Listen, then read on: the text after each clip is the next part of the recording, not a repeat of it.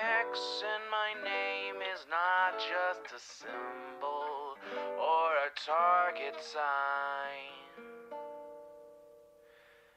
A spell that attracts all who spit facts online all the time.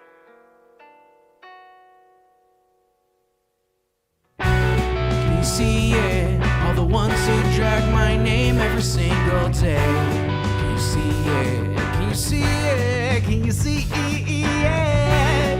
They keep saying you don't have what it takes to carve out your own name underneath the shadows of gods. And I keep waiting for the day disbelievers say I flew way too close to the sun. I wait, but it never really comes.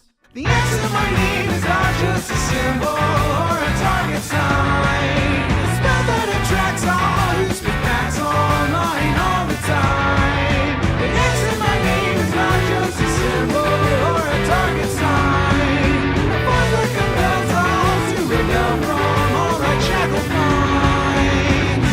Why do they just stand there against when they fall from the battles I have overcome?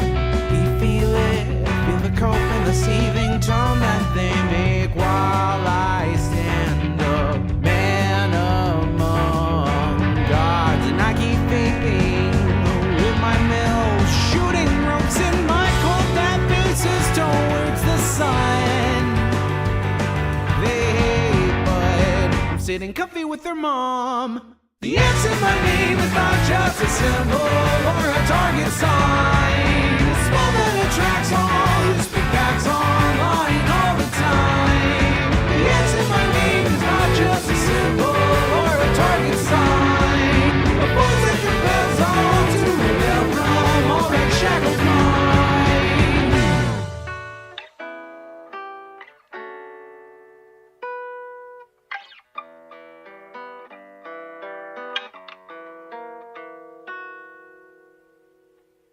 The X in my name is not just a symbol or a target sign. A spell that attracts all who speak facts online all the time.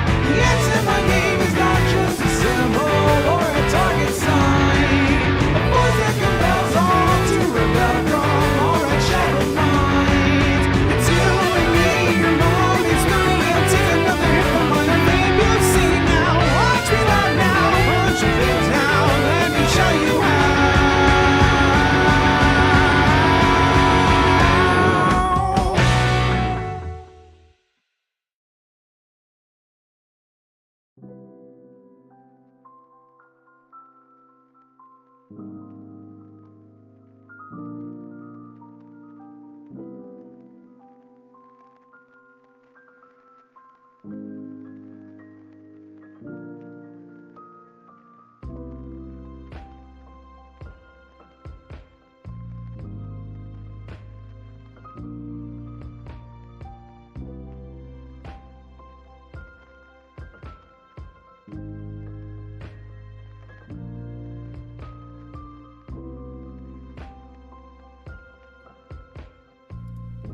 Sorry, I was muted. I was too busy mewing. I was doing my pre-stream mew sesh, and I forgot to unmute. I was too busy hitting that.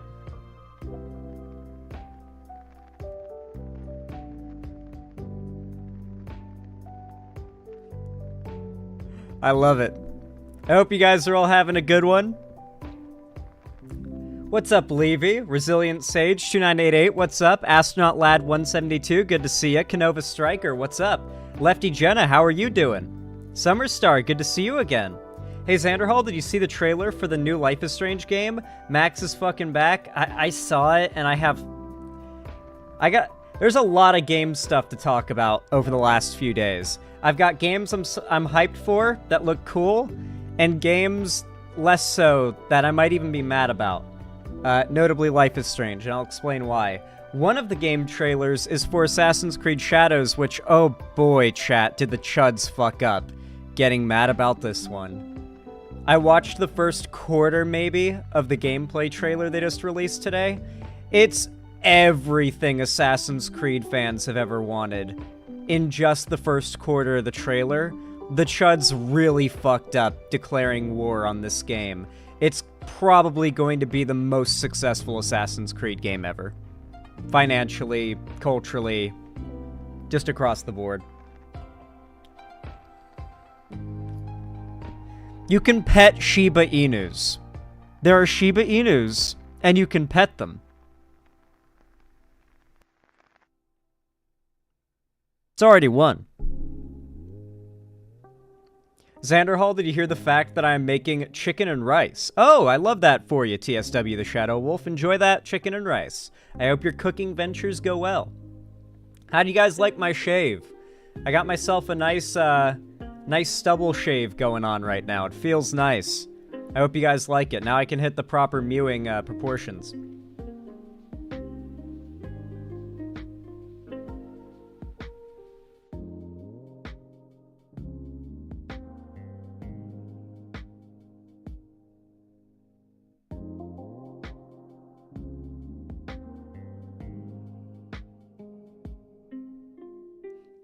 Zan, please. I have to practice mewing, chat.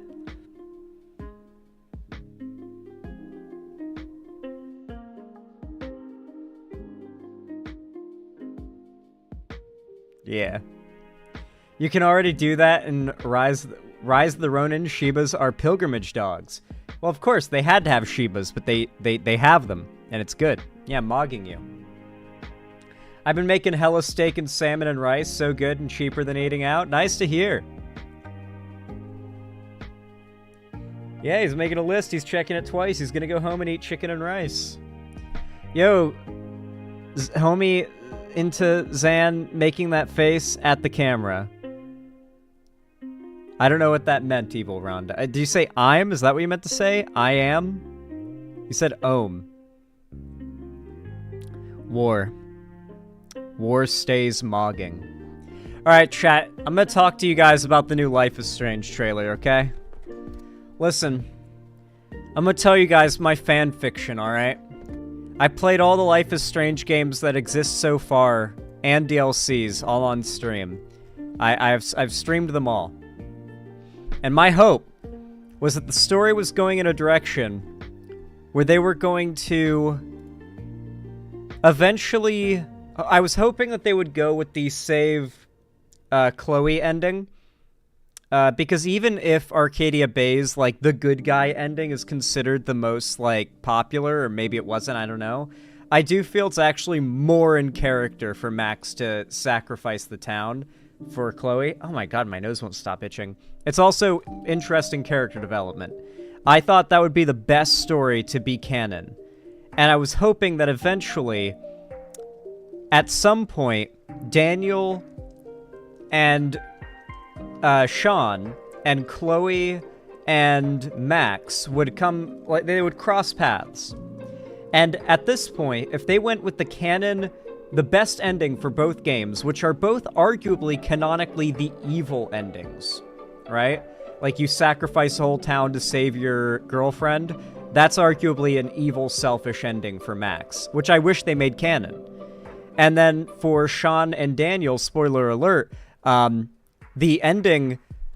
Hold on, where's the gif that I retweeted earlier? The ending that is the best one is the one where you encourage Daniel to be a good person, but also, like, kind of a criminal, you know? Just to get by. And if you go with the best ending, by the end of the game, this is the list of crimes that... Not Daniel, is it? Yeah, no, Daniel. This is the list of crimes that Daniel will have committed. It starts here with manslaughter, so go ahead and get a good read of that, and then enjoy.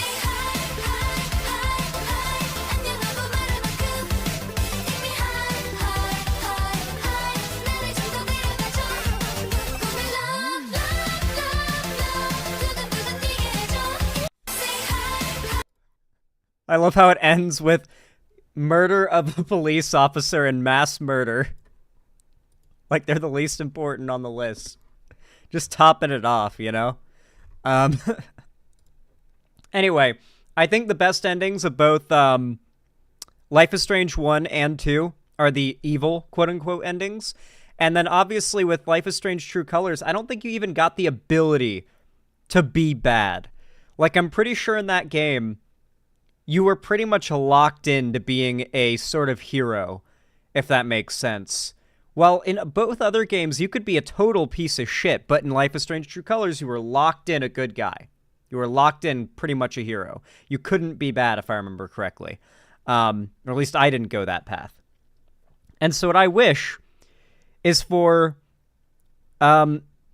Alex to be the main character of, like, the next game, and she's investigating, if anything, some crime or catastrophe caused by the 4 of the other protagonists coming into contact with each other.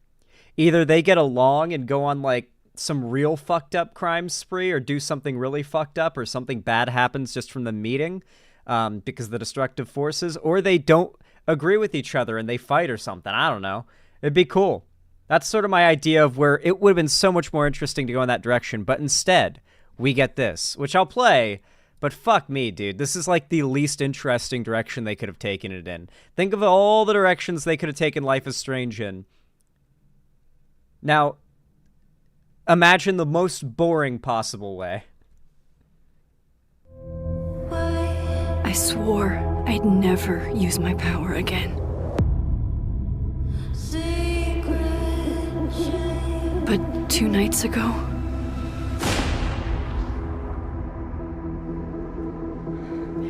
I found my friend's body in the woods. And no, it's not Chloe.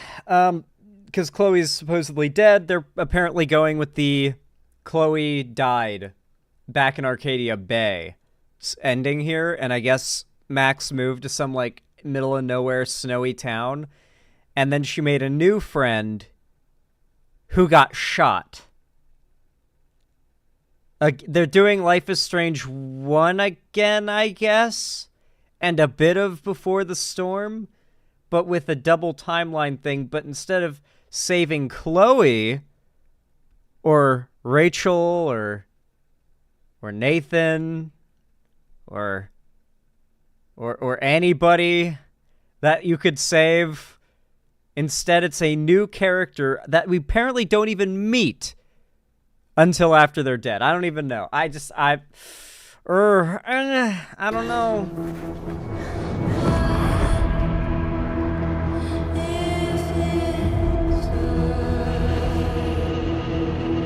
I don't know who It does I can look trust. good, though. Like, Or Max who trusts being, me. like, older. But my Looks friend a lot different, Sophie but it's definitely her. is dead. So why can I still hear her voice? And they're inventing new powers Focusing for my her, which power. is fine. I somehow shifted into a parallel timeline. Here, Sophie is still alive, but danger stalks our every step. And only I can investigate both realities. Hang on. Parallel world? It's the same as this one, except you're dead. I love that the dialogue I is can still still as cringe save Sophie as it's supposed to be. if I can solve and prevent the same murder across 2 timelines.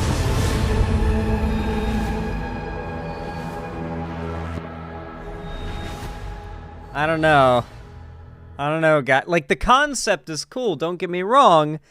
Maybe if this is a soft reboot to the series, which is just stupid, you know, like, why would they do a soft reboot?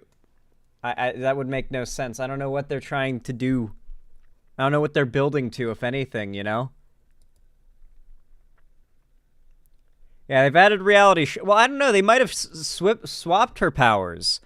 Like, she might not have rewind anymore, dude. I think the timelines are tied to the 2 endings of Life is Strange 1. If that's the direction they're going in, then that goes hard. In that case, they'd be hiding that that in the other timeline, Chloe's still alive.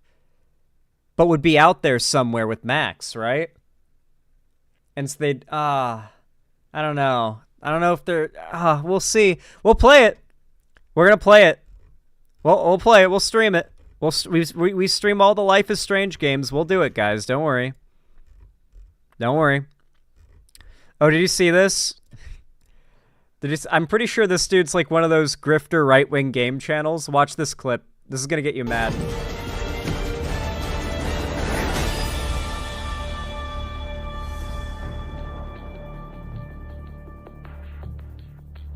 Is that the guy that voices, Commencing virtuous mission now.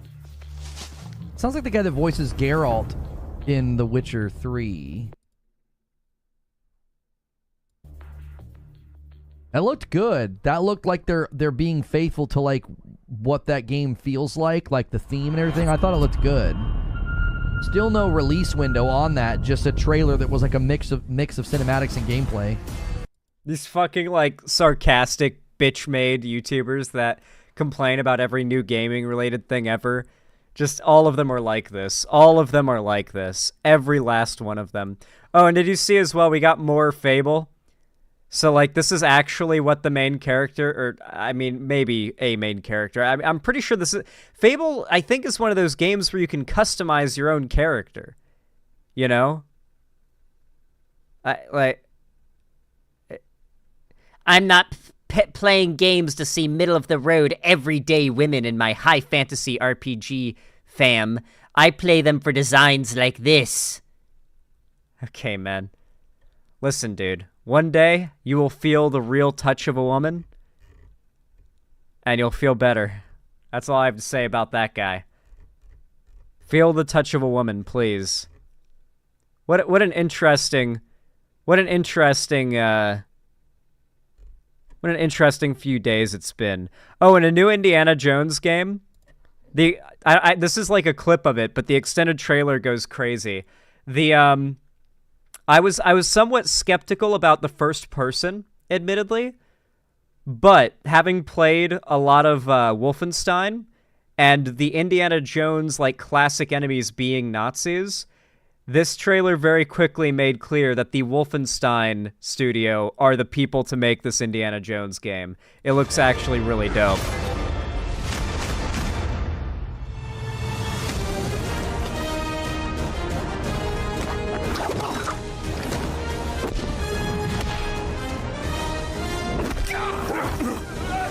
I think it's Troy Baker doing an Indiana Jones impression in this, and it sounds great. It sounds like Indiana Jones, dude.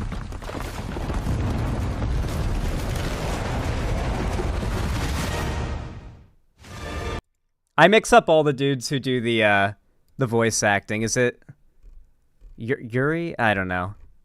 There's like 4 dudes who do all the voice acting, but whichever of those guys it is that I'm mixing up sounds just like fucking Harrelson Ford back in the day. Like, they've nailed it. Can I see if I can find that scene where they, hold on, let me see if I can find the extended trailer for it. You'll love to see this, how they portray the Nazis, because it's very Wolfenstein. Yuri Lowenthal, that's who I'm thinking of. Yeah, it might be him. It's one of those guys. You can just tell a little bit, like, oh yeah, it's him. But I've heard that voice before. Like, he voiced Talion, but it's very Harrison Ford. Like, you can, if you told somebody that's Harrison Ford doing the voice, they'd believe it. Let me see if I can find it. Indiana Jones Great Circle trailer. I need to get a 5090 new ass rig type thing going on at some point in the future, so that when this game comes out, maybe a little after, because I want to have a new PC and run it at the max settings well in 1440p when I stream it for that good YouTube encoding and everything. This looks fun.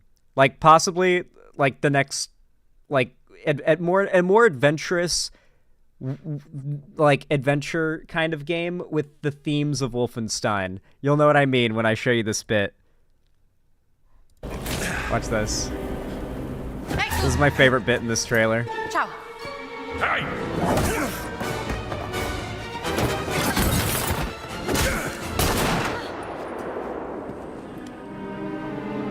hands behind your head. I do not know why there is a giant ship frozen on top of a mountain, but probably some crazy shit happened. Where's the stone, you American rat? What stone? Have you ever heard of Höhenangst? Fear of heights? Yes!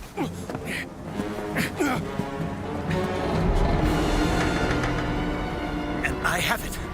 I endured this dreadful mountain even if my mind was screaming every Holy shit! I just now noticed they animated the chin scar. Look at that!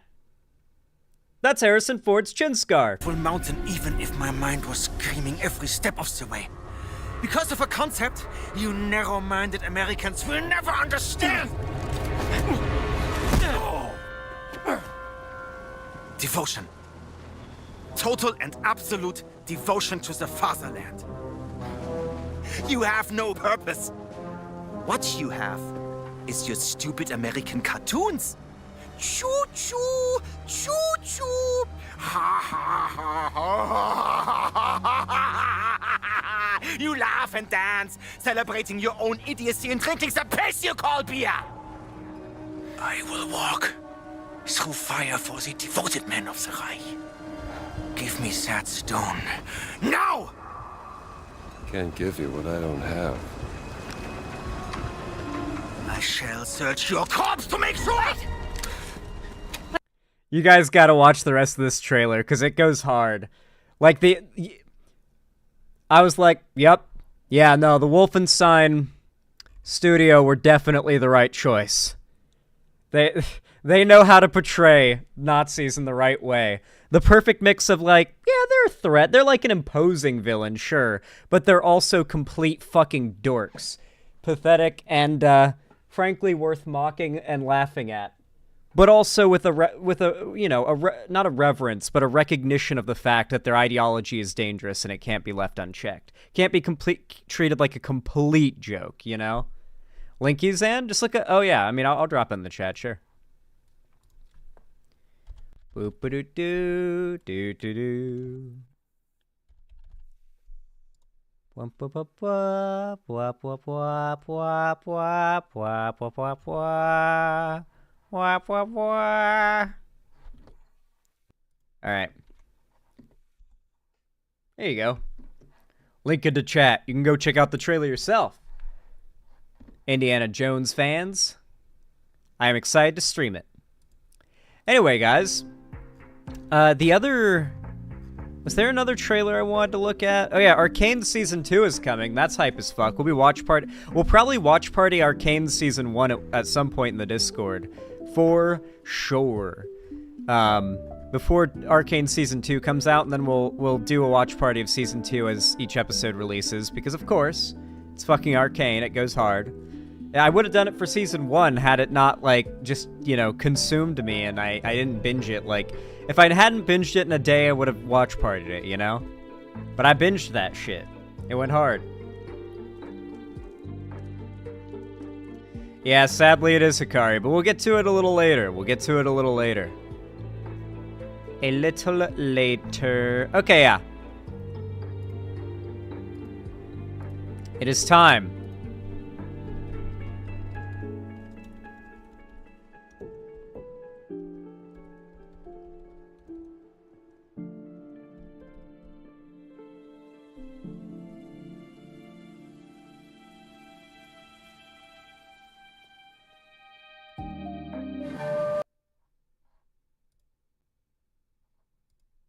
Okay. Nice. Let me read donos really fast, because you guys have been so generous already and contributing to the stream, and then I'm going to start the first segment. Man, we already got 200 people here. Welcome, everybody. I hope you're having a good one. Actually, I'm curious, really quick, what's everybody drinking today? All I got is 1 bottle of water. I probably will in a little bit have to go upstairs.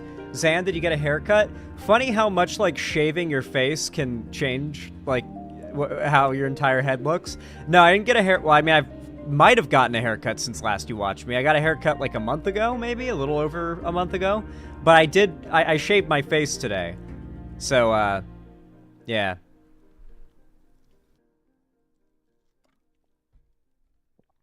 Ooh, pre-workout. Covfefe. Water. Air. Water. Hibiscus tea. Air. Tea. Chocolate milk. Protein shake. Lemonade. Ginger Perrier. I think that's how it's pronounced. Babyface Zan.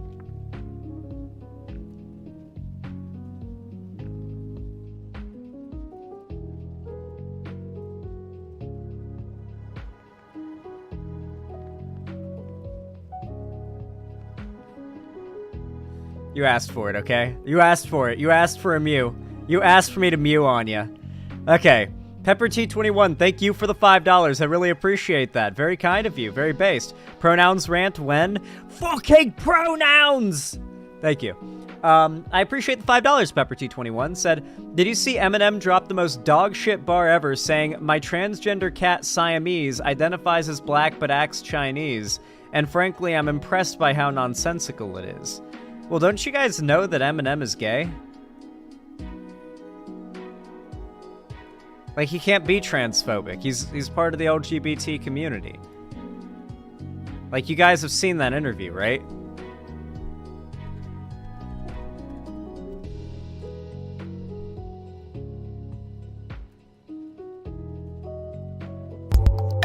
Oh no, is this gonna be... Ah, it'll be copyrighted, won't it? But... When I say things about gay people... Yeah. Don't question this. Well, people think that my lyrics are homophobic. It's because I'm gay. Violence or I like men. I'm just playing, ladies. You know I like. Say what you want about that movie, but that fucking... That scene was crazy. Where they just brought in Eminem just say, with a straight face, and insist that he is gay. And that's why none of his lyrics could be considered homophobic. That is definitely... That's definitely a good meme. Thank you for the $5, Pepper T21. Bango the Buck, thank you for the $5 as well. Thank you for the tier 1. Said, hey Zan, I got a question for you. I visited my grandpa last week, and he went on and on about how this political YouTube show called The Benny Show. Should I be worried? The Benny Show. Well, I will say... It sounds vaguely familiar. Oh, it's Benny Johnson. Yeah, you should be worried. Very worried. Yeah, this is like the new... He's like a mix between Ben Shapiro... He's like Michael Knowles and Steven Crowder kind of mixed together. You should be very worried, my friend. Yeah, Bango the Buck. Your grandpa is in, like, deep. Like, you need, like, if you were asking the, like, pet advice equivalent of how fucked your grandpa is in this situation, it's like your dog has eaten several chocolate bars and you need to get its stomach pumped now. Like, that is the political equivalent of what has happened to your grandfather. I am so sorry, Bango the Buck. May God rest his soul. Is that... Well, I think that's if someone is dead. May God help him.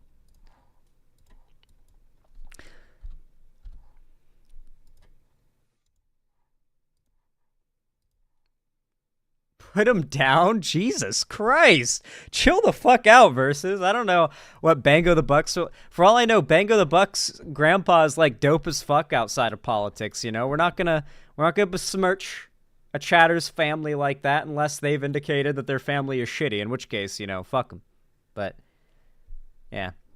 Benny is legit gay. But Benny is definitely at least a bisexual person's name, and we know that because of Fallout New Vegas, right? Can't you fuck Benny if you're a guy? Like, Benny, you can... Is that making Benny bi, or is just everyone in New Vegas bi by default? Well, I guess no. People have set sexualities. No. That's like a thing in New Vegas. Oh, yeah, you have to be a woman to bang Benny. Okay, I thought you could, like... I thought you could go get him pregnant, you know?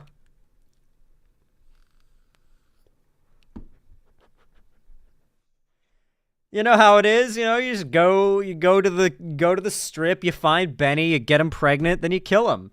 You know, it's just how the New Vegas story goes. There's probably a mod for that. I love the idea of just yelling, "I'll get you pregnant!" at a guy as like as a threat, you know? Like shit starts getting really tense, and you said, "Oh yeah, man? Oh yeah, I'll get you pregnant." Just, I feel like either that escalates it to immediate violence or makes them laugh so hard there's not going to be a fight and we're friends now, you know? I'll impregnate you, bro. Come on, come at me. I'll get you pregnant.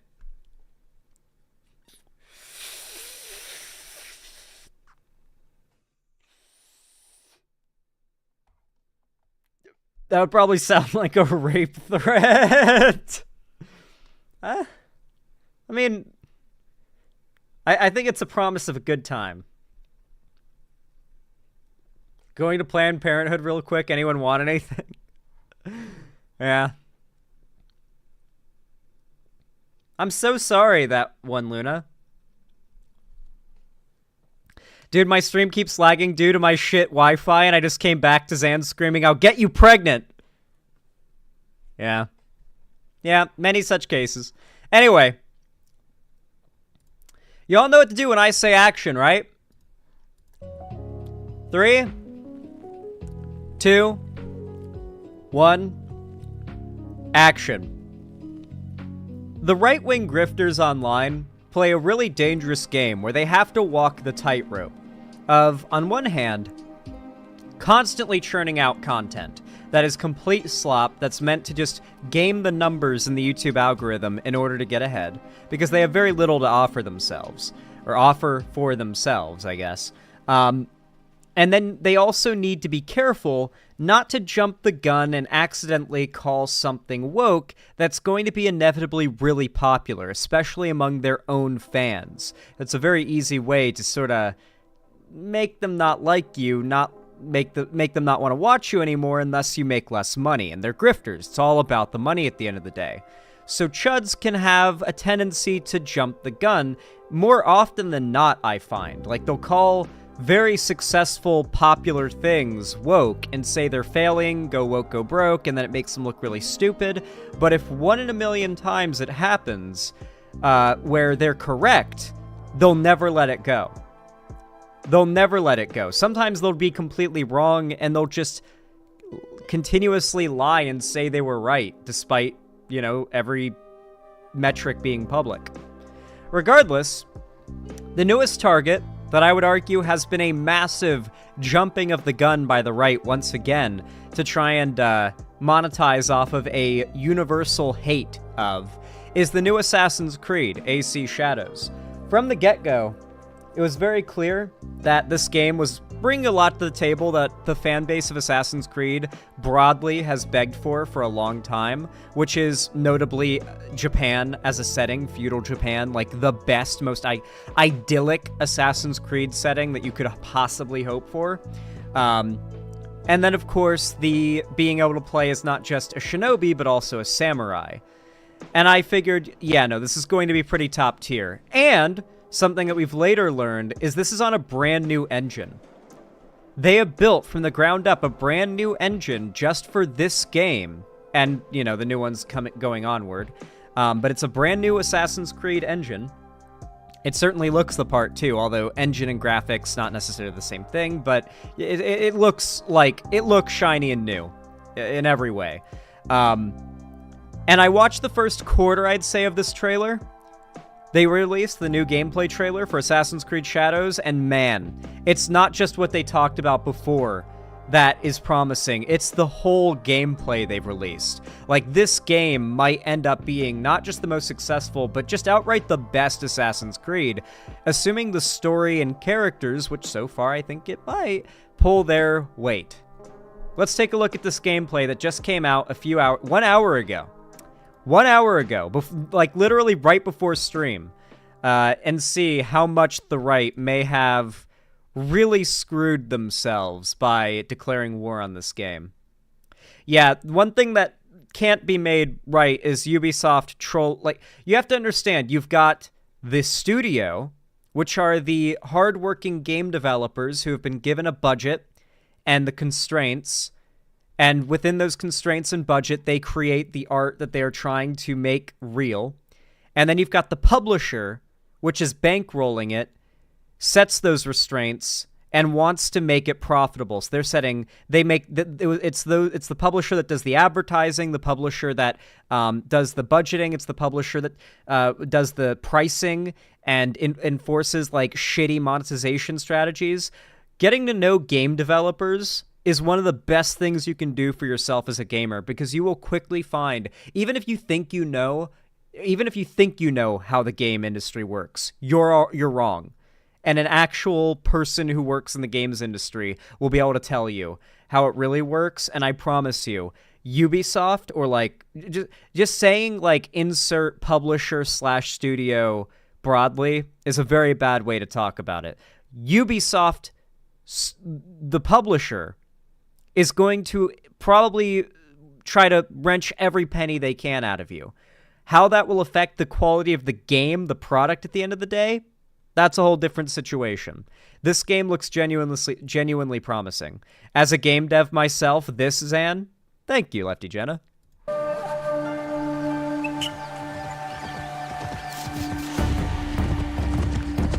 This environment looks not just beautiful, but denser. Like, it's very clear this is a new engine. By the way, it says work in progress up in the top right here. So if you notice like shadows popping in and out, that's normal for like in development games. This is not even the final graphics, and this is on console. This is almost certainly running on console. Remember that, not on a like top tier PC. I tread my own path in this divided land. This is Yasuke. Also, the game trailer yesterday confirmed I was pronouncing it right, Yasuke. Fukuyama. At last.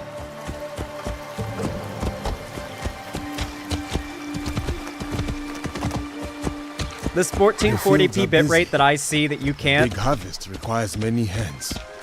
is exactly why I need to get a 1440p monitor and stream in 1440p when I get a new PC. The quality when I stream games will be so much higher on you guys' end.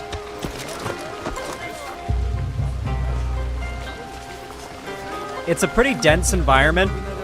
Something that a lot of people complain about when a new AC game with a wide world comes out is if it's not tall enough. I see a decent amount of stuff to climb, especially in the background there, the castles. I think there'll be enough climbing. I will not tolerate this disrespect. No, please.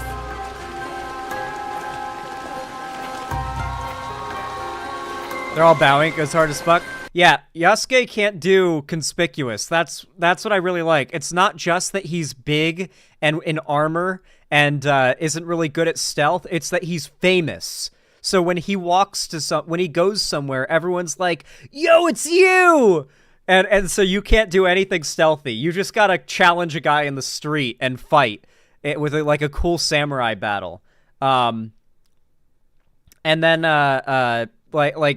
yeah, when you play as the shinobi character, obviously she's like a nobody, so she can do conspicuous a lot better. Yes, that is a Shiba. And you can pet it. This is why I stopped watching before, and I knew this is going to be top tier. Well, you are a friendly beast, are you not? A Shiba. Samurai sir, this way, I beg you.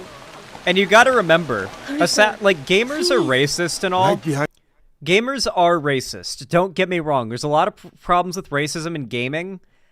But the Assassin's Creed community at large bought Assassin's Creed Origins like hotcakes. The Assassin's Creed community at large loves characters like Achilles and Adewale. The Assassin's Creed community at large will not abstain from a good-looking Assassin's Creed game, even if they're, like, a little bit racist.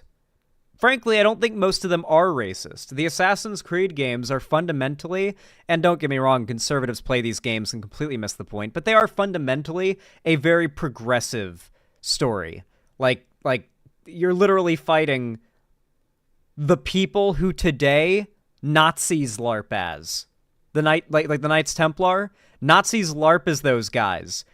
And they're the dudes you're killing in the Assassin's Creed games because they're evil, like, rich, oppressor, bourgeoisie fascists. It's a very progressive game franchise and always has been.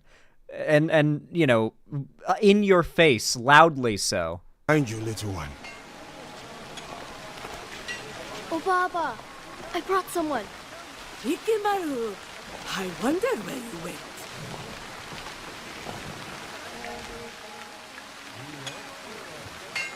This is a side quest, I'm guessing. Maybe a main one. A samurai. One that does not hail from these lands. I am a stranger, yes. But you have nothing to fear from me. Ha! I have enough fucking to fear graphics. from the men of Kochiyama. They abuse their power, taxing us again and again.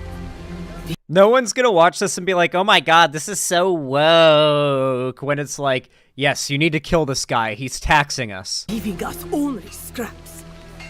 I bet they are in the market now, along the main road. A stranger might make good merit, ridding a village of a threat like these men. Is that so? Then I shall see it done. For this life, if not the next. Oh shit. Notice one of the, like, decorative... I thought it was clipping into his armor at first. It's not. Like, one of the decorative... He's got a slash across his chest armor there. I wonder if that's, like, damage buildup. Like, if you take damage in fights... That's like, I thought it was like clipping because of a graphics bug, but no, that's intentional. That's just a slash that cut it in half and it's down his armor.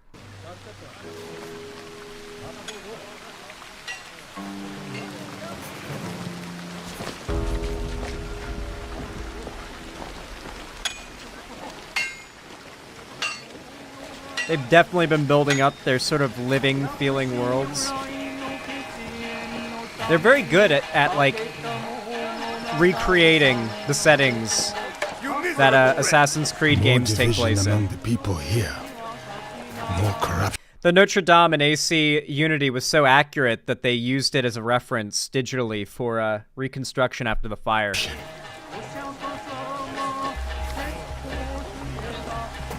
It's really pretty. Look at the cherry tree. God. Yeah, this is the gameplay trailer for Assassin's Creed Shadows. It came out an hour ago. It looks really good, guys. I think the Chuds might have picked a very... They might have bitten off more than they can chew. This isn't your fight, samurai. Oh, that's the guy. Zoom in slow-mo means he's the target. Tobuscus taught us that. For all his flaws, Tobuscus did teach us that.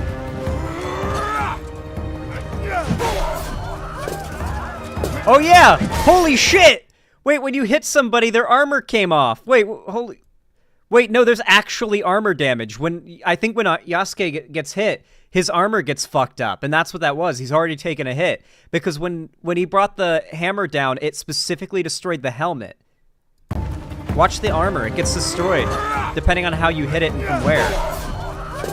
Yeah, some like, shoulder armor and helmet armor came off there. Oh, shit.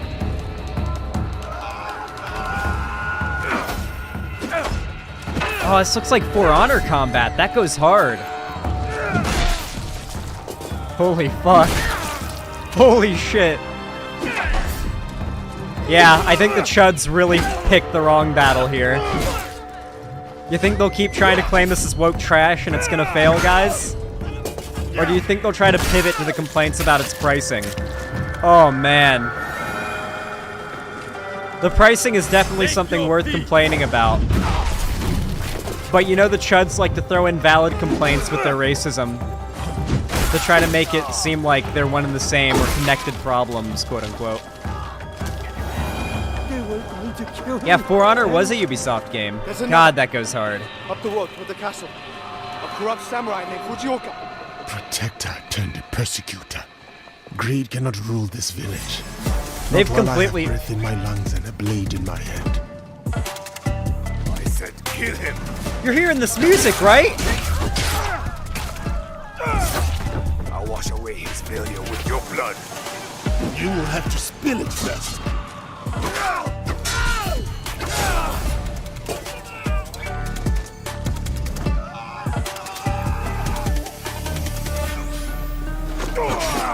Who do you think you are? For the people? Dude, that's some shit out of Shadow of Mordor and Shadow of War. Is there a nemesis system in this or some shit? That'd go crazy if they've got the nemesis system. I don't care if Warner Brothers patented it. Dude, that goes so hard. Are we gonna see stealth now?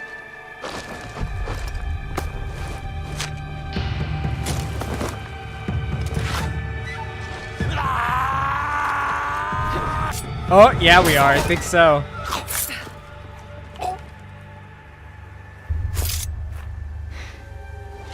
I was going to handle that. Too slow. Yeah, like, to be fair to the Chuds, betting on a new Assassin's Creed game being received poorly and considered bad is not a unsafe bet, you know? Like that's a pretty safe bet in today's day and age to like to bet your like money on a new AC being received poorly, because that tends to be the trend these days. But they really shouldn't have done it on the one in Japan. I was literally in middle school when I was reading comments on YouTube videos beneath the new AC game announcements being like, I was hoping this one would be Japan. It has been longed for. This game's going to succeed on the merit of it being set in Japan alone. What did you find? The samurai has been stealing from the villagers. He has been starving the people here for some time. So now we know who he worked for. A daimyo in Fukuyama Castle. We should go. I will play this on stream if I can get a new PC by then. This game's going to be intensive. I don't know if my PC can run this. Certainly not at 1440p where we can have like the proper good YouTube encoding. I want to build a new PC, but I've got to get like the Quail stuff set up before then. So it's gonna be a while before I've got a new PC, guys. It's gonna be a while, but I will make a video building it. If you guys want like not exactly a PC building guide, but more like, here's how I built my PC. Here's what I picked. Here's its specs. Here's me building it. If you guys want a video like that, I do plan to make it in the future, but it's gonna be a while. It's gonna be a while. I'm hoping, begging, pleading with the YouTube gods that I could possibly do this at the end of the year, but more likely than not, it'll be like midway next year. I think Nvidia is delaying the 5090 till 2025. Wait, word? That's good news for me. I'm not going to be able to afford it in 2024. Let's go. That means I've got longer. I think if 5090 and Hytale coming out in 2025 goes crazy, that's a good combo. I can work with that. I can get to 100k subs, build a new PC with a 5090 in it, and be ready for Hytale to come out. That's the goal. Go. Not before we send our allies to look for him. He'll be difficult to find. Ooh, okay. Map's looking good. Definitely open world as always, but like, not just like, oh, here's a narrow path through like fake open world to a city. It seems like, yeah, you've got a lot of open fields and stuff around, forests, and it's dense. Like, did you notice at the opening of the trailer, like in these woods here, that's dense foliage. Where are we on the trailer? About 7 minutes in? Okay. Look at this dense-ass foliage. Have you seen a lot of games, or really any games, achieve foliage realism, like this kind of density? Because something about video games is no matter how realistic they can make the foliage look graphically, lighting-wise, the density at which foliage grows typically in real life is almost like anti-gameplay, but they've pulled it off here. Look at that density. And this is on console, almost certainly, not on PC. So yeah, I'm gonna skip the 7 minutes in again, but like, fuck, that's impressive. New engine was worth it.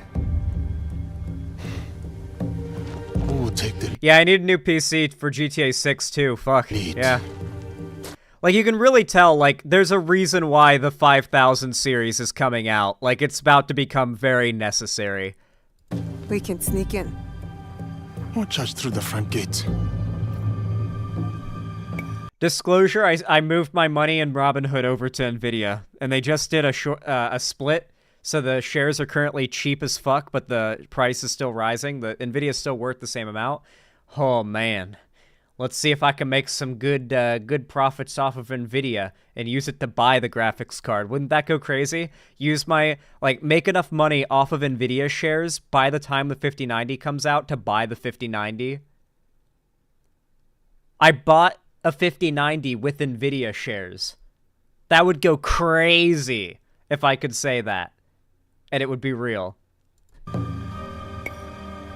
By the way, for those that don't know, Nancy Pelosi, this year alone, has made 12 times her yearly salary so far when I read the article on Nvidia shares, and she hasn't sold yet. She's still holding. When I hear Nancy Pelosi has sold, I'll sell my Nvidia shares.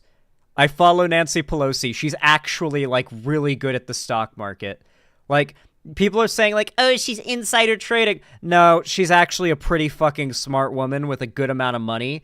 And having a good amount of money and, like, a Robinhood account is all you need to do to make a lot of money on investing. And if she had, like, a son or that, like, plays video games and was like, dude, Nvidia's blowing up, like, they're getting into, like, the AI stuff with their new cards and stuff, invest in Nvidia, and she invested, like, a decent amount into it, that would explain it. Like, that alone would explain. I don't think it's insider trading. Everybody has known that Nvidia is blowing up with the AI stuff and all that. Like, Nvidia is going to be one of the biggest companies in the world. It's almost dark. No one will see me coming. Oh, yeah, we're going stealth. Let's see it. I want to see it. Be careful in there. Don't worry. I won't be alone. I love that, like, selector there. You get... I was completely right about how it would work, too. Like, select who you want to play as. Yasuke or Naoi. I can't find the frame. My bad. I'll go straight for the daimyo. When fighting a snake, why wrestle the body when you can slice off the head? Go in at night. Almost certainly you can switch throughout gameplay. GTA 5 did that in 2014. 2013? Baller. Baller.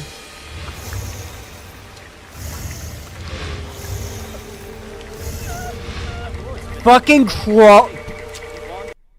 Has this ever been in Assassin's Creed before? Or is this completely new? No wonder the foliage is so dense. They added on your stomach crawling. I think there's full-on line of sight based on, like, how low you are in the foliage, and that's why they added crawling. That makes so much sense. You can crawl on your stomach. I think this is a first-time thing for Assassin's Creed, and that's why the foliage is so thick in this game, because it's part of the stealth. Oh my god, this might be the best Assassin's Creed, like, bar none. Like, easy. Holy shit. Oh my god, this goes hard. You're mine now, Snake. Is she gonna knock out the light? I saw that in the trailer for the trailer. Yep. Dog. This is some good stealth gameplay. This is, like, arguably, like, not quite on the same level, but imitating some things Metal Gear Solid 5 was quite good with, which was, you know, its stealth mechanics. Like, knocking out lights. And the crawling and stuff, yeah.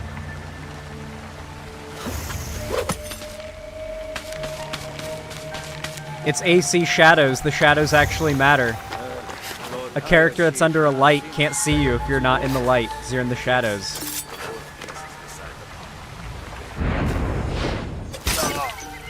You dig himself a trench. Since this morning for a more perfect America, hopefully it continues to go up. A grave. Huh? I do not give stock advice. Don't follow my advice. Don't do what I do. Unless you want to do it. I don't know. Don't say I told you to. I'm not giving financial advice. Okay. Is she gonna kill her? I think it's just some servant lady. I guess not. I mean, she didn't get the penalty for killing a civilian, so I guess that lady was bad.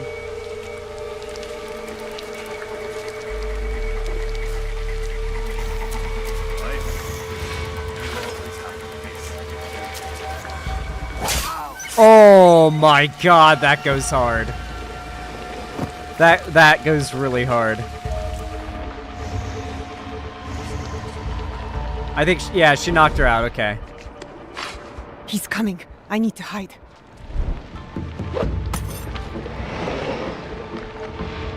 Oh, neat.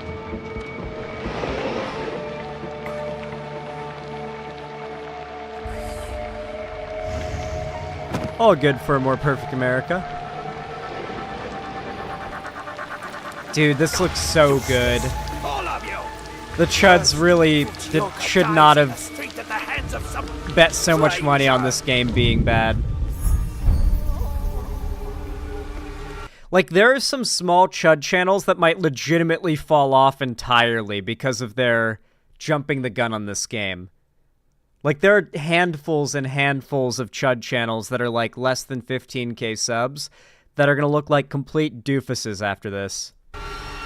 They might already. Serve me scalding tea, besides ruining its delicate flavor. I already read the comments. They're really positive, by the way. The comments on this video are really positive. I nearly lose my tongue for business. I couldn't find a negative one. Fujioka must have been the samurai Yasuke took out. Good riddance. Take your tongue. Oh, we love throwing knives. Let's go. A daimyo like that deserves a slower death than the one I'm about to give him.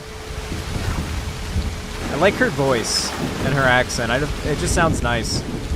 Oh shit, she's crawling underwater. That goes hard. That goes so hard.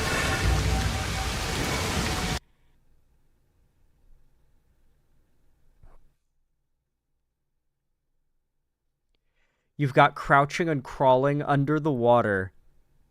And then to extend your breath, you've got a little tube you could stick up to breathe. Yes, this is the new AC game, Andrew Palmer. This goes crazy. She's got the tools.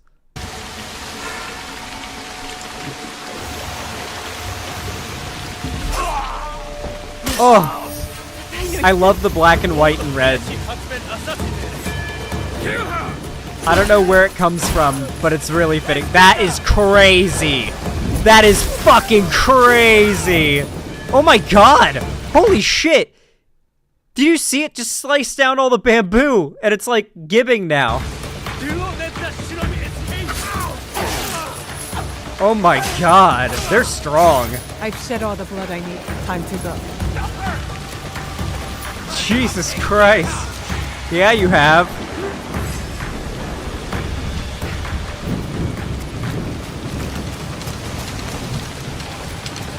God damn. That was clearly one of those, like, charged abilities you have in the bottom right. Let's go. Oh, there's winter and spring and, like, fall. There's seasons. Oh. You just know that when you swing your katana, it's gonna slice down the bamboo stalks and they're gonna collapse down to the ground and gib. You know that's gonna be a thing after what we just saw there. God, yeah, that transition was smooth as fuck. Oh my god. Winter. Two being allies then. Oh, this is gonna go so hard. Dude, the right really fucked up on this one, guys. You think that, yeah, the Chuds will either ignore it and pretend they never said anything, or they're gonna try to cope hard here. They'll try to cope, like, they'll go full insane cope and try to claim this is bad. You know what they'll do? They'll try to, like, hammer in on like, random visual bugs in the trailer. Or they'll claim it'll, oh, you know what they'll do? They'll claim it'll get the Ubisoft graphical downgrade. That's probably what they'll claim. And maybe it will. But they have no, like, evidence that that's going to be the case, but they're going to claim it with full, definitive assuredness, you know? They might use this as their anti-woke thing against whatever gets classed as woke. That would be really funny. Yeah, it would have to take another thing that's, like, actually more likely to fail coming out, that has, like, a general hate, like, I don't know. It's hard to think of anything they could pit this up against to try to, like, reverse the tides and claim this is, like, anti-woke, you know? I don't know. They've really backed themselves in a corner on this one, guys. Man, that's rough, dude. If you haven't already, you should check out the video / stream VOD I did where I watched the video of the guy that went all the way to Japan to question people if they found the trailer for Assassin's Creed Shadows offensive. And all of them said it looks really cool. And the first person the guy talked to is, like, a dude wearing, like, painted nails and a purse. Because apparently, the wokeness has gotten to Japan, it turns out. It has indeed. It was quite funny. It was quite funny. He looked for people to say, oh, it's very offensive to our culture. How could they do this? How could they do this? To say, seems that the lefties are the real racists, but didn't really work out that way. Isn't it interesting how racism is so unpopular that racists have to convince people they're not actually racist, and B, convince people that the anti-racists are the real racists to make normies go against them? Because they can't win on the basis of just simply convincing people on its face that racism is good. They have to try and convince people anti-racists are racist. Because everyone already agrees, for the most part, racism is bad, as a given. That's probably some, you know, and I would say non-doomer food for thought, right? Anyway, if you enjoyed this segment, please consider dropping a like. It really helps a lot, and it's totally free. It's basically a little zap to the YouTube algorithm that pushes my content out into the, you know, the ether, out to more people, which gets me more subs, more viewers, and it really helps the channel a lot, and it's totally free. Channel's actually been growing a lot lately, like a lot, so I really appreciate it. I think you guys have really been hitting that like button on videos lately and commenting as well, which I really appreciate, and it is having a very positive effect. So if you guys have been wondering, like, are all these likes and comments helping? Like, are they helping the channel to grow and stuff? They are.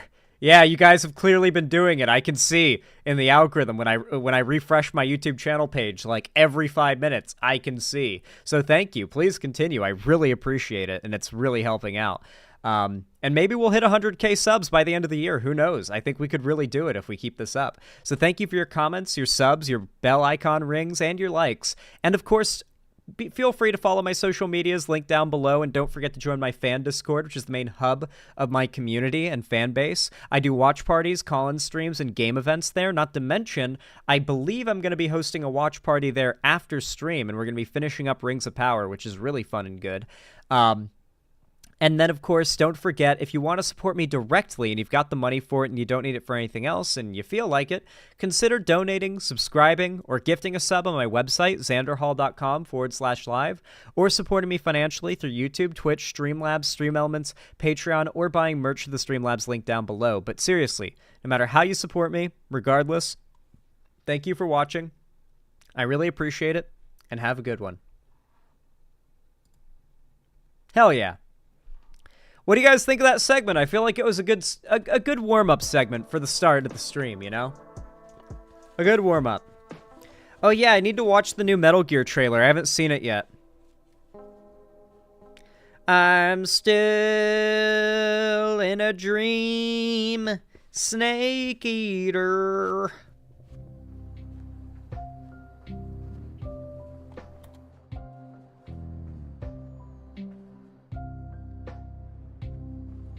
Yeah, we'll take a brief break to check out this their new Metal Gear Solid remake. They're remaking the classic.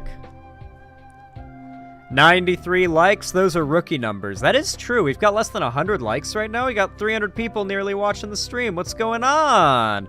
What's going on? Hit that like button. You see this? This is a thumbs up. Hit the button that looks like this, guys. It actually helps. No matter when, where, or what you're watching, hit that like button. Wait, there's a new Metal Gear game, like with Kojima? Not with Kojima, but it's a 1-to-1 remake of the Kojima Metal Gear Solid 3 Snake Eater. MGS3 Snake Eater. I'm still in a dream, Snake Eater. Okay, here it is. This came out yesterday. My neighbors are gonna call the police. Oh, it's the opening of the game. Pakistan, altitude 30,000 feet. Approaching Soviet airspace. Listen up, Jack. Your mission is to infiltrate Iiluminaughtii in the Soviet mountains, ensure the safety of Sokolov, and bring him back to the West. It looks phenomenal. Your codename for this mission will be Naked Snake.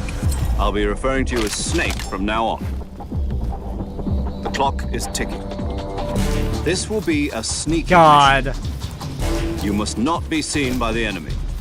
You must leave no trace of your presence. Is that clear? This kind of infiltration is the Fox Unit Speciality. In other words, weapons and equipment to procure on site. That goes for Fox Unit Speciality. In other words, weapons and equipment. Guys, I need to go back to Florida for something. I need to go back to Florida and do something. I got an idea. To procure on site. That goes for food as well. You're completely naked, just as your name implies. Oh. I have to find my own weapons and equipment. Whose crazy idea was this anyway? The mission rests Hideo entirely in Kojima's. your hands. A real one-man army.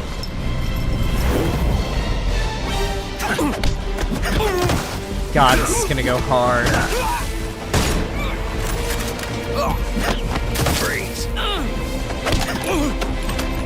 Speak. Oh my god, this looks good. Dude, I need a new PC.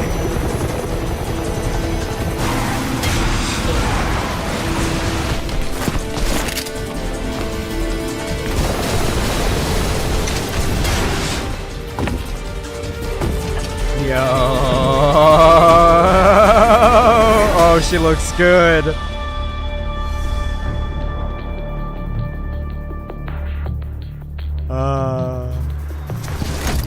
Commencing virtuous mission now. Oh, I'm so ready. It's gonna be good, guys. It's gonna be good because it's just a remake. It's just gonna be the original, but with the almighty graphics. Almighty. Oh, my buddy's in VC right now. That's funny. Raiden! Yeah. Yeah, but still no Kojima. Well, yes, but it's still literally the same game, but like, eat my ass, sir. Or ma'am. What are your pronouns? Any all. Well, actually, that literally both of those work. I was actually correct saying both. Good afternoon, Xander. What y'all up to? Hello, Aristique. We were just watching the new Snake Eater trailer. Hold on, just in case I've somehow missed it. Gonna check and make sure no Hightail news slipped under the radar. Nope, nothing since November 2023. We're all good. Nothing new has slipped under the radar. They are hiring. They need Director of Monetization, Lead Rendering Engineer, Platform Engineering Manager, Principal Engineer Project Technical Lead, and Principal Producer for Adventure Mode. Interesting. How big is the team now? How big has it gotten? It was fucking huge before. Last I checked. Is it under community? Oh, where is it? Oh, our team. There it is. How many people here? Okay. 5, 10, 15, 20, 25, 30, 35, 40, 45, 50, 55, 60, 65, 70, 75, 80, 85, 90.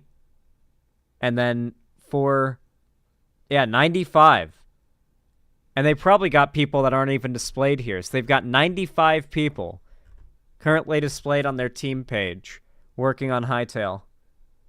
Man, their fucking studio's getting big. It's going to be at like 150 people by the time the game releases, I would bet.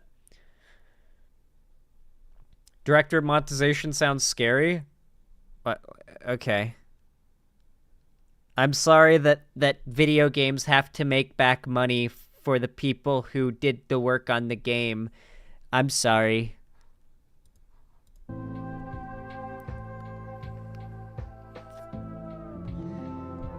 MG Rising is proof you don't need Kojima to make a good game. Well, I mean, it's still... Stop talking about it like you don't need Kojima. Yes, Kojima made the original game. It's just a remake from the ground up. It's not... They're not changing shit, presumably. They're just remaking the same game, same lines, same... It's just new graphics and new physics, new engine, all that. But Kojima is still going to be all over it, you know?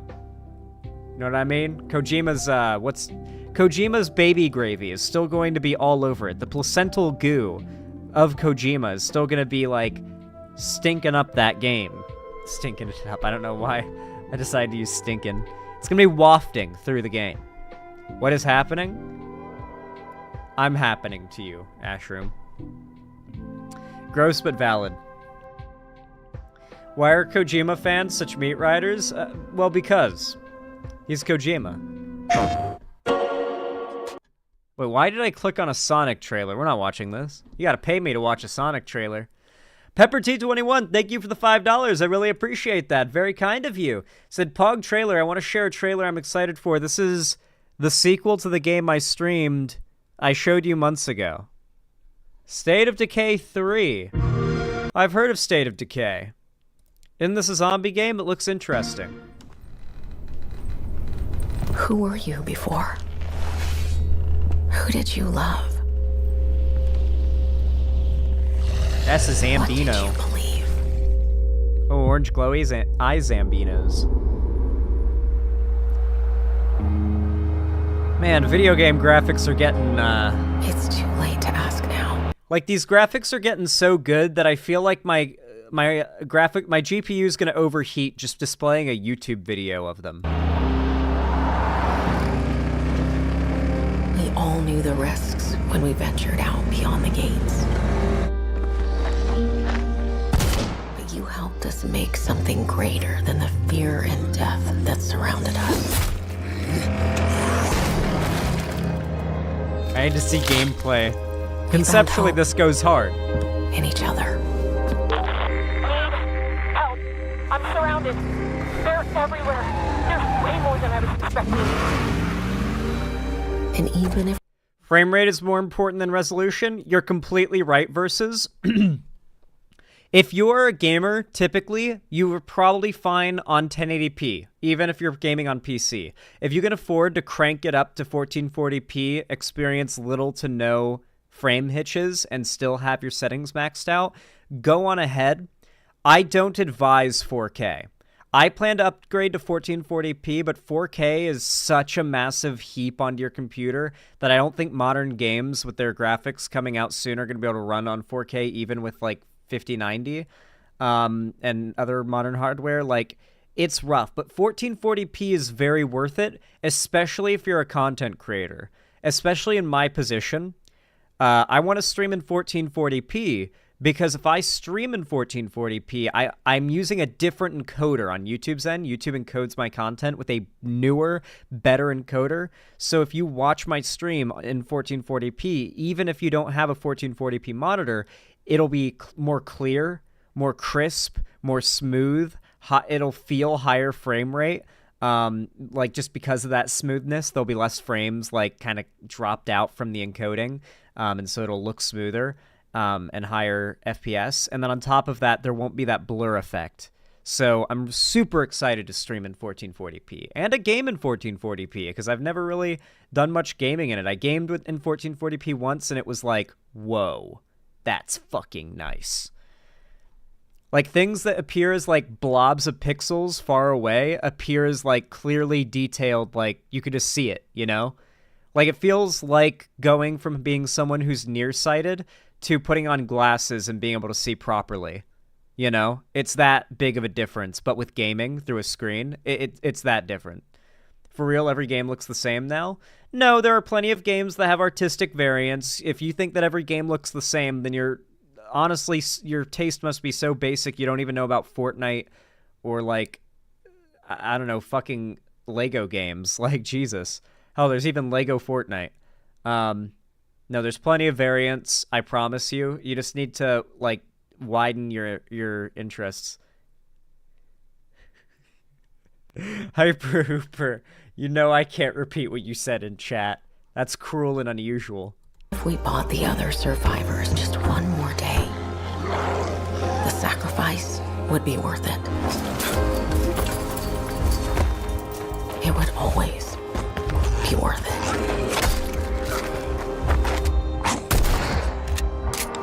Fuck those zombies. I like it. The cinematic definitely goes hard. And that helped us find the courage to keep going. Was that gameplay? No way is that gameplay. Fight on. This is rendered. This is an engine, like, rendered cinematic, yeah. When we needed it the most. This is a neat cinematic. Oh, he's fucked.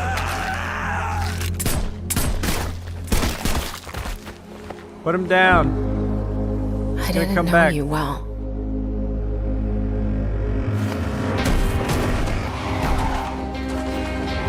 But we'll keep your memory alive.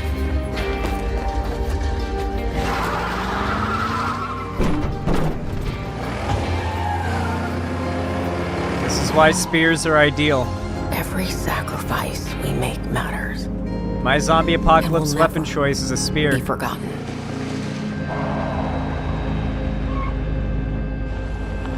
Damn, it's like the flood. Oh. Oh, yeah. This is some fucking Left 4 Dead shit now.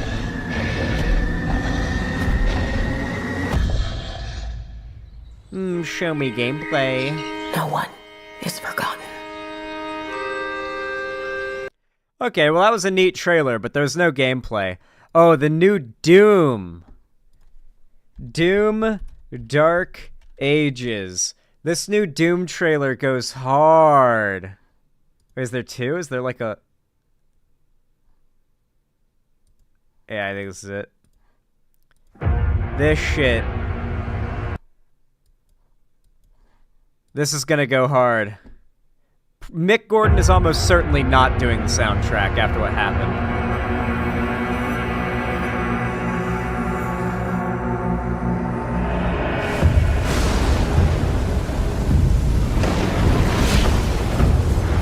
Okay, raw. I've already seen this, but God, it's raw.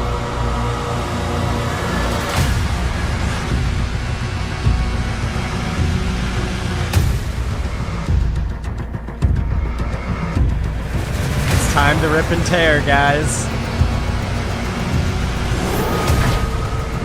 I gotta play through all the Dooms on stream. I started them but didn't finish them. Enjoyed them immensely, though.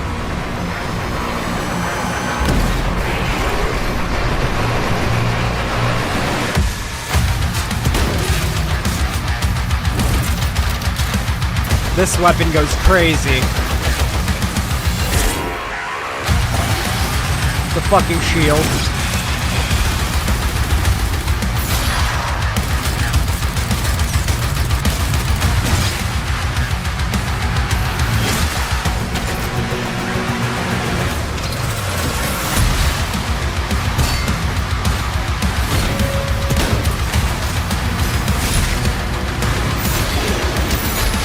Fucking Morningstar.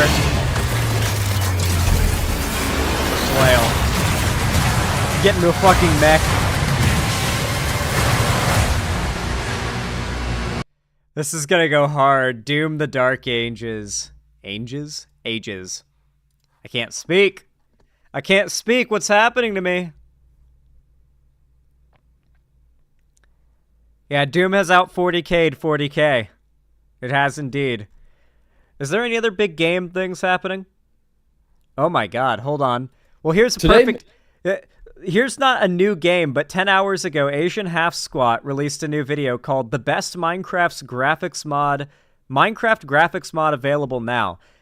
He's got a 5090, or not a 4090, and his whole thing is he cranks his shit to the max and tries to stress it. This is, once I get a new PC, we'll do a Minecraft vanilla streamed world where I just crank everything. Akin to this, similar to this, if not better. Is an exciting day, and that's because within the last day or so, the Distant Horizons mod has been updated to officially... Yeah, I'm thinking we're back. Support shaders using Iris. I covered this combination about 3 months ago while it was in early access. Oh, and we're there was so obviously back. a ton of excitement considering just how amazing it is. Now, it's easily accessible, and because it's officially released, I expect shader support for this mod will grow pretty quickly. In fact, since I made the last video, a multitude of shaders have already added support. So this time around, I'm going to be showing you some shaders that have compatibility with this mod, and some settings you can enable in order to get that absolute... Guys. We're so back. Fabric, Sodium, Iris, and Distant Horizons. The holy quadrinity, or whatever the word is for it. Best out of them, and some other mods that, again, just showcase this mod at its maximum potential. So, for starters, obviously, you're going to need the Distant Horizons mod, and then if you're playing with Fabric, you're going to need a combination of Iris, Sodium, and Indium, and if you're playing on Forge, you're going to need Embedium and Oculus. And once you've installed... Who the fuck uses Forge anymore? Get that out of my fucking face. No, we use Fabric now. The required mods, just load up a world and the chunks will begin rendering. And this part may take a decent amount of time and will only take longer the higher you set the render distance. But you can speed it up a bit if you change the CPU load to a higher level, although I would recommend bringing it back down after you've generated the chunks. Cause I'll tell you, if you have this setting on, say, aggressive or I paid for the whole CPU, your computer's gonna sound like it's trying to take off. And you can further... I love that name for the option. I paid for the whole CPU. Yeah, that tells you exactly what it's going to do to your CPU. Speed up this process, and in general, just chunk loading by installing a few mods like C2ME and Noisium. So, you know, I would recommend you have those as well. So, after you've let the chunks load, you should have... Modern Minecraft is surprisingly well optimized. They've done a pretty solid job of tweaking a lot of the issues with performance. And on top of that, the modding community has gotten, like, Fabric with Sodium, Indium, and like some other performance mods runs like a dream. And you can very easily fit like some good buffer room for frames to add a ton of graphics mods. Have a notably higher render distance, and at this point, it's time to add some shaders. And the first shader I'll be oh yeah, definitely playing more Vintage Story, showing you all is Bliss. And this is the shader that pretty much everyone was using when they were making videos for this mod, because it just looks absolutely amazing. It already looks really Not good practical on its own, for and gameplay. when you mix it with Distant Horizons, Minecraft's visuals have been pretty... I've got a really good eye for what shaders are best to actually use while playing the game, and the best one by far that I want to use on this is Voxels Reimagined. Voxels Reimagined. It's the big voxel-based shader. It's not the... I think there's going to be more voxel-based shaders. Oh, sorry, Rethinking Voxels, maybe? So you don't want... I think it's Rethinking Voxels. This is my favorite one. It's the most vanilla-like, but it's vanilla-friendly, if that makes sense. Like, it's beautiful and gorgeous, as you can see, but it doesn't make the game unplayable. Like, dark areas aren't so dark you can't see shit. And it doesn't make the game literally unplayably dark in dark places. The Rethinking Voxels shader pack. Or blurry. Then let me or change too your bright. mind. Let's start with the Nether. This dimension in particular excels with this shader. Lava, for one, looks far hotter and brighter. And besides this molten rock, there are 3 other colors of light here. Soulfire, glowstone, and shroomlights. All 4 light types create dynamic environments, especially when they clash together. The reflections suns, mists, and fogs inherited from complementary, the base of rethinking voxels, also add a very nice ambience. The nether alone is almost enough to make me never leave the basement again. Next we come to the end. It looks very striking, with beautiful auroras and rather ominous looking chorus fruit. I most of all appreciate the end cities. Here the end rods are so bright and the shadows they cast so harsh, it feels as if you were in some massive industrial complex. The end ships are amazing too. The change in lighting from the brewing stand and something about how the central post casts a shadow against the inside of the stern makes these void traversing vessels very satisfying to look at indeed. It's Back just in the perfect overworld, lighting giant caves shader. become truly stunning. Glow lichen, normally insignificant, is now one of the most beautiful light sources in the entire game. Geodes, despite looking horrific in many shaders, now also look proper. Lush caves are even better and glow squids actually glow, and lava dominates it all. Perhaps a bit excessively at times. Beneath everything, except maybe the nether, is the deep dark, a place full of blue lanterns casting shadows of pillars on stone. The portal thing looks very ominous, with the blue glow seeping out underneath.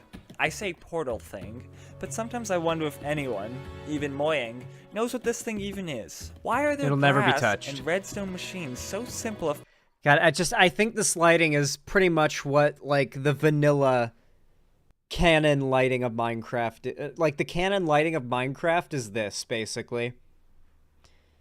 And that's why it's my favorite, and it's completely playable, as you can see. It just makes the game look spicy, and you can combine this with a really intense resource pack that makes everything a little bit textured. So, like, there'd be a little bit of an indentation in between the bricks, and the bricks would have, like, just texture on them. Like, that would cast shadows on the block. It's really impossible to run. But you can make, like, full-on 3D textured blocks. There are texture packs that do that complement this really well, and it is a very good way to blow up your PC if you don't have, like, future hardware, literally non-existent future hardware. Oh, and of course you can also combine it with the physics mod, and you get this effect. Gotta love the physics mod. Yeah. This is a different shader, obviously. But this is what the physics mod does, and it does work with shaders.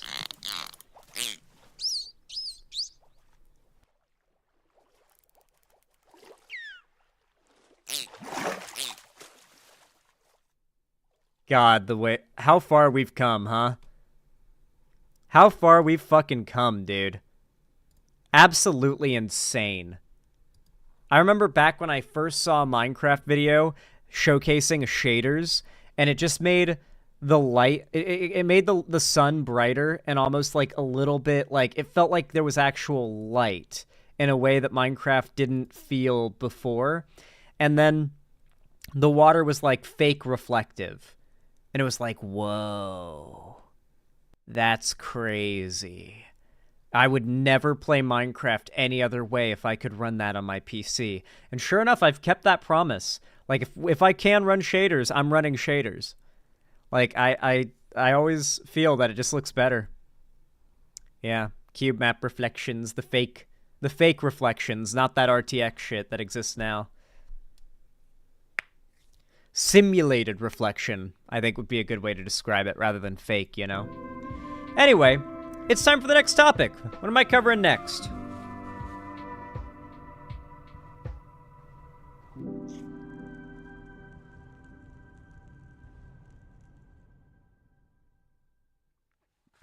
This will be a really short segment.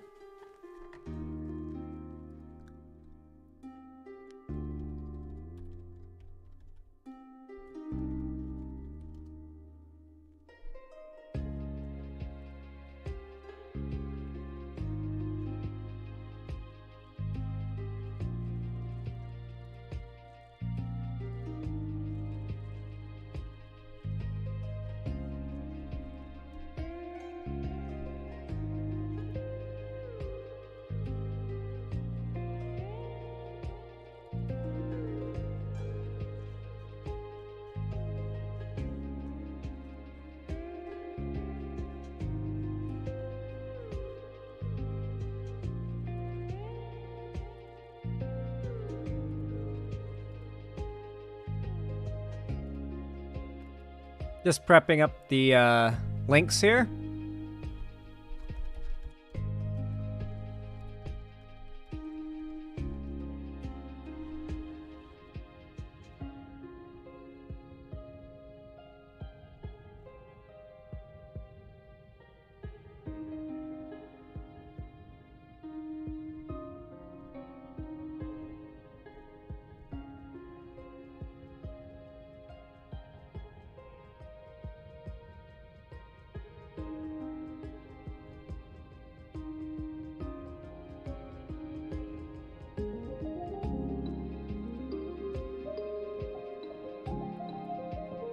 Well, some aspect.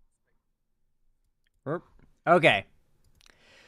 Alrighty, guys. Whew, it's time to talk about international politics. You guys ready? Well, guys, I feel this is a pretty good spot to start. Y'all know what to do when I say action, right? 3, 2, 1, action. Alright. I figure us talking about video games and the new stuff that's coming out is actually a really good segue into the next topic because, while it's a lot more political, it's also somewhat related to gaming. You know, a little while ago, I did a video where I was reacting to somebody who did a really fantastic video on Saudi Arabia buying up the esports industry. Like, they want to own esports, pretty much. And they've got the money to do so, and they've actually done it quite successfully. I made this video, it was good, I think it did pretty well, and I didn't really think much of it after that, right? I was like, this will probably be a pretty ignored, silent, slow death for esports, right? Turns out it might be a loud, screaming, kicking death, because just the other day, the Esports Awards posted this tweet and video to overwhelming negative response. We are delighted to announce we have entered a 3-year partnership with the ESWCGG, bringing our esteemed awards ceremony to the Esports World Cup, the world's largest gaming festival. The Esports Awards will come to you live from, I'm going to try my best here, Riyadh? I'm assuming it's just Riyadh. Riyadh, Saudi Arabia, on August 24th. Stay tuned and for more information on voting and categories. That's right, guys. Esports, the core, the biggest part of esports now, is not only being owned, but hosted by Saudi Arabia. It's Riyadh. Okay, thank you. Riyadh. This is pretty fucking awful, if I might say so myself. We'll find out why more in a moment as I get into Saudi Arabia's many, many human rights abuses and why this is going to be a pretty significant problem. But here's the video they attached to that tweet, if you guys are ready to cringe. It's a vast industry, lots of incredible opportunities. This is brought in to recognize those going above and beyond to support, grow, and evangelize. Welcome back, everyone, to the Esports Awards! Let's get alongside each other because truly a rising tide raises all ships. And the winner. Thank you. I love you. Bless your heart. I love this industry and you all mean a lot to me, so thank you so much. Probably one of the most rewarding experiences of my entire life.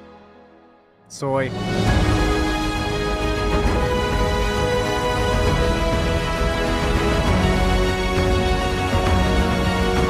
And the winner is... And the winner is... Why is this like an awards show? What? Like, that's not... Why is that what they're... Is this like the Esports Awards? Is this like an award show for esports people? Wait, so they're actually pulling esports competitors to Saudi Arabia to an event that's supposed to be like an award show. Uh-oh, guys. Like, what if, like, one of the competitors is gay and married to, like, someone of the same sex? The second they step foot into Saudi Arabia, they're in a pretty bad situation. You know, it's like, oh, man. Women any female esports people, I'm pretty sure, would have to always be accompanied by a man, right? Like a father, boyfriend, brother. That's the law. Like, strictly enforced law, is it not? Like, they go hard on that Sharia shit in Saudi Arabia. They don't fuck around with it in Saudi Arabia at all. Yeah, no, there's, like, segregation of gender and sex. Yeah. It's pretty hardcore. This is fucking wild, dude. People are not happy, obviously. People are pretty familiar with how bad Saudi Arabia is. Obviously, we talked about the Jamal Khashoggi murder and butchery that happened at the Saudi Arabian consulate. Was it the embassy? Yeah, was it a consulate or an embassy? What was it, the embassy? I don't know why I have the word consulate on the mind. One of those important buildings. And like, bro went in, never came out. They love killing their journalists and stuff. It's pretty bad. Pretty bad. Yeah, and this news has been out for a while now. This first came out in April 16th, 2024. Like another big headline about sort of Saudi Arabia consuming esports. It was the embassy. Okay, yeah, thank you. Inaugural Esports World Cup in Saudi Arabia worth more than $60 million hopes to send positive message to struggling industry. God, the way they're condescending about it too. By the way, for those that don't know, the Prince of Saudi Arabia is a Dota addict. Like, he has like a vested, ego-driven Elon Musk style motivation to buy up esports, own it, and ruin it. Boasting the largest prize pool in esports history, this year's inaugural 2024 Esports Cup, EWC, could prove to be a pivotal moment for the industry. Organized by the Esports World Cup Foundation, and with the latest details announced on Tuesday. Fuck it, I can't read today. We're not reading all this shit. I can't read today. I don't know what's up with me, but my head hurts. So instead, we're gonna learn about Saudi Arabia's god-awful human rights abuses. This is from a French but in English news channel. New kind of representation. Saudi Arabia espouses women's rights, but imprisons anyone who seeks change. That's all about rebranding. Saudi Arabia is desperate to rebrand to the outside world and make itself an attractive location for tourism, like several of the other Gulf states, such as fucking Dubai have. They want to attract crypto bros and like wealthy misogynistic men who'll drag their girlfriends and wives and their and like bachelors who can go there and like feel as though they can just basically get sex slaves, right? And they kind of probably can. Well, some aspects of life in ultra-conservative Saudi Arabia do appear to be changing, but those who speak out still face the risk of severe punishment, and includes activists who challenge the system. Well, a recent example of this... Dude, they are so far from having freedom of speech or representation in Saudi Arabia. Like, they are, like, there is so much progress that needs to be made before you can get even close to that. This was that of Manahel Al-Otaibi, who is a fitness instructor with a big social media following in Saudi Arabia. Well, she's just been detained for more than 6 months, accused of launching a propaganda campaign. Well, amongst the issues she spoke out about was the country's male guardianship laws and rules about how women dress. Well, By the way, the Saudi Arabian government is currently paying a whole lot of money to rebrand the country. A lot of like extreme fascist countries, like borderline, are doing this right now. Russia's trying to do it. China's trying to do it to an extent. It just seems like, I mean, even Iran. Iran's trying to do it. Like, there's this sort of reliance on the world thinking that your country is better than it is that kind of suggests, like, the fact that these nations care about what the rest of the world thinks of them in regards to being woke suggests that, like, they're beholden to the opinions of the rest of the world, right? Like, Saudi Arabia knows that it's running out of oil, and then it needs to diversify its investments outside of oil into other industries, and they're probably too late. They're probably too late to maintain the level of wealth that they became accustomed to because of the oil. 29-year-old's case is being handled by a court that's more usually tasked with terrorist-related cases. How is China fascist? Well, here's a good piece of advice. Write out like a list of 15 points, if I remember correctly. Write out 15 checkboxes, and then write down lists of those like fundamental things that tend to be true of fascism. You'll find that all, if not most, of those checkboxes are checked by modern day China. China is not communist. China is in fact state capitalist.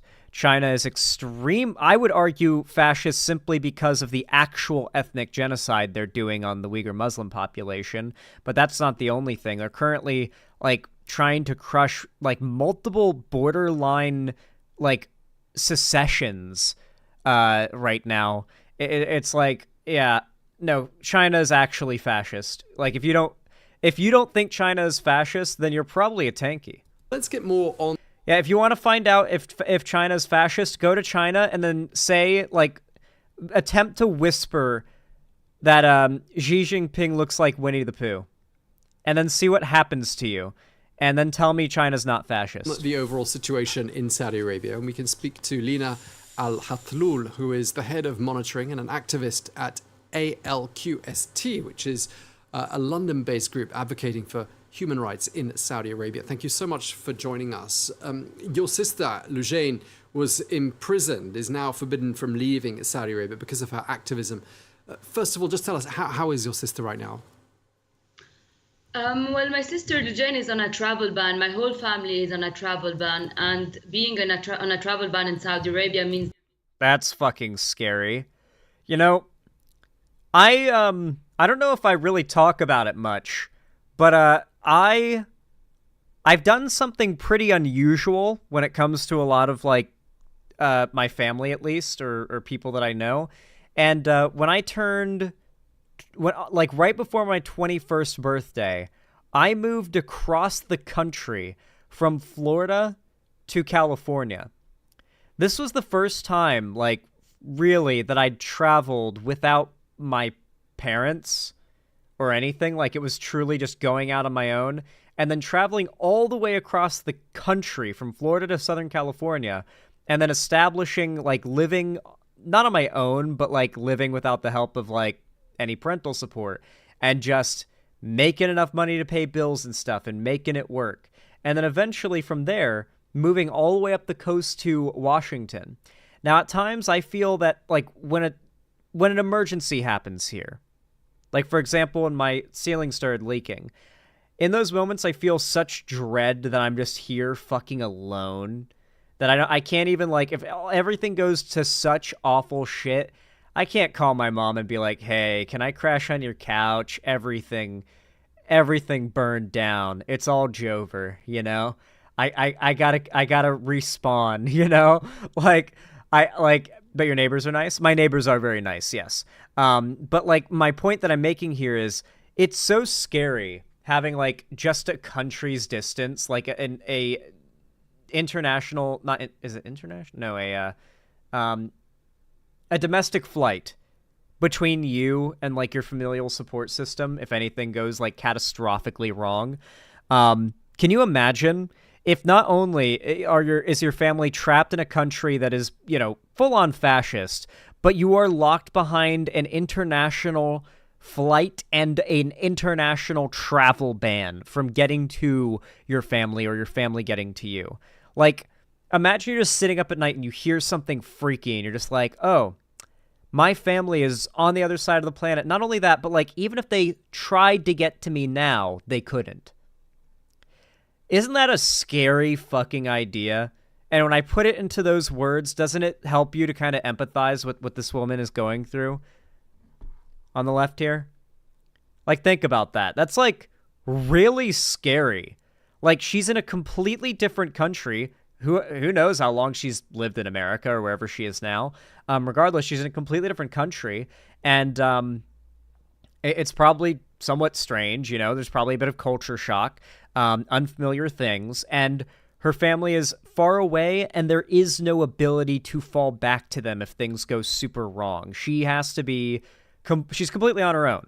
And that's it's a pretty scary situation. It's a pretty scary fucking situation. Reminds me of the Saudi trans woman who was kidnapped recently. Are you talking about Eden Knight? It's a lot more complicated than that if you're talking about Eden Knight. What happened with Eden Knight is her transphobic parents, I believe, hired a transphobic lawyer to masquerade as somebody trying to help her, who like groomed her into detransitioning and goaded her into leaving America or Canada, I forget which, I'm not sure where she was living, to go back to Saudi Arabia. And then I don't remember if she went back before or after she ended her own life, but it was a big thing. It was a big thing in the trans community on Twitter, in the lefty sphere on Twitter. It was a very tragic thing. And I wish I could tell you the name of the guy responsible besides her parents, the piece of shit who like groomed her into detransitioning and going back to Saudi Arabia where she wouldn't be free to like be trans and herself and stuff. And would have to leave her friends and everything. Like, yeah. I think she lived in D.C. for a time before moving to her adoptive parents in the state of Georgia, if I remember right. Yeah, I'm not 100% sure. Well, no, his name needs to be spoken, Galaxy Bomb, because his career needs to be destroyed, and he needs to have himself Minecraft. He needs to be Minecrafted, okay? Everyone needs to know his name. That you're in constant fear. In Minecraft. After her release, she was targeted with Pegasus, which is a spyware, zero-click spyware. So she knows she's surveilled, and anything she does could land her in jail again. And you yourself are, of course, quite outspoken. Can you go to Saudi Arabia? Well, if I go back to Saudi Arabia, I will most probably be imprisoned. Salma al-Shihab, who is a Saudi, not very famous activist, she had less than 100 followers. She only retweeted me, and in her charges, she has been sentenced to 27 years for retweeting me. So I guess I will see prison if I go back to Saudi. And does this mean as well you have to be careful about what you say even when you're not in Saudi? Because what you say, couldn't it have repercussions for your sister? 28 years in prison, 27 years in prison for retweeting something she tweeted. Woo! Or for other members of your family who are still there? Well, it's very difficult to say. I mean, it's, of course, a risk management, a daily risk management. We need to get this woman a gun. Actually, several guns. Because they will come for her, won't they? Like, won't like, fanatic, like, anti-women's rights in Saudi Arabia types, like, seek her out, possibly even people from the government? Like, they need to give her, like, she needs a gun. Like, actually, like, there will be assassination attempts. Like, for real. Like, she needs to have, like, she needs to do what those crazy TikTok women do with all the locks in their doors and windows that's, like, super excessive. And she needs to have, like, a lot of guns. And, like, I don't know, a tripwire landmine set up in all the entrances. You know, like, they're going to come for her. Like, if they give you 27 years for retweeting her, they're going to come after her no matter where she is. I have to really consider. But the thing they've is, done it we before. were silent at the very beginning when my sister was arrested, and that at the time she was being tortured. We decided not to speak up because we thought that this is the right way to save her and to find a solution. But at the end of the For those who don't understand what she meant by that, it's like when she was being tortured, we thought to be being quiet was best, is because, like, well, if we continue to speak out against the government, that's going to get her into more torture. But then they continue to torture her anyway. So they're like, okay, well, we need to call this out then. Like, they're not going to stop torturing her if we stop calling them out, it turns out. It wasn't like we'll stop torturing this activist if you stop speaking out against our government. The day Saudi Arabia only cares about its image and about public pressure. So the louder I am, the better it is, I think. But I mean, a lot of people. That's true, War Penguin. Saudi Arabia is #1 in the world for human rights violations. #1. We're wondering, it's a really confusing situation. There are African warlords that are care more about human rights than the Prince of Saudi Arabia. Think about that. Like actual South Sudanese warlords who care more about women's rights than the Prince of Saudi Arabia. For people, certainly in this part of the world. I mean, we're seeing football players going over there. Our friends are posting photographs on social media of their holidays in Saudi Arabia, something people didn't do even a couple of years ago. So it seems like Saudi Arabia is changing. The message we're getting is that the country is becoming more tolerant, more modern. And at the same time, we hear stories like what's happening to your sister. I mean, it's almost as if there are two Saudi Arabias. Absolutely. I think you just summarized. There's the Saudi Arabia they're advertising, and then the actual Saudi Arabia. The situation. There are actually two Saudi Arabias, one for Westerners and one for the Saudi people. You mentioned the case of Manahel al-Atabi, the case of my sister, and these are only the symbolic cases that managed to go out. Fucking oil money, look at that shit. My sister's case is because I'm abroad. Manahel's case is when her sister had to flee Saudi Arabia to speak about her sister. And another example, for example, is the LGBTQ issue in Saudi Arabia. They say that they welcome tourists who are part of the community, but then you have people like Tariq Aziz, who just fled Saudi Arabia after spending a year in prison for tweeting on this matter. So at the end of the day, what is really happening is... Damn, I wish Saudi Arabia was based so we could go there and, shop at that farmer's market, That farmer's market looks like... I mean, they've got a lot of everything, Same with Jamaica, really. Yeah, I want to go on a tropical vacation one day. The closest I've been to a tropical vacation before was when I was so young I barely remember it, and it was to the Florida Keys. And, that was pretty solid. It was nice. I definitely enjoyed it. But one day I want to go on a proper tropical vacation, and I don't know where. Jamaica was an idea, but I hear it's a bad country in regards to its human rights stuff. So that might be a bad idea. I'd like to be able to go somewhere that I can smoke weed on vacation. That'd be awesome. Sit on the beach and hit the concentrate vapes, That'd go crazy. They're probably banned on most beaches, but, I don't litter. I clean up litter. I'm the motherfucker who's in the water with a mesh bag cleaning up litter. It's not a joke. A huge PR campaign that Saudi Arabia is undertaking to flirt with the West, to have tourists visit the country. But the situation for Saudis has not changed, and it has even gotten worse with the unprecedented prison sentence. Amsterdam? Is Amsterdam tropical? There's no way Amsterdam is tropical. It might have beaches that are nice, with cliffs and sandy beaches and stuff, but certainly not tropical. Amsterdam?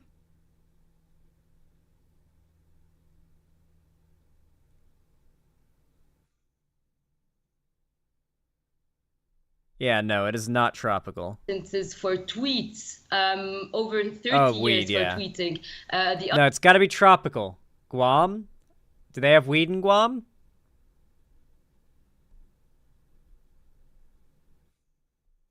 Thailand? Thailand's pretty tropical. Do they have weed? No, they kill. I feel like Thailand's the kind of place they execute people who smoke weed. Maybe I'm thinking Singapore. They're pretty close to each other. Singapore, they definitely kill you if you smoke weed. Yeah.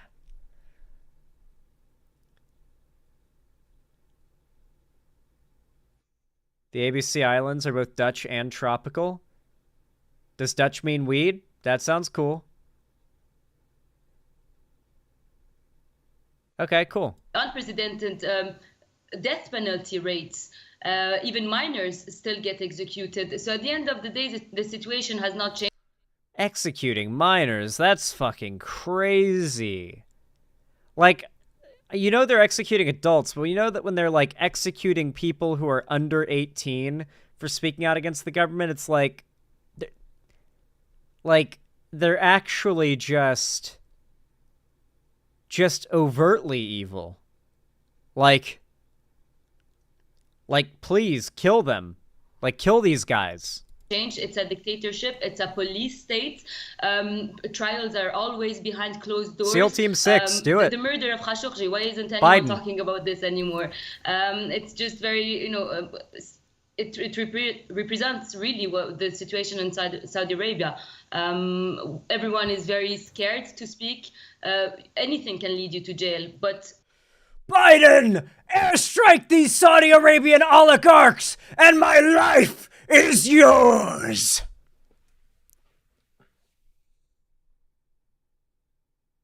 Actually, tourists are very, very satisfied with the situation, and everyone is turning a blind eye on the situation of the Saudi people.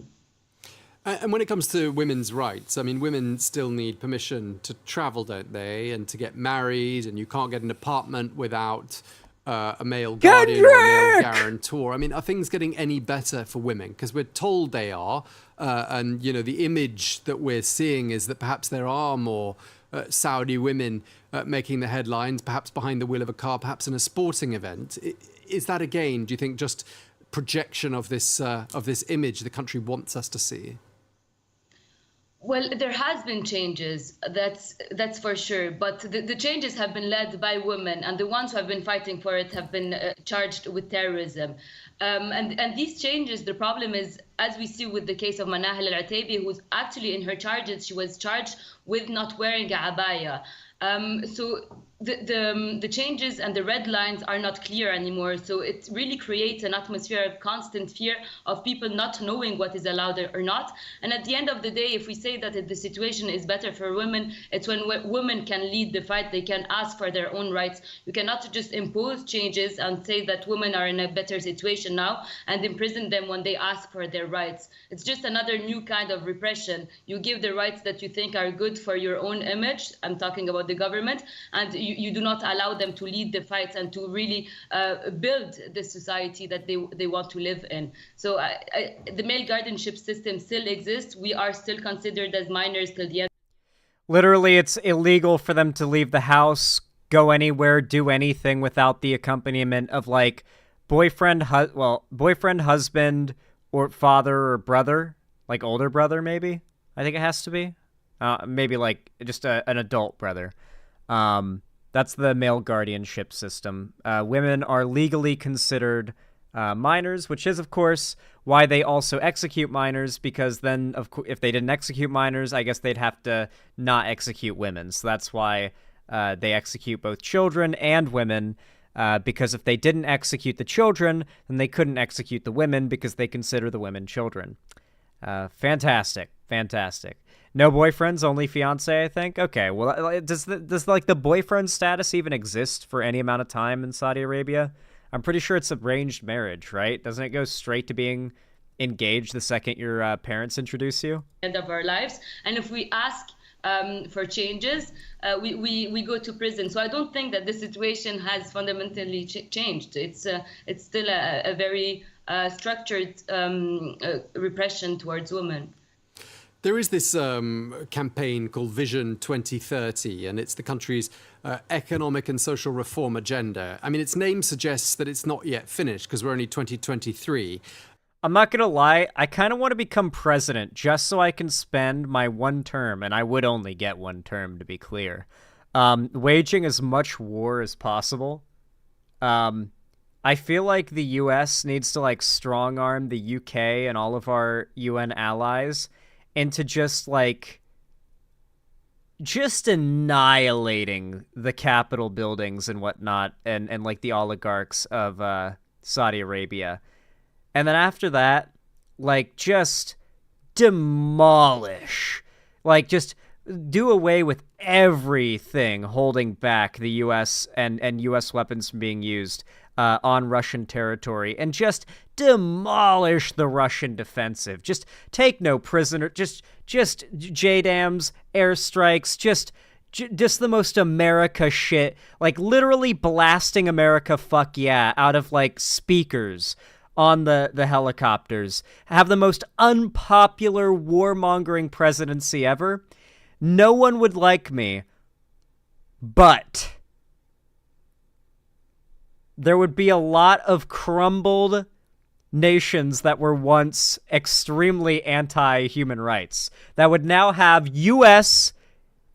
installed democracies for the next president to inherit. And because I'd be such a warmonger, and I'd run as a Republican, of course, I know how those people tick. It'd be easy as fuck to get elected off those people. At that point, I would force the American people to vote for a Democrat to replace me, and then a Democrat would inherit this really good, all the war's been done, all of our enemies have been wiped out situation, and then, I just get to retire knowing I get to rest and watch the sunset on a grateful America. What is Blood waffling about? This is my strategy, okay? Be the worst president ever, but do what's got to be done and run as a Republican so they vote for a Democrat afterwards to inherit and rebuild properly, you know? Xanos. Yes, Xanos. Yes. It does include, doesn't it, women's rights and various other social reforms. Do you think there's any argument for saying, look, this isn't going to happen overnight, but let's give them some time. Let's see what Vision 2030 brings us. And maybe Antony Blinken lecturing what is on the floor there? The Crown Prince will have the reverse effect from the effect that you and I would like to see. Well, first the question is, give time to whom? We Saudi people want to be part of this vision. We don't want it to be imposed on us. And that is why actually we, as Saudi activists abroad, we have the People's Vision, which was built on after the Saudi 2030 was published, because we think that there's a chapter that's missing actually in the Vision 2030 is the Saudi people. We are not part of the construction of the new state of Saudi Arabia. We have been forgotten. So basically it's just on paper a vision that has not included the Saudi people. And you know, some of the principles in the vision, we have been advocating for it, but arrested for that, exactly. So at the end of the day, it's only on paper, and the people who have been advocating for it, the people who have been agreeing on these principles for a Yeah, no, Saudi Arabia has, like, women's rights in the same way that North Korea is a democratic republic, and the same way China is communist, or the same way that Russia is communist. Yeah, it's the same type of deal. For a long time have been arrested. So do they truly want to change the country, or do they just want it to be part of their PR campaign to repress Saudi people even more?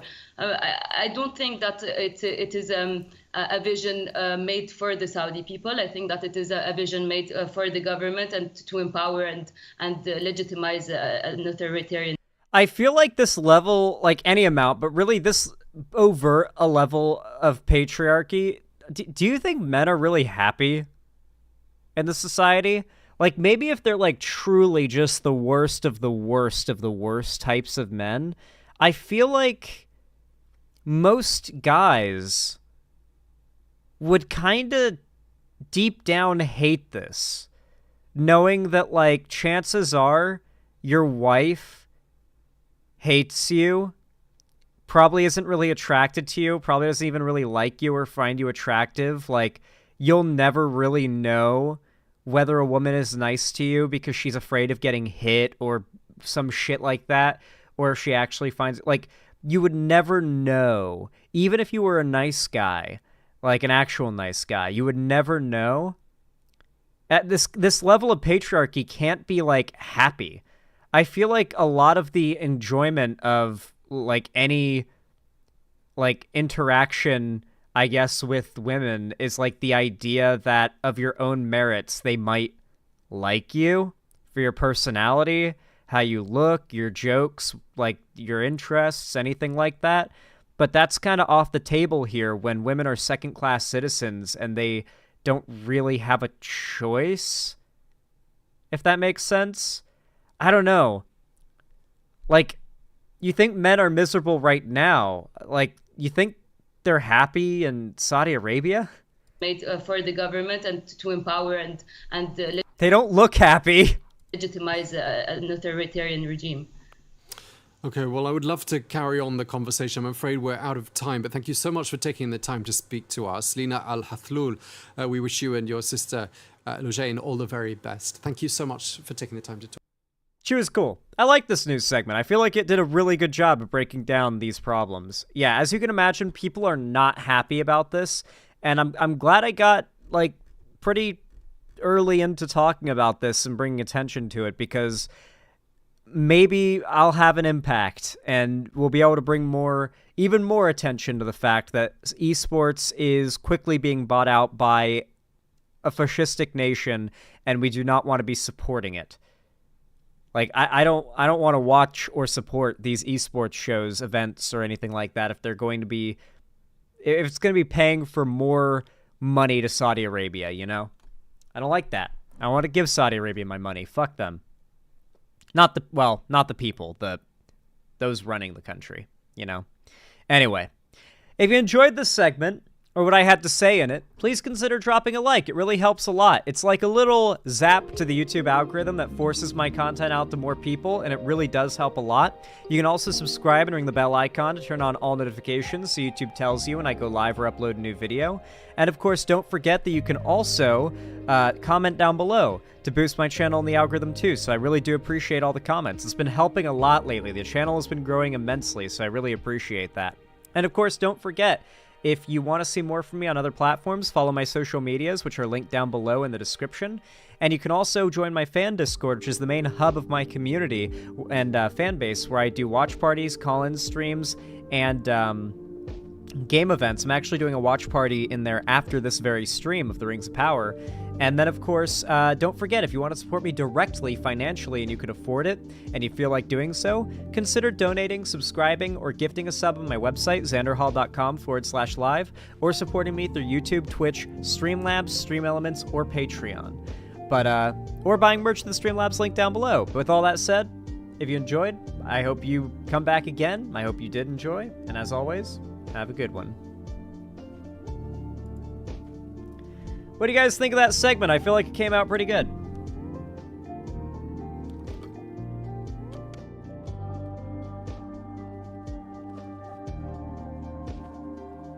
Goated Segi, nice to hear.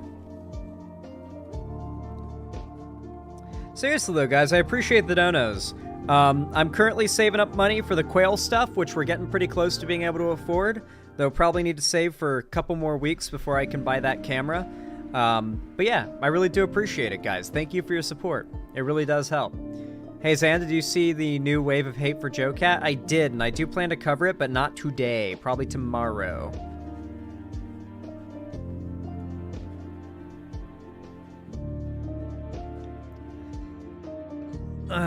Okay.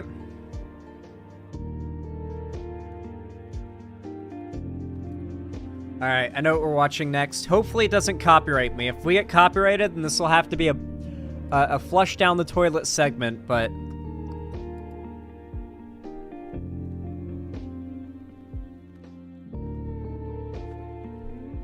Oof.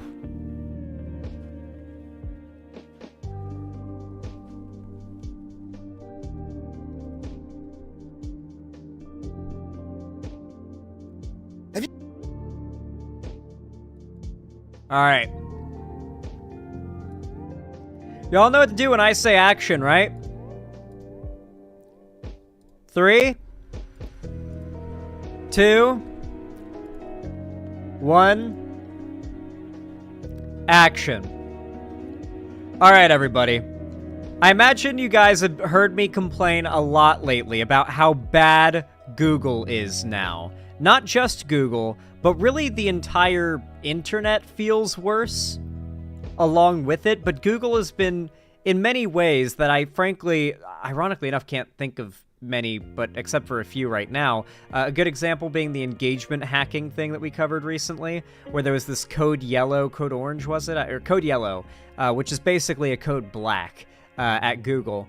And they had like an emergency meeting at over a 2.5 or 3.5% dip in income from engagement with the search query like box in Google, in Chrome. And from that point on, they started making it progressively worse and tweaking it to hide the actual thing it knows you're looking for, to force you to spend more time searching and clicking around, seeing more ads, which it's been just more and more ads on those search results, and thus making them more money. That is why it feels like no matter how perfect you describe the thing you're looking for that you know exists online, you can't find it. Because Google knows exactly what you're looking for. And before it felt like it was just I thought it was like a childish way to think about it when it would happen. Like, God, it feels like YouTube knows what I'm looking for, and it's like deliberately hiding it, because I'm getting to the point where I'm like describing every little detail of this video. It's like a big video, and I can't find it. And now we know, because of that op-ed that had like the testimony of those Google engineers that have since left, that they in fact did start inshitifying the YouTube not the YouTube algorithm, the search query box and the search results a few years ago, back in like 2019, and it's been getting progressively worse. And so a couple weeks ago, Adam Conover, who I think follows me on Twitter. Does he follow me on Twitter? I don't know if he's on Twitter anymore. He honestly seems like he might have left Twitter. Is he still on Twitter? I don't know. Let me check. I think he followed me. I feel like that was one of the bigger celeb follows that I ever got. People say he's cringe, and I definitely see where they're coming from. He definitely does have that sort of millennial riz, if that makes sense. Yeah, he's not on Twitter anymore, but I think at one point he followed me.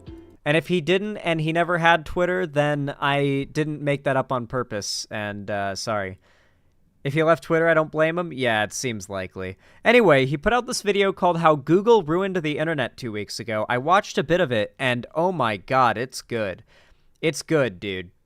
It's actually really good. It's actually quite solid. It goes even deeper into stuff I didn't know about in regards to how Google has been making everything online worse. Let's watch. Have you noticed that... We obviously can't watch all of it, even if it's not copyrighted, and links down in the description to watch more, by the way. Or the rest of it, by the way. But we will watch a good chunk of it. Lately, Google sucks ass. It was supposed to be the greatest information retrieval tool in history. But now, even when you search for something basic, the results are full of AI garbage, fake product reviews. I feel so validated, dude. How many years has it been? Like 2.5? I've been complaining, like bitching and moaning on stream, like swearing.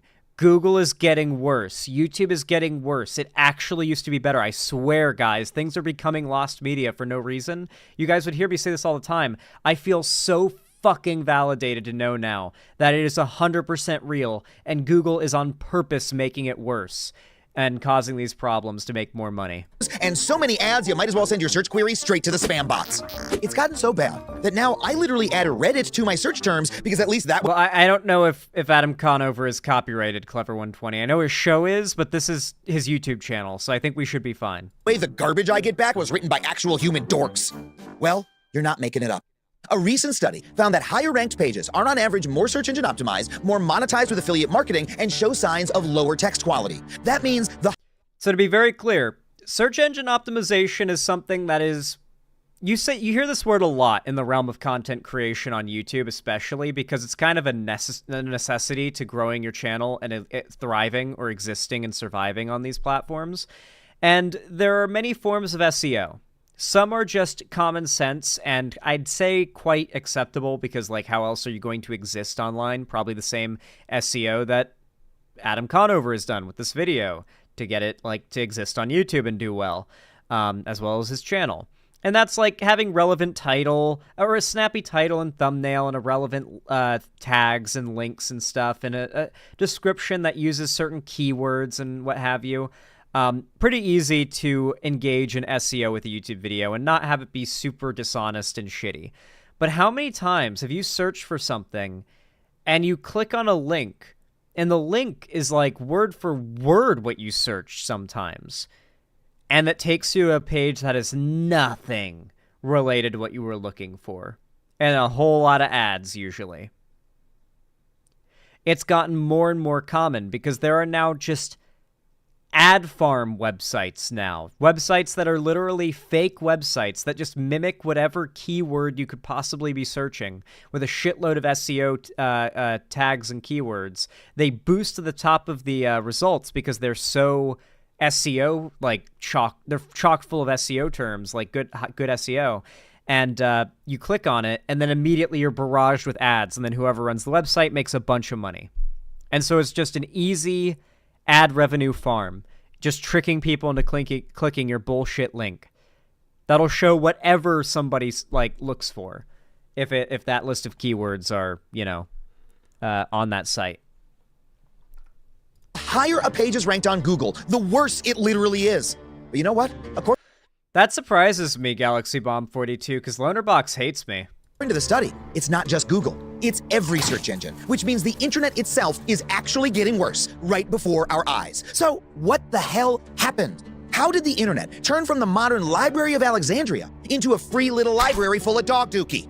Well, the answer is that it's all Google's fault.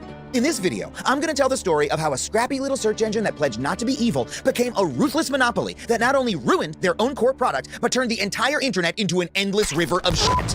But first, I'd like to thank Delete Me for sponsoring this video. And second... He's right about that endless river of shit thing, by the way. It feels like the dead internet theory is truer than ever now, doesn't it?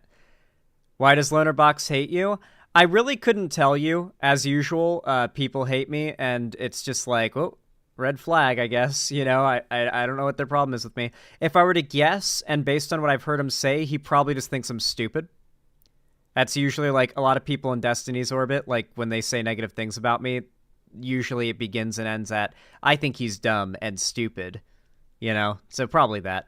I know one corner of the internet that isn't shit, our Patreon community. Head to patreon.com/Adam Conover and you can support this show and join a community of smart, curious people who love to talk about how screwed up the world is. Plus, you get every monologue and podcast episode I put out ad-free. Head to patreon.com/Adam Conover to join us. We'd love to have you. And as always, if you want to come see me do stand-up comedy on the road, head to adamconover.net for tickets and tour dates. You know, I'm old enough to remember the magical early years of the internet. You'd wait for your mom to hang up on Aunt Barbara, fire up your compact Presario's 2400 baud.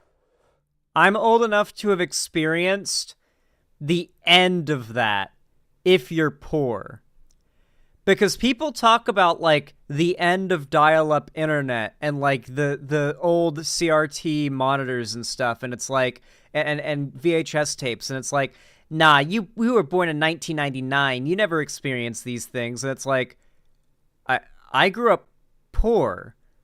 These things didn't evaporate out of existence in the, like, early 2000s. In fact, they became the most cheap and affordable option in that time. So it's what I grew up with because it was cheap and affordable until, obviously, I pretty early in life, things started to get better. Like Windows 7, around the time I was 7, became the standard.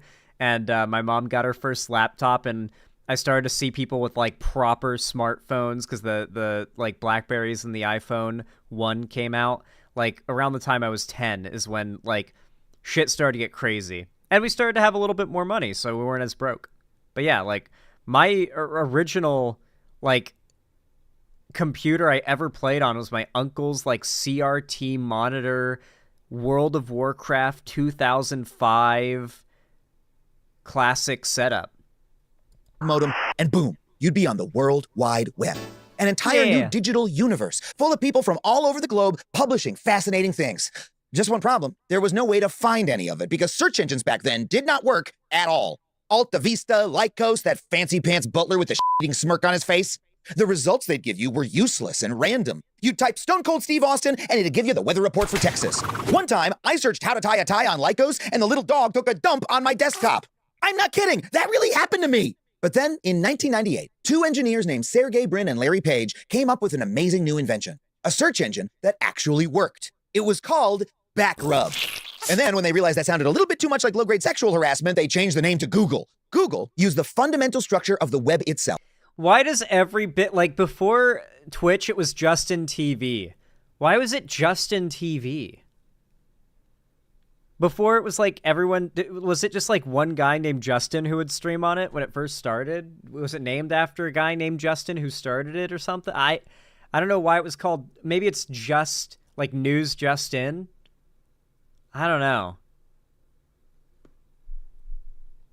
The links between pages to figure out with eerie accuracy which pages were the most relevant. And I really cannot overemphasize what a big deal it was in 1998 to get real information this quickly. It was the second best form of Instagram. YouTube started out as a dating website? Wait, real? Is that true? God.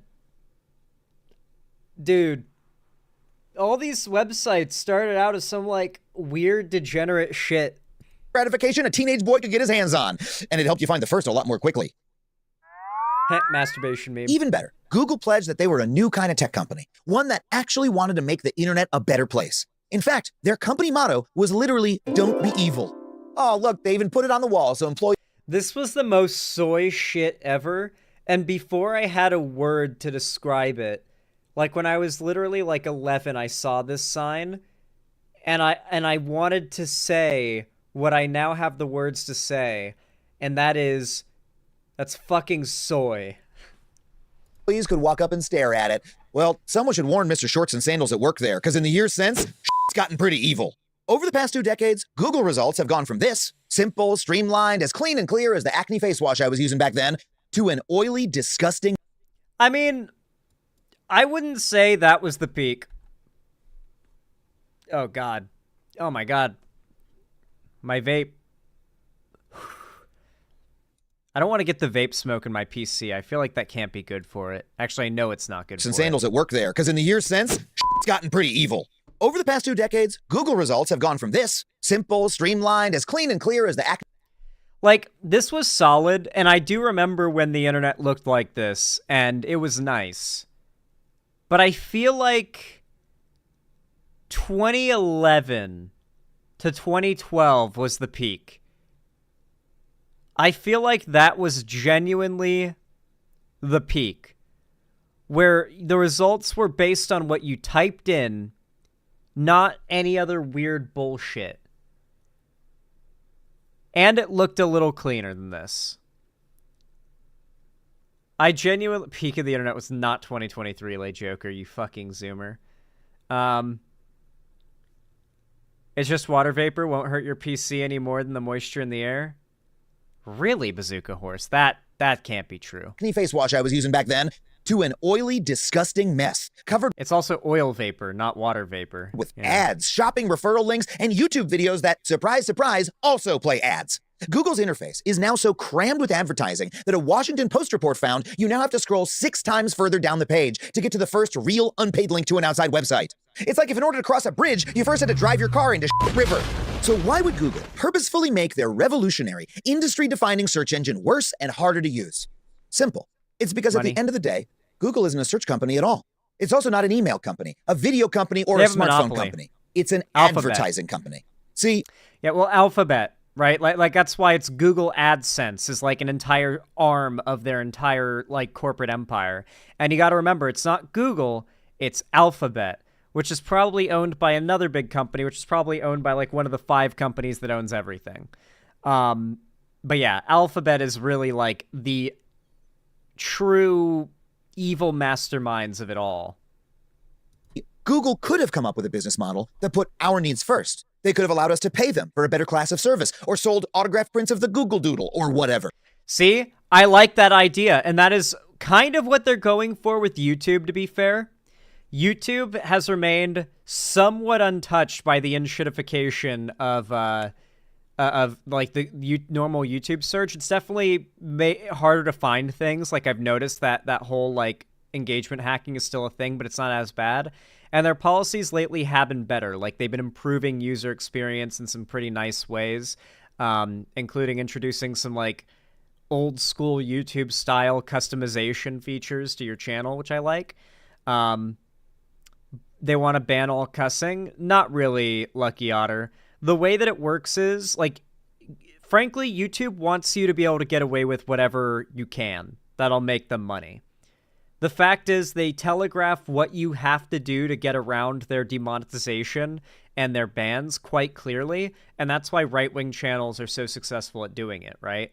Hell, like the owner of YouTube, the original CEO of YouTube, Susan, not original, but like the last CEO of YouTube, literally unbanned Steven Crowder personally because Ben Shapiro called her on her personal cell and chewed her out, you know? Like, I promise you, as long as you don't swear in the first 30 or last 30 seconds of the video, you're fine. But no, they chose a different path, one in which you are not the customer at all. Instead, you are the product, because Google's real revenue source is selling you and all the data they have on you to advertisers. Google themselves say that we earn most of our money by showing ads. I think most might be a little bit of an understatement. Let's check the actual number. Oh, okay. In 2023, advertisers... The best way to describe it is that we YouTubers are the serfs working the fields, you know? We're like tending the fields, like, which are creating YouTube channels and building sub counts and getting views.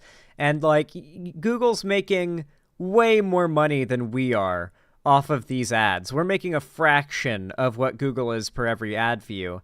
Much like the penance that is paid to a serf to survive from the very land that they till and the very crops they work. And so, you know, basically, we YouTubers are the serfs that work for the feudal lords of Google, and you guys are the crops. And I think he says it in this video, but that's a big part of what Google and its designed like business philosophy is all about. We are the product. Us, the people, the users of Google, are the product. Paid Google $237 billion. Is your broke ass paying Google $237 billion a year? Mine sure isn't. That means that Google's real job is keeping Pfizer and Johnny Spamalot happy, not you. And that objectively makes Google worse. According to 2 researchers at Stanford, advertising income often provides an incentive to provide poor quality search results. And we expect that advertising-funded search engines will be inherently biased towards the advertisers and away from the needs of the consumers. You know who wrote those words? It was Sergey Brin and Larry Page, the founders of Google. They wrote those words in 1998 in the famous paper that introduced Google. These motherfuckers knew the entire time that selling ads was the original sin of search engines and would ruin their product. But you know what they did? They backed up the money truck anyway, beep, beep, and buried their principles in a giant pile of cash. In the year... I genuinely hope that, like, one day I get to experience that temptation. On one hand, it's like, I hope one day I have a lot of money and I don't have to worry about paying bills and stuff like that, and I can buy things that I like. But, like, current me, my tastes are pretty cheap. Like, granted, there are some things I like or want that are pretty expensive, the most expensive being that cool submarine thing. But outside of that and traveling, like, my most expensive interests, like, the most expensive things I could dream of buying, literally, are, like, a brand new gaming PC, which isn't really that expensive. Like, if we're talking, like, owner of a website, and, like, furniture for my house, maybe, like, a not a bigger, but a nicer house, you know? Same size, but nicer, newer, you know, would be nice. But, like, we're barely cracking 5 million at that point, guys. Like, that's not a lot of money. Like, that's not a lot of money when we're talking CEO executives of Google. So I'm wondering is, like, what breaks in your brain, or what had to have already been broken in your brain that makes you want more? You know? Like, yeah, like, my most expensive interest is, like, a gaming PC, which is cheaper than the Bugattis that Tate owns by a lot, right? I mean, even guns, right? Guns are cheap, right? Like, guns aren't really an expensive hobby, unless you're getting really, really into it, deeper than I ever would. I mean, like, fuck, what is broken in these super rich people's brains that makes them, like, need to flaunt it, you know? Like, for me, my favorite thing about having money is the lowering of my heart rate, you know?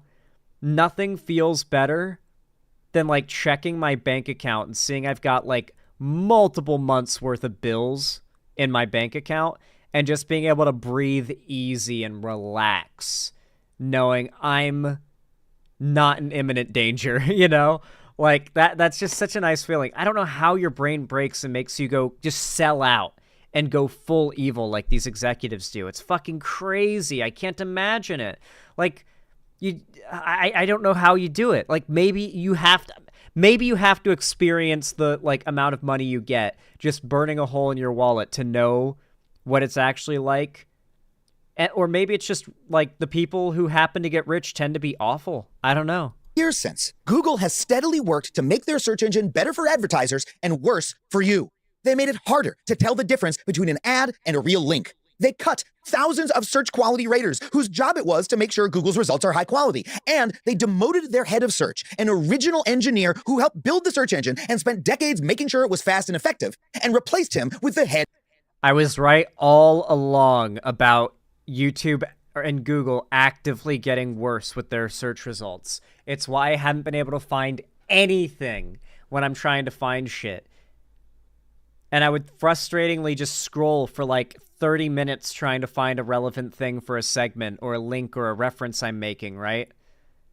It feels so good to have it all confirmed that I was right all along and I'm not crazy. It was actually real. And of the advertising department. That's right, the most important, widely used information retrieval tool on Earth is now being run by the guy from the fucking spam department. The fact that as citizens, the main tool we use to get information about the world, our political system, about our own health, is an algorithm run by the world's largest... Excuse me. Before you watch this CPR tutorial video, I'm gonna need you to watch a 1-minute unskippable ad about Burger King. So you're sitting there and you got your phone on the ground as you're trying to watch the like CPR tutorial video. The guy's choking on the ground, like he's got no pulse, and you're like, oh my god, and the phone's just going, Whopper, double Whopper, BK double, the fucking. Google. Advertising company is supremely fucked up. It's like getting nutrition tips from Ronald fucking McDonald. Google tracks you. They monitor what you do on the internet, and then they sell all the data they have on you to advertisers. And the worst part is they then use all that money to make sure you have no other choice. Now, before we get into that, if you want to keep your personal information off of search engines, you absolutely need to check out Delete Me. Whoa, I didn't say delete me. I'm talking about Delete Me. If you've watched this channel... We won't skip his sponsor because we're watching his video. You know, we're in his house. We must take off our shoes. Before you know how important information privacy is. Big tech companies aren't the only ones hoovering up your data. There are bad actors out there called data brokers who make a living buying and selling your information. Delete Me's teams of experts scour the web to find and remove your personal information for you to keep your info out of the clutches of data brokers and keep you safe. And you know what? Because I also want to keep my family safe from data brokers, I am thrilled that Delete Me now offers family account management. You can seamlessly add your family members and loved ones to your account, creating a unified hub for family privacy protection, complete with unique data sheets per family member. That means you can keep your family members safe no matter what their age is, whether you're looking to protect your parents or your children, or maybe parents who behave like children when they get calls from a scammer. And best of all, no, dude, that "don't be evil" quote on the Google wall is like absolutely the most soy shit I've ever seen. It's fucking crazy. Now you can get 20% off your Delete Me plan when you go to joindeleteme.com/Adam and use the promo code Adam at checkout. That's joindeleteme.com/Adam and use promo code Adam. Okay, take me back now. You know, it wouldn't be that big a deal for Google to suck as hard as it does if there were another option. But here's the worst part. Google uses the massive resources they get from selling you to advertisers to make sure that you have nowhere else to go. Sure, at first Google won the search market fair and square by having the best product. Alta Vista went hasta la vista, the Lycos dog was sent to a nice farm family upstate, and Ask Jeeves, well, he's not even in the logo anymore because he killed himself. Shit. But once they achieved dominance, got him. Google started using their advertising billions to buy their way to a monopoly so that no one could do to them what they did to poor Jeeves. Google pays Mozilla upwards of $450 million a year to be the primary search engine in the Firefox browser. And they pay Apple as much as $15 billion a year to be the default search engine in Safari. That's right, the fruit company is getting more than the entire GDP of Laos just to stop you from binging shit. Of course, Google doesn't have to pay anyone to be the default for the most popular phone and web browser. That's because their monopolistic asses already own them. It can take 15 clicks to change your default search engine on a Google browser, so most people never bother. Google's genuinely almost as bad as Apple. Like Google, like I think owns Android, right? Like Android is like almost as bad as Apple, but still not as bad as Apple. Apple is like genuinely evil. like to an excessive degree.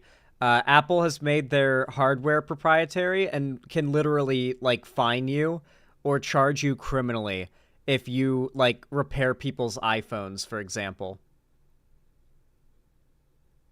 Yeah, it's fucked. Or their Macs or something. Defaults are so powerful in shaping user behavior that Google now owns 90% of the search market, and it is almost impossible for new search engines to break in, even if they're actually better. In 2018, 2 former Google employees left the company to build a new, better search engine.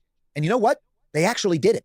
Their site, Neva, had no ads. Instead, it focused on getting you actual results as quickly as possible. And almost everyone who tried it thought it was better than Google in every way. But when you're fighting against a monopoly, yeah, a search engine is not that expensive to run, by the way. Like, it doesn't take that much hardware and like power to run a search engine.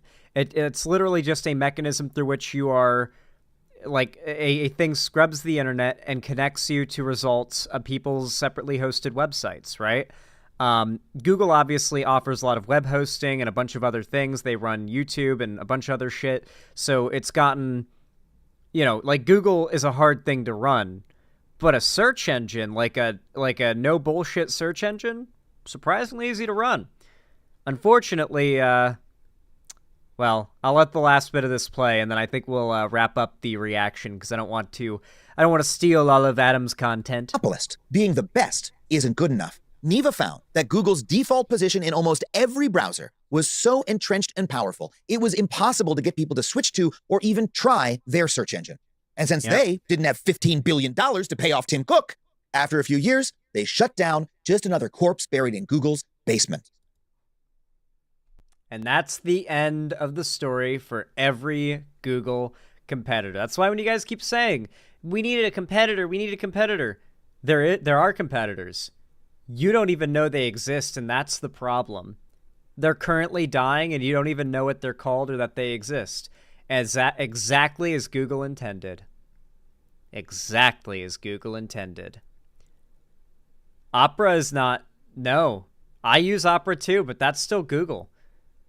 What do you... Wingo. Open up a new tab in Opera and tell me what you see. That's just Chrome.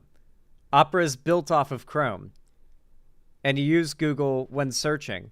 You have to use, like, a completely different search engine. Not Firefox, not... Like, you have to use Bing. Like, literally Bing is not Google. You have to use Bing if you don't want to be... If you want to be free of Google. But even then, like, you watch YouTube, that's Google. You have a YouTube account, that's Google. You have a Gmail, that's Google. Frankly, your Gmail is your life at a certain point. Bing bad, though? Yeah, it is. DuckDuckGo. Heard of it. Apparently it's good. People seem to use it. Kind of sketchy though, it seems. All right, that makes sense. What about the Onion browser? What about that?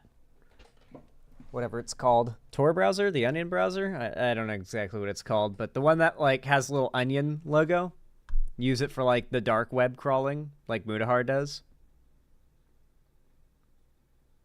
It's really slow.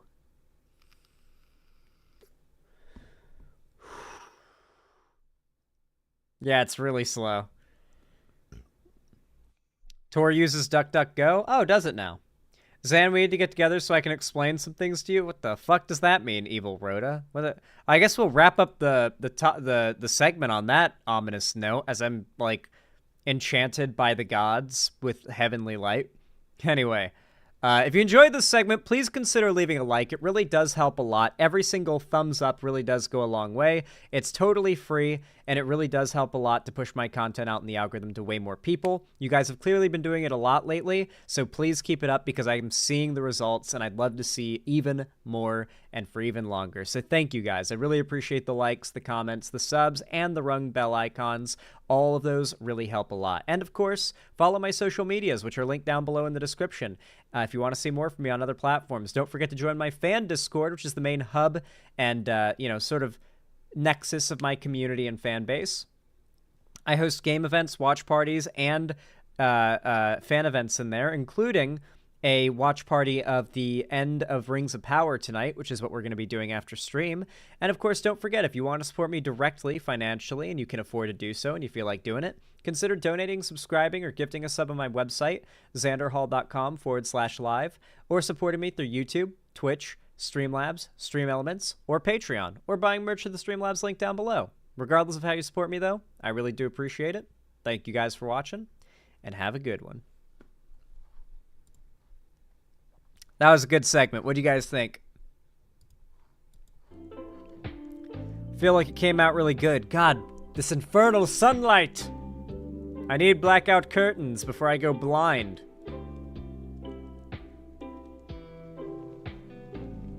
Ugh.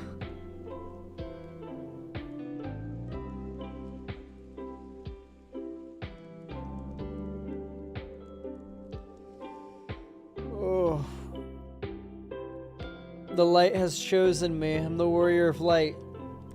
Zan, have you ever played Wobble Dogs before? I think you might like it. Never heard of it. Zan, every stream I need blackout curtains, but IDK... Listen. Listen. Listen.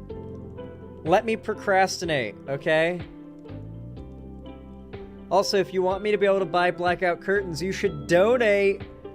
Donate. I'm actually curious, how many subs have we gained since I started stream? We've been getting a lot of subs. You guys have been dropping likes like crazy. Ooh. We went from 484 to 489. So we're about to cross over to 87,500. Probably by the time I wrap up stream, to be completely honest with you. We got a new video that came out, although it's kind of behind because I don't know why. I don't know why my editor edited and released some of these videos in the order that he did, but, you know, it is what it is. Seems like it's a really nice day for you? Yeah, it's a good day. Welcome, Mango Hobbit.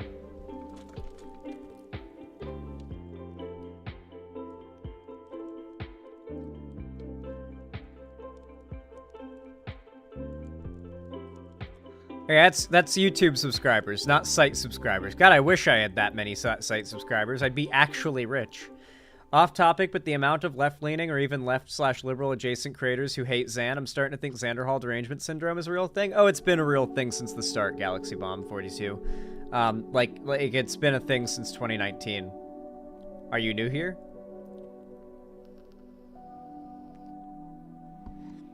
See, the sun has even got Xanderhall derangement syndrome. It's trying to stop me. Why do I have a light behind me if the window's putting off natural light? So you can see the rest of my room? So I'm not, like, in a dark-ass room. It's all creepy, you know? Like, what do you mean? What do you mean, bro? What do you mean, bro? No, the sun's blessed. It's literally making me blind. I'm not gonna lie, chat. Like, it's not good to have direct sunlight in your eyes. This is direct sunlight. This is literally direct sunlight.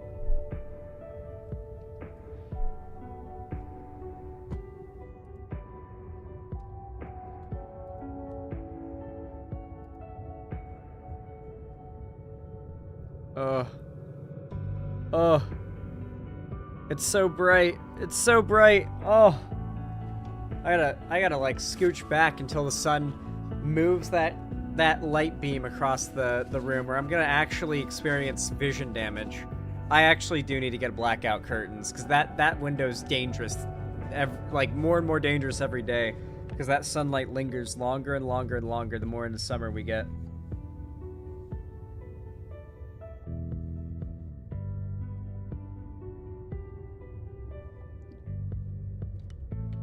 All hail the scroll! Alright, next topic.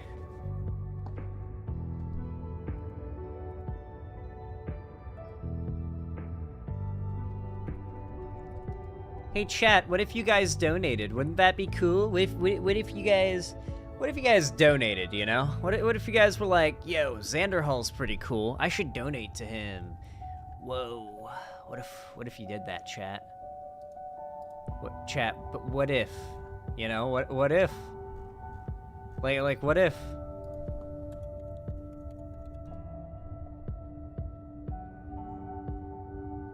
I need that raw video. Where is it? Can you muster? Okay.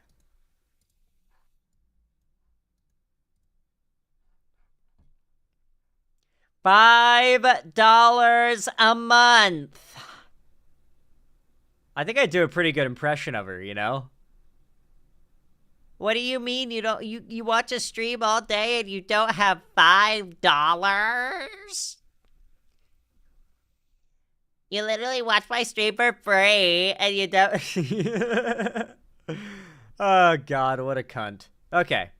Let's watch this video now. Yes, and I did mean that misogynistically, in the anti-woman way. Alright. Y'all know what to do when I say action, right? 3, 2, 1, action. Alright, everyone. It's time to laugh at one of the worst people. No, I'll say one of the worst. He's not the worst. There's definitely worse than him. But one of the worst people on the entire internet, possibly the whole planet, Alex Jones. It's time for us to laugh at his misfortune. For those that don't know, the Sandy Hook lawsuit did not go well for him. You know, back when he claimed, falsely of course, that the Sandy Hook mass shooting at a school was a false flag put on by Democrats to take away our gun rights, where he claimed that the children who died, as well as the families, were crisis actors, which of course caused his massive audience to harass all of them. They sued, won solidly. Alex Jones is now an international laughingstock. And he claimed it was a hoax. Not false flag, a hoax. It didn't happen to him. No, he said it was a hoax and a false flag, both those claims. And of course, he didn't show up to court because he knew it was a losing battle, and he's slowly losing money. I should say quickly losing money, actually. And now it's at the point where, like, the court has decided that he has to go fully bankrupt. Like, liquidate all of his assets and give up the money to the Sandy Hook families. It's really, really bad for him. He's, like, they're going for blood. Like, they're going for the throat.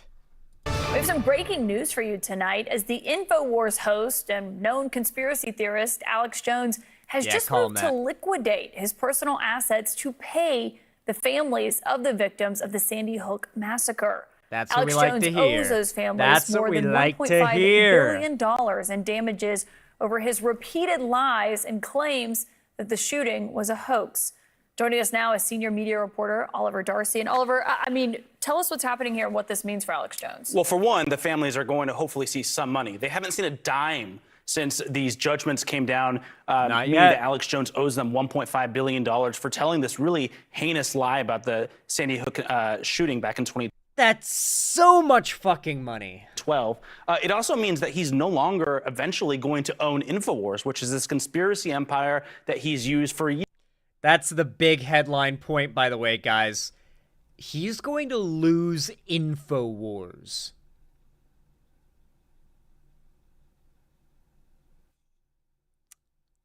That's a good feeling. Years and years to peddle all sorts of lies and conspiracy theories. He's eventually going to lose control of that. It is a little bit confusing because his company's in bankruptcy court and he's personally in bankruptcy court, but because he owns the company, it's part of his personal assets, this does mean he will lose control of the company. Well, and can we just play this? We were all watching this moment of him on InfoWars the other day where he was seeming to cry about this situation that he was in.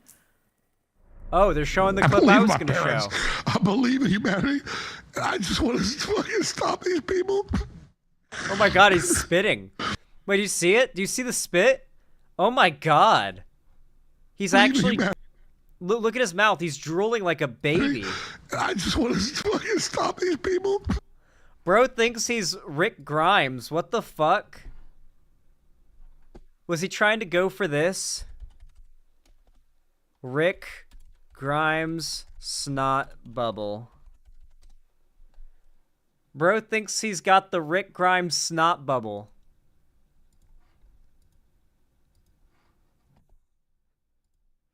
This is some crazy acting, low-key. Like, you know that, like, he was acting his ass off to the point where his nose was actually running from the crying in this scene when they were filming it. And then it created like one of those nose bubbles that'll like 1 in a billion times happen. And they were like, keep that fucking take. That is so real. And yeah, it's a good thing.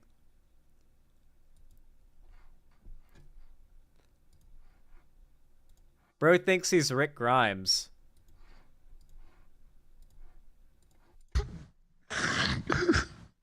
They gotta be stopped. We gotta stop them.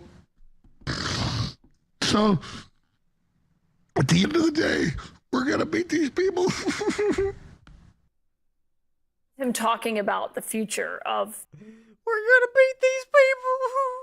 He's talking about, like, the families of children that were slaughtered that he claimed were, like, actors pretending. This company. I think he sees the writing on the wall there, Caitlin, and he was talking all weekend about how this was likely possible, that he was going to get shut down, and now he is agreeing tonight in court to liquidate his personal assets, which again will mean that he's not going to own this conspiracy empire he's owned since the 1990s and really used to poison the public discourse. Yeah, I don't think he inspires much sympathy with those tears. Oliver Darcy, thank you for joining us. Our media correspondent Hadass Gold is tracking. Oh, there's more. Interesting. Okay. Tracking the story for us, Hadass. So does this finally mean that Alex Jones will have to pay for years of lying about what happened at Sandy Hook? Well, Fred, these families who have already suffered so much and suffered... Aren't his legal bills also, like, continuously draining him the longer this goes on for?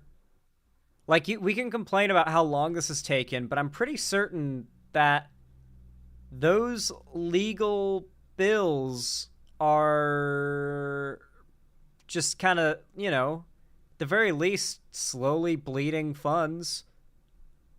Yeah, there's going to be a pretty good amount extra on top of that 1.3 billion, I think it was. Even more because of Alex Jones' terrible lies that he was spreading about this massacre that happened to these children. These families have actually not yet seen a single dime. Now, this ruling, this decision to liquidate his assets, this does not mean that tomorrow these families are finally going to see some sort of monetary help in the form of this liquidation of the assets, but it is at least a step in the right direction. Now, as you noted, Alex Jones has been ordered to pay $1.5 billion. InfoWars started in the 90s? Oh yeah, Hikari, we didn't start the fire. It's always been burning since the world's been turning. Dollars to these families. This is a combination of rulings that he had been found for defamation, for emotional distress. Now, Alex Jones until now had been fighting against the liquidation of his assets. He tried to do other things in bankruptcy courts to have them reorganize his assets, reorganize his company. But this was a sort of surprise decision that came late yesterday, where he did ask the court to help him start liquidating his personal assets. Now, the families had requested this. Instead of to allow this reorganization, they had requested that the court liquidate his assets, especially as there had been reporting by both the Associated Press and the New York Times that he was continuing to spend lavishly, and also that he was allegedly possibly trying to transfer some of his money to members of his families to keep it out of the hands of the creditors. But it seems... Did you hear about the ranch? I covered this before. I guess it's probably relevant again, and I wonder if they're going to take this from him too. He bought land in Texas because it's so fucking cheap. Rural Texas land is so cheap, but like... Then you just got some land. From there, you got to do something on it, and that's the expensive part. But yeah, like land investment, if you just want to buy some middle-of-nowhere land out in the middle of the country and hope sometime in your lifetime it, you know, appreciates in value because it becomes a desirable area and it's not in the middle of nowhere, it's one of the best investments you can make is land. Like, literally just an empty lot.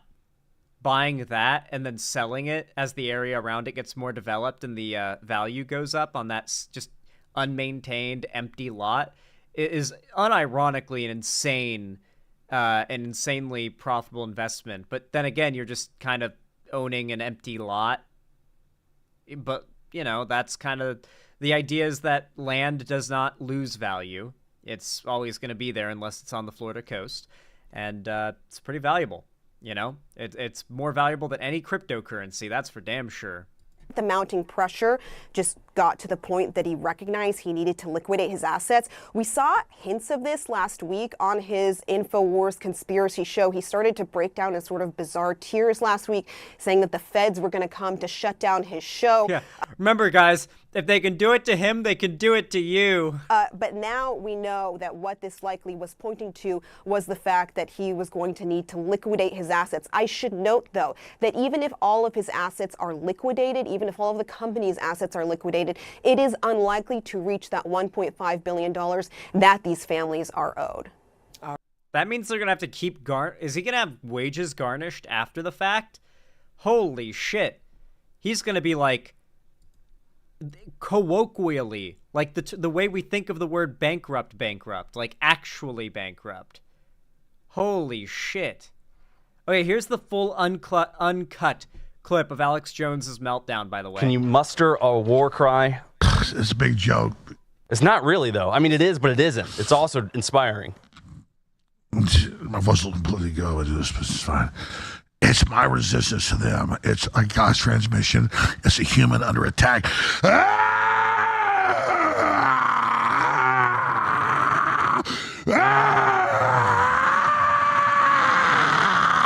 We're going to beat these people. I'm not trying to be dramatic here, but it's been hard. Okay, chat, bear with me here. Bear with me. I've got something for you. Beat these people.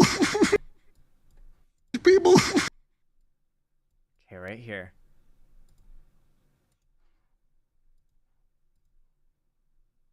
I think I might know of Alex Jones's brother.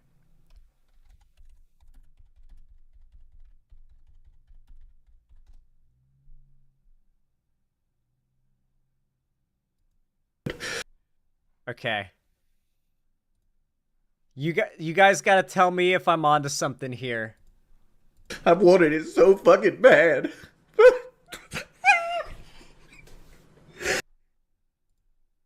Chat. These people.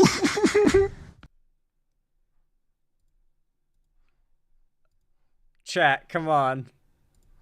I just can't do it. I can't take this shit no more, man. I'm sorry. It's classic, okay? You can't not bring it up when it's so similar, dude. Oh my god. I'm not trying to be dramatic here, but it's been a hard fight. These people hate our children. They hate our children. They want to kill the children. I'm fine for the children. He's leaning even harder into like the victim conspiracy theorist narrative, which, you know, we'll see how that goes for him, I guess. Where's that Alex Jones buys land? Let's see if we can find something on that. He bought like land in a ghost town and was partying there with his wife, like one last hoorah before everything collapses, which is exactly what I theorized it was when that news came out. Fuck it, I'll search my YouTube, my fucking browser history for it. Alex Jones. It won't be that hard to find in this case.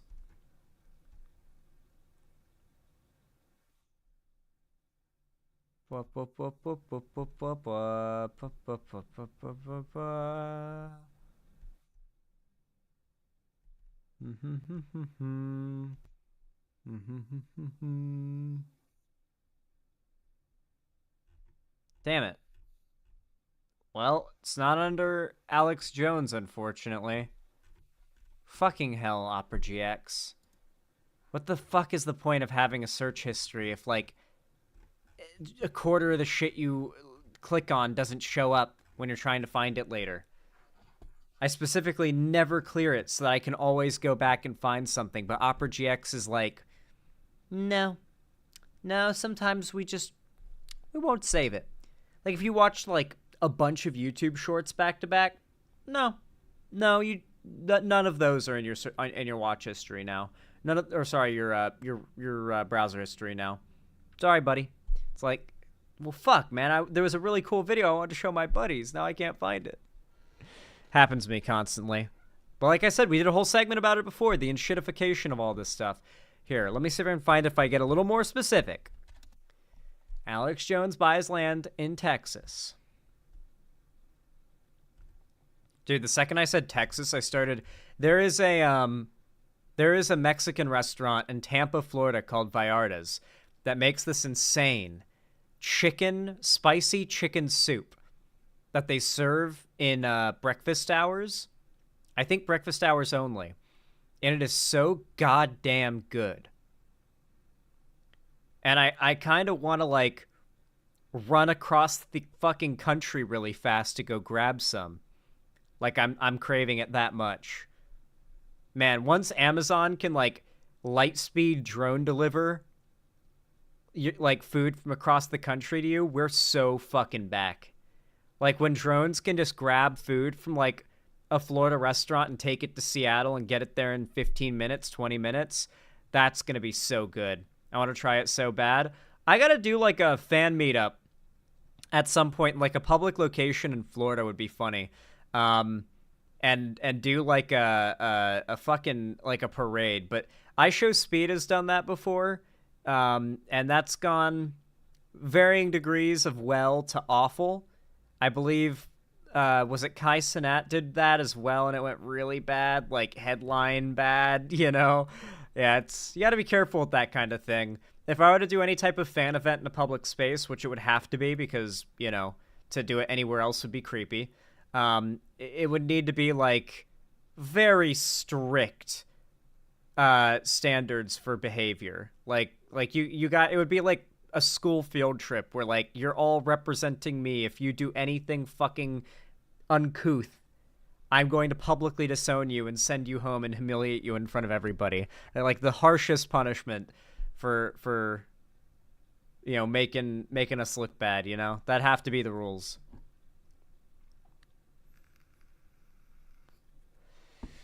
But yeah. God, I can't find anything about it. Why is this not like a thing that comes up anymore? I swear this is like a big news a few weeks ago, was Alex Jones was partying in a ghost town in Texas. Alex Jones partying in Texas ghost town. Man, they've really fucked it, haven't they?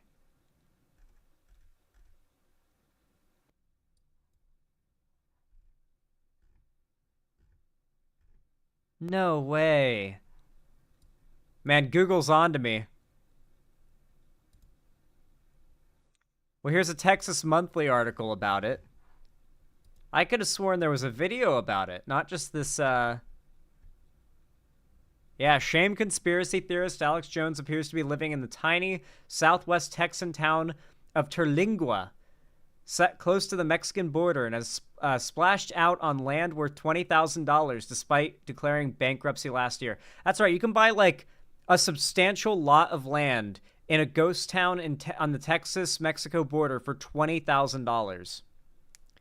And mind you, if that town ever becomes like a big deal in the next few decades, that $20,000 is going to be worth like maybe hundreds of thousands or millions.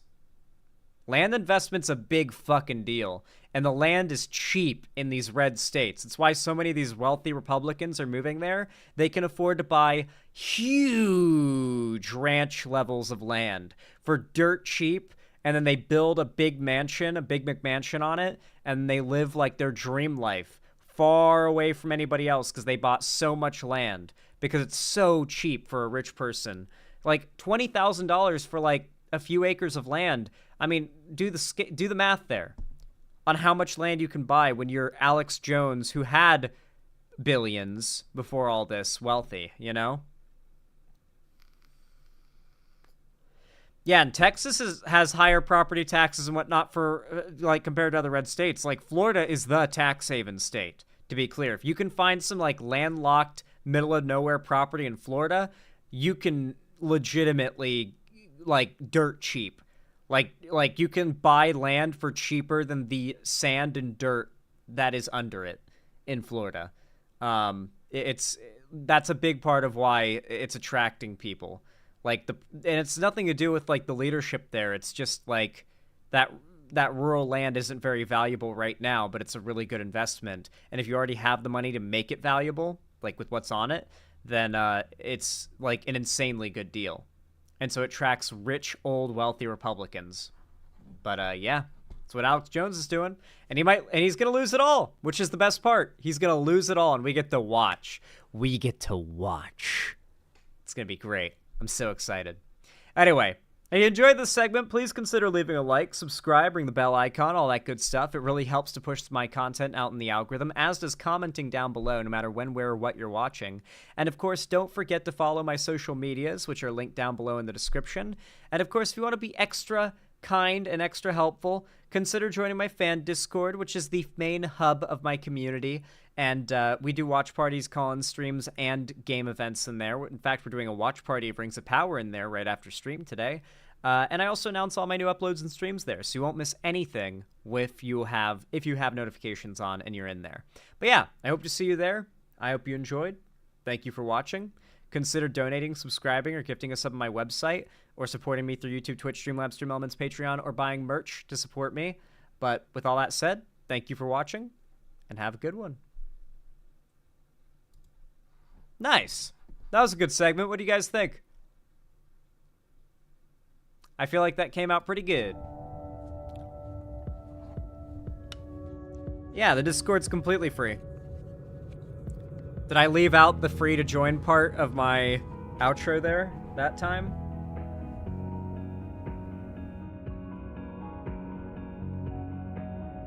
All right. I'm going to take a quick bathroom break really fast because I just did 4 segments and I have not used the restroom in the last 3 hours. So I'm going to go do that really fast. And I'm going to grab a water. Do I have... I might have some of those, like, little carton meal replacement shakes. I think I'm going to grab one of those because I am kind of hungry and thirsty for something that's, like, not water, you know? Good Seggy, no one should feel sorry for Alex Jones. His downfall is a beautiful thing to watch. It is indeed. Ugh.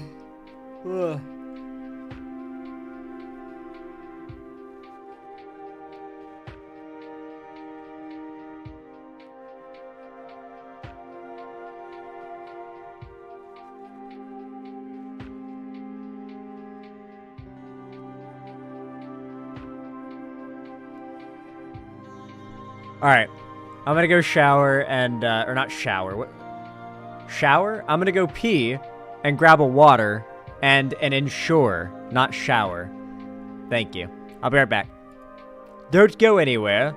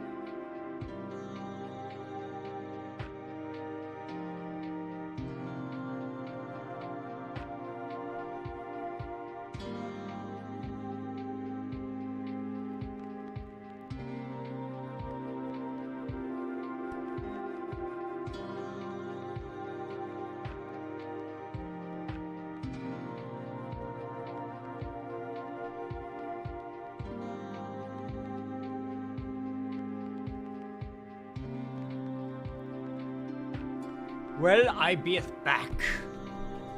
And I feel so much better. My bladder was quite full towards the end of that segment, I must say. Yes, I did in fact say the server is free to join. Hopefully I did not just break my mic by rolling over the cable. I hate when that happens. I literally held it so that couldn't happen, and it did anyway. I love it. What is up, everybody? What do you mean, Skibbity Toilet is a Skibbity Riz, Galaxy Bomb 42?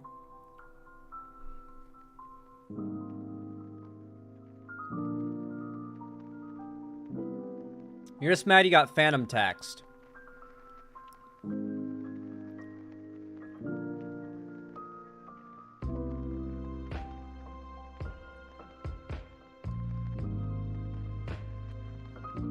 All right. Okay. Skibbity Biden. I love how he says it too. Skibbity Biden. Yeah. War Penguin, thank you for the $5. I really appreciate that. Very kind of you. Very base. Says, I'm donating to ask you to make Alex Jones screaming an emo.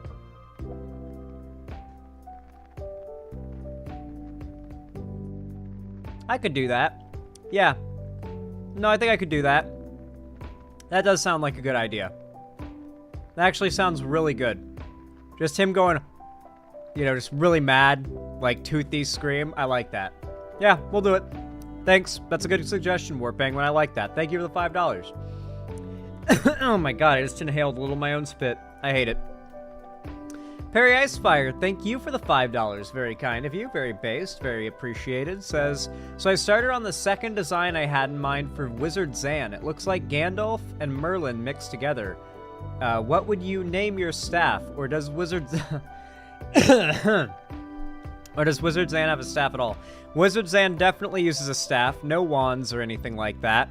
No spell book. But a staff for sure. And the staff's name would probably be... I gotta see what it looks like. I'll look at the art after stream. Thank you. I love seeing fan art. I really appreciate it.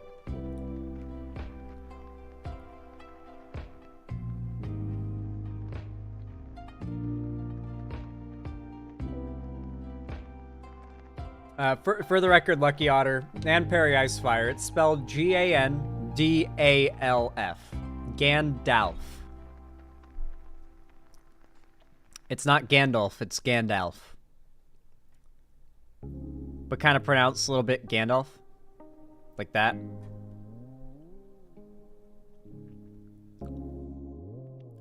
The Great Zark Staff. I don't know if that really works, because what's the...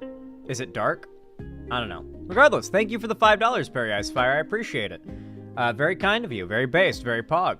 And very, very helpful. As always. Thank you. Trans Daughter of Water. Thank you for the tier 2 gifted sub to Lucky Otter. Ooh, how many months is that? I assume just a 1 monther, but let me know. Thank you so much. That really helps a lot. Thank you. I hope Lucky Otter appreciates the tier 2 sub. The purple name says, by the authority vested in me by the power of the sub, I purge thee, Lucky Otter of whiteness. Powerful. That's some good shit. Good job, Trans Daughter of Water. I like it. Thank you for the tier 2 Subarino. Very based of you. And then Pepper221, thank you for the $5 Redino. Says, this is long, so you don't have to watch it, but I thought you should know it exists. Oh, thank you for the $5, Toilet, but and I'm gonna beat Skibbity Minecraft and the Skibbity Ender Dragon. I'm going to have to kill some cameramen and Skibbity Riz up some Skibbity witches along the way.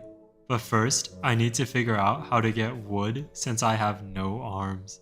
I could try to lure creepers over so that they explode, but they're actually Skibbity creepers now, and the water inside the toilet makes it so that their explosion doesn't do any damage.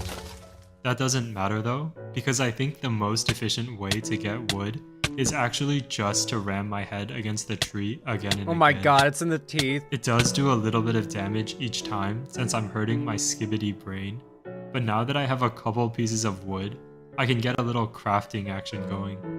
By the way, since I have no arms, I'm gonna have to hold blocks and items in my mouth. But at least now that I have some tools, I can mine without getting CTE. Our next issue is probably getting food. Even though I'm a skibbity toilet, I still have a mouth, so I need to eat.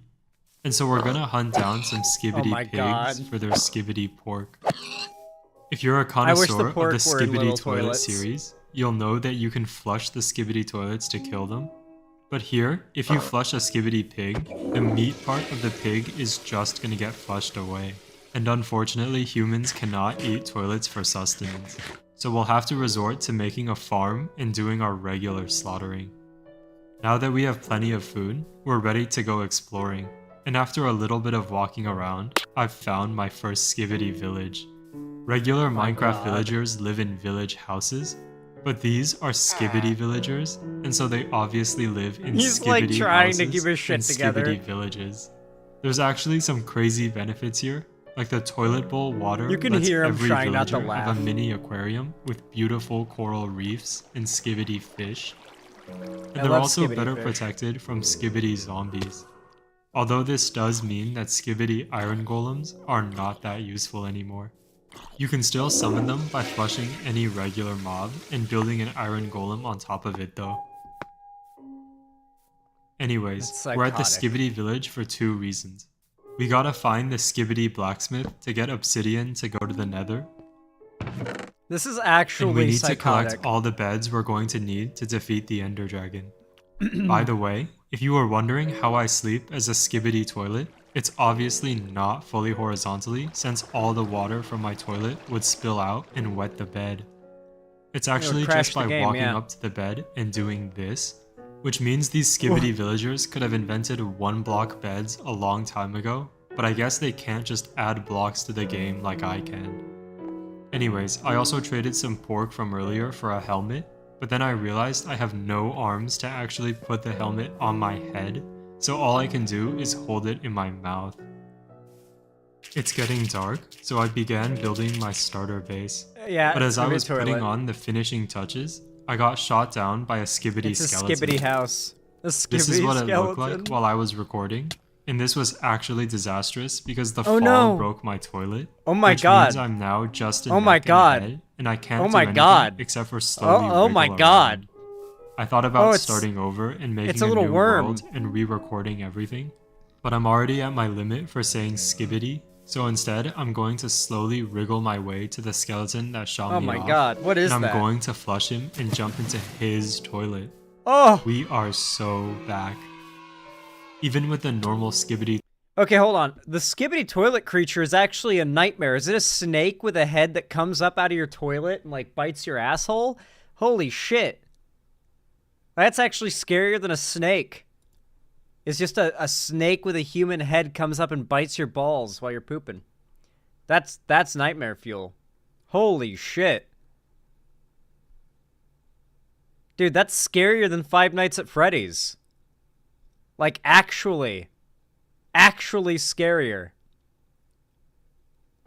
Oh my god. Ugh. Oh my god, why is this in my recommended?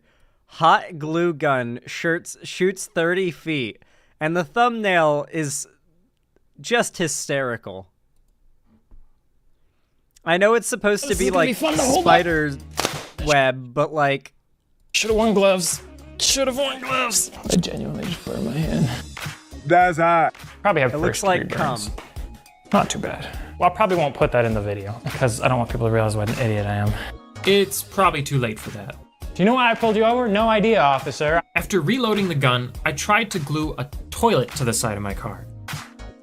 I accidentally forgot to turn the CO2 back on, so it was only working with the residual pressure left in the gun. It starts clear and turns white. I propped up the toilet with a tire and then turned on the CO2 and added some more glue this time. Oh yeah. And the results were nothing short of amazing. Ta-da! After assembling the rest of the toilet, and considering the existential ramifications of what I had just accomplished, I realized that it was starting to come loose. It's pulling off. It's pulling off. Oh, it's sliding. Removing the anvil was a totally different story. And I think that's Oh. because it Oh. had much better surface area contact with the That's car. some powerful It nut. easily held the weight of the wheel. And my sister. Could I stand on it? You want to try? Yeah. It's really dangerous. That's okay. I'll It's hold on to the really top. dangerous. Okay. Yeah. I that's really the shouldn't be spiky end. surprised that she No. would volunteer to do something No. like this. Especially considering that she was No. brave enough to help me make that Don't do video a that. couple months ago where she played Keep Alien a hand on the Isolation car! in VR. Do you want a hug? If it even needed to be said, please don't try this at home. Yeah, don't. Despite having developed quite a connection to my new door ornament, the risk of it falling off and hitting a car on the highway was a little too high, so it got the old torch and kick treatment, which was pretty effective. It's gonna rip all the paint off. My car is now even more disgusting and confusing to look at than it was before. And that brings us to today's video sponsor. Today's video is sponsored by My Bro. Jesus Christ. That's some powerful nut. Do you like Mark Rober? Mark Rober's like the biggest soy Elon Musk, like, consumer Tesla cuck ever. But besides that, I like him. But he's got Elon's dick so deep inside him. Like, he is slurping down Elon's cum. He is like, he might be the mascot of Tech Bros, actually. He's also Mormon. Wait, he's Mormon? No, wait, like, actually fuck him then. I think I'm actually an anti-theist, chat. I've called myself agnostic and atheist before, but I actually think, realistically, I'm anti-theist. Like, I actually just, like, don't respect religion, conceptually. Or religious freedom. Like, I wouldn't allow religious freedom if I ran a country. We would enforce secular everything, yeah. Is Vosh anti-theist? That's good. I like to hear that. That's a based opinion to have. No, the Reddit atheists were completely right. I genuinely think Reddit atheists are completely right. No matter how cringe and soy or whatever they were completely right. I hate all religions equally. Oh, I don't hate them all equally, but I hate them all. That's for sure. Cringe take, IMO. I think you thinking that my take is cringe is pretty cringe, especially the fact that you can't explain why it's cringe, which is frankly admitting that you don't have an argument, which is frankly admitting I'm right, which is frankly losing the debate, which is frankly like, why are you even here still? You know? You just got owned in the marketplace of ideas, friend. Religion does far more damage than good. Just accept there is no afterlife. There is no purpose except making your living time as valuable and well-lived as possible, and be a good person. Like, consider that and recognize that you should help other people and be a good person because everyone else also has a limited amount of time to exist, you know? And try to improve their time, because generally it makes you happier to do so as well. So you don't even have to have, like, altruistic motivations. You can be selfish and still be a good person. You know? Like, it's good. You're wrong, Zan? Earth is hell? No, it's not.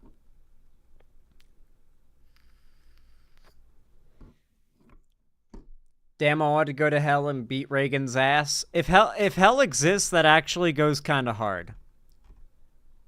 Although hell could be, like, a really bad eternity, right? Like, really bad. Like, there are conceptions of hell that could be way worse than what we think, you know what I mean? Oh, chat. By the by, are any of you guys interested in playing video games with me? Because in less than a month, and I've been grinding like crazy on this game, a lot, in less than a month, the critically acclaimed MMORPG Final Fantasy XIV, which has a free trial that includes the A Realm Reborn base and the award-winning Heavensward and Stormblood expansions, with no limits on playtime, for absolutely free. I've been playing a lot of it. And if you would like to play it with me as well, please consider joining my free company. It's like a guild. They put out a I guess the least spoilery trailer I can show is for the newest upcoming expansion, because it's like the start of a new chapter, I guess you could say. So they've now basically have like a full completed story with A Realm Reborn to Endwalker, and now they're starting a whole new chapter, like from the beginning. Sort of from the entire beginning. I thought you were burned out on FF14. I was burned out on it for a while, but now I'm back because it's really good. Also, I hadn't gotten to the midway point of Shadowbringers yet, which is like, holy fucking shit, dude. Shadowbringers is actually fucking insane. People weren't kidding when they said, dude, it gets so good at Shadowbringers, bro. It gets so good at Shadow... They weren't joking. It gets so good at Shadowbringers, bro. It really does. Anyway, here's the trailer for the new expansion that's coming out. It goes hard as fuck. Exclamation point FC in chat.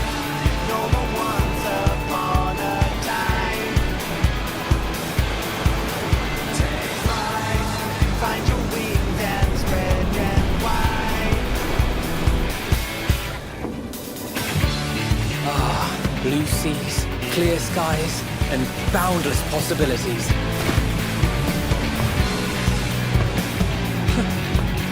I dare say our destination. This is our player, will soon be in our sight. character. Enjoying yourself for a change?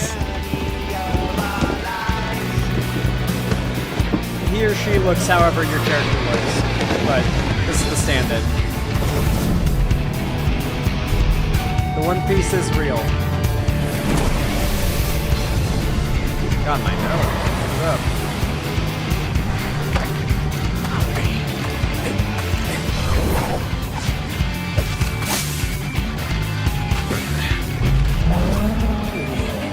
Come now. There's no cause for panic. Singing is cool.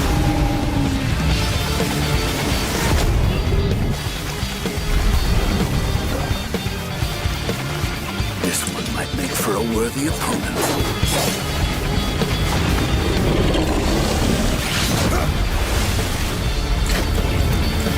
I know, Ikari. I've been grinding. Trust me.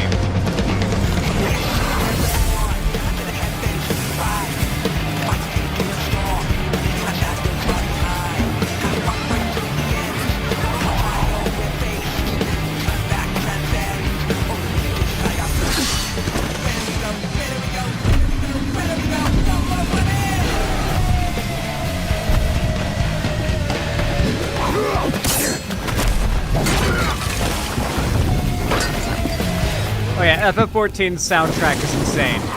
It's just one track.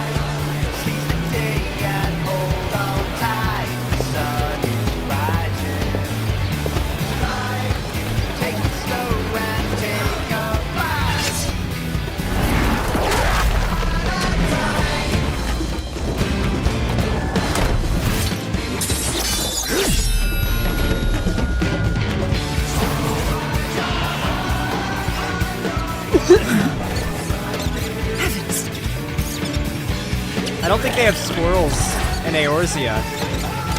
Like, they're only a thing in this new world continent, which is just the Americas. Might you have a moment to speak further?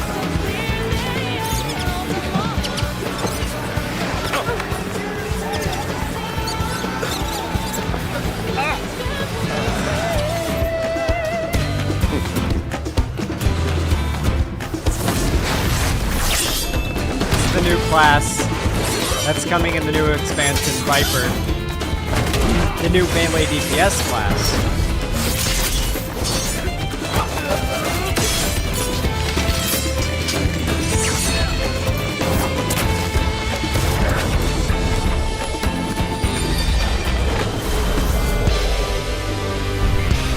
And now, in a moment, we get to see the new magic range DPS. Pictomancer. Every single woman I know that plays FF14 is so excited to play this class.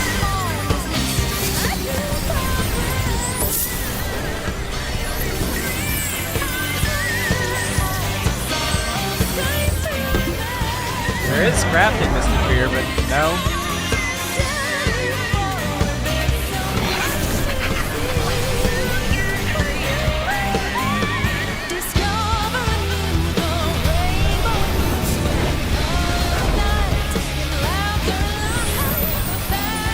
Oh, you know what? I'm gonna stop it here because this is basically the end of the trailer anyway. Well, actually, I'll let the rest play, but after this, I have the Dawn Trail benchmark installed. I think I can run the Dawn Trail benchmark on stream without hitting my performance too hard. It'll hit. Like, it'll be lower. My performance was 15,000 when I did the benchmark before. I'll run the benchmark, and, like, you guys will be able to see, like, they're doing a big graphics update, and the benchmark is, like, it's cool as fuck. You'll get a look at, like, what... It's really the best, like, gameplay trailer for the game. It's neat as hell. There's the rest of the continent.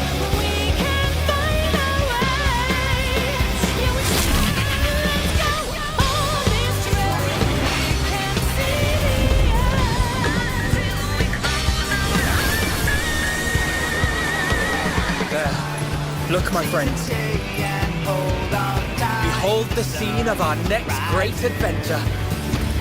You and your adventures.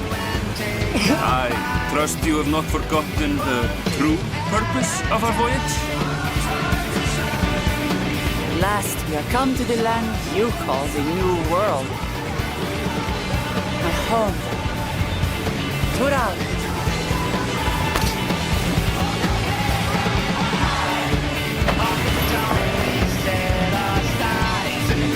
The new one. And I have my character in it, yeah.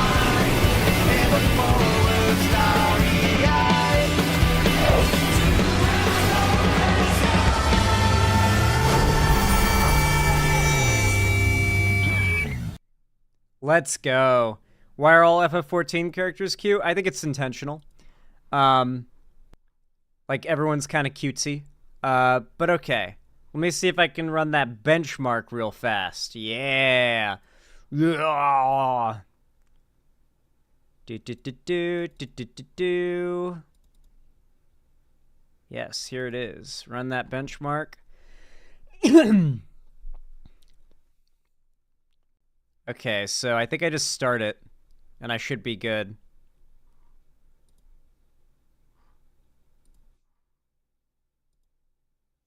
Don't crash.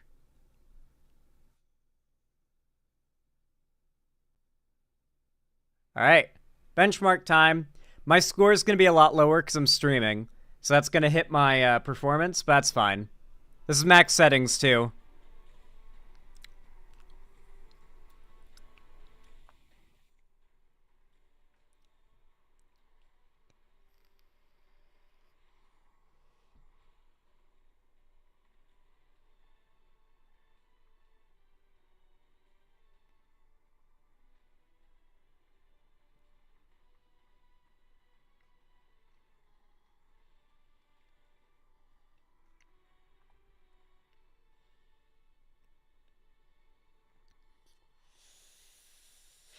There's no sound? Oh, here. I'll restart it. Hold on. My bad. Hold on. I'm closing the fucking benchmark. I'm closing it. I'm ending it. Hopefully that doesn't, like, kill my PC or something. It probably wouldn't. Here, let me see if I can, like, here. How do I... Oh, here, I know how. Yeah, start it, and then over here... I switch to this, and then over here, I guess I'll do PC audio. No, I'll switch properties, and I'll go over to the benchmark. Okay, there we go.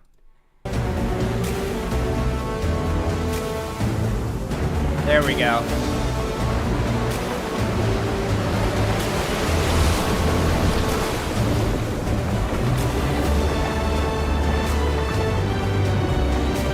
There he is, my guy.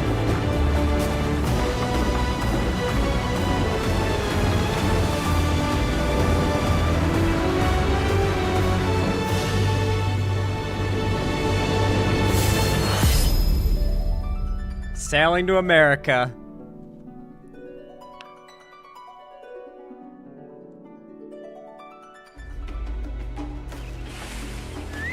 God, it looks so nice.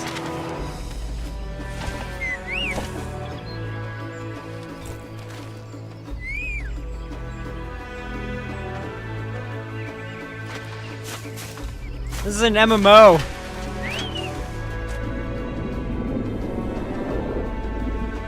And by the way, this is not the final product.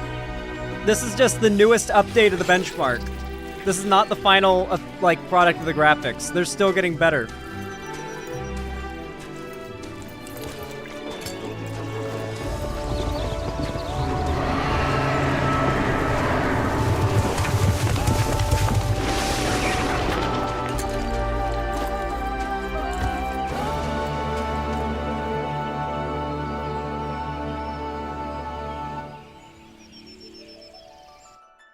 Will I ever play Kingdom Hearts? Maybe someday. Oh, that's a pretty loading screen. Oh, this area from the trailer. Here's players doing world combat. This is a stress test. This is the kind of stuff you might encounter in the world that would, like, fuck your frames. You can see all the classes and their fighting styles.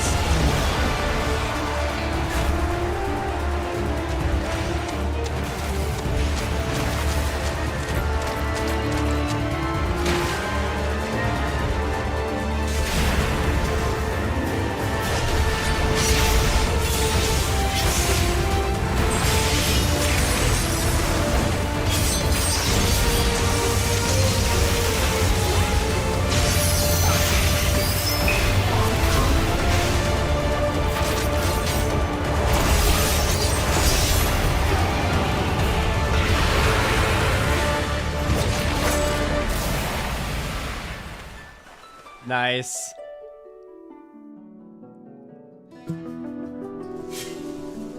Oh, I can't wait to do gathering and crafting in the new world. Dude, I'm a gathering and crafting fiend. This shit gets me excited.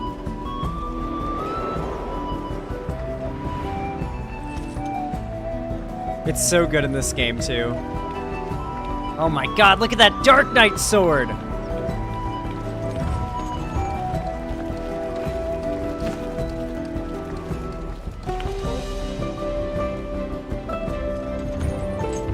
Look at the eyeballs.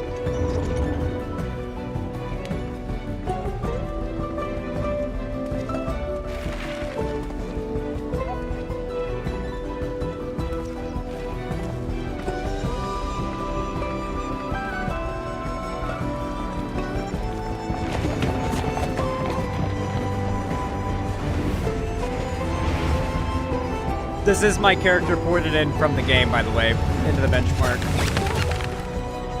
This is how my character will look with the graphics update. More or less. It's gonna have more graphics. They're adding more with each, like, update to even the benchmark. It's around a month out from the full update.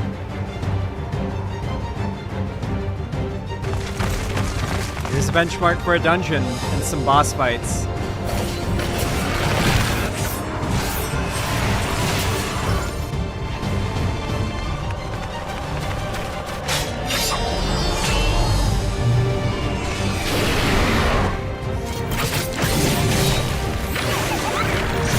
Victomancer.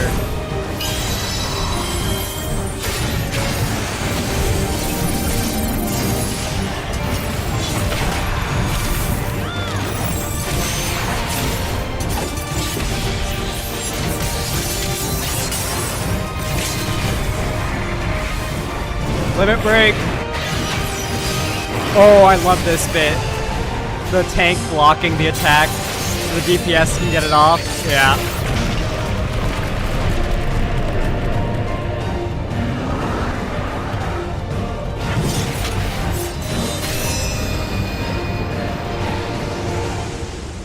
Oh well, even while streaming I get 15,500 it seems. That's not bad.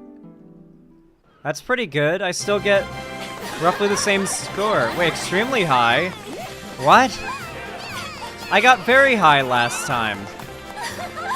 Nah. I must have had my settings lower? My settings must not be maxed if I got extremely high. That's not normal. That's not normal. Hold on. Let me make sure my settings were automatically... Let me make sure the settings were set to max... No, they were on maximum. Well, fuck, dude. Well, guys. Looks like I've got the highest possible... Yeah, well, shit, guys. That goes fucking hard. What happened? Did I update... Was it updating my drivers? Did it have that much of an effect? Dude, I gotta send this to my friend Ethan.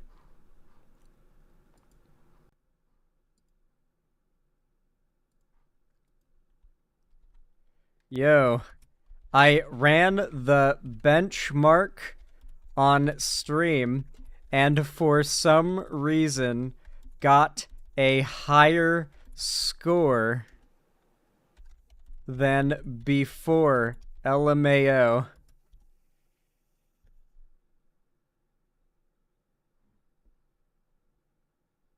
Well, that's awesome.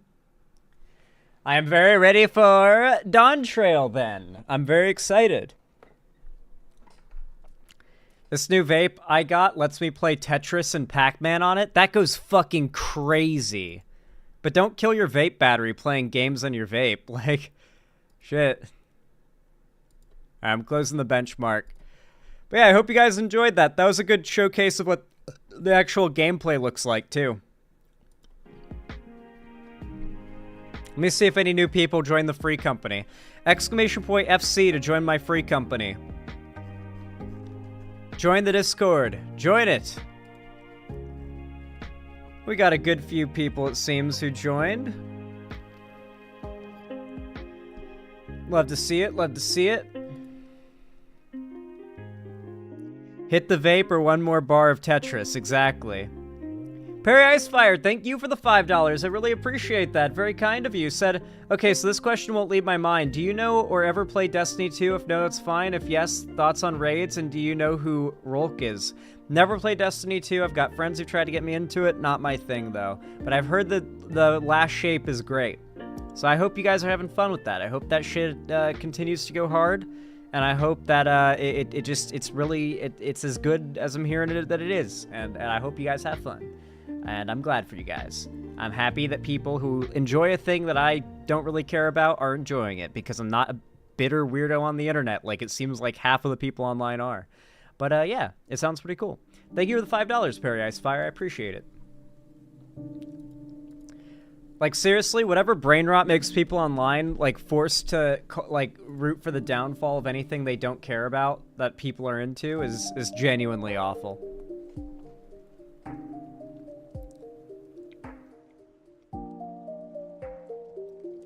Warframe famously actually takes 2,000 hours to get good. Like, you have to get your second Warframe, and then apparently it becomes one of the best games ever, but it legitimately takes 2,000 hours or something like that to get your second Warframe, right? Golem's Heart?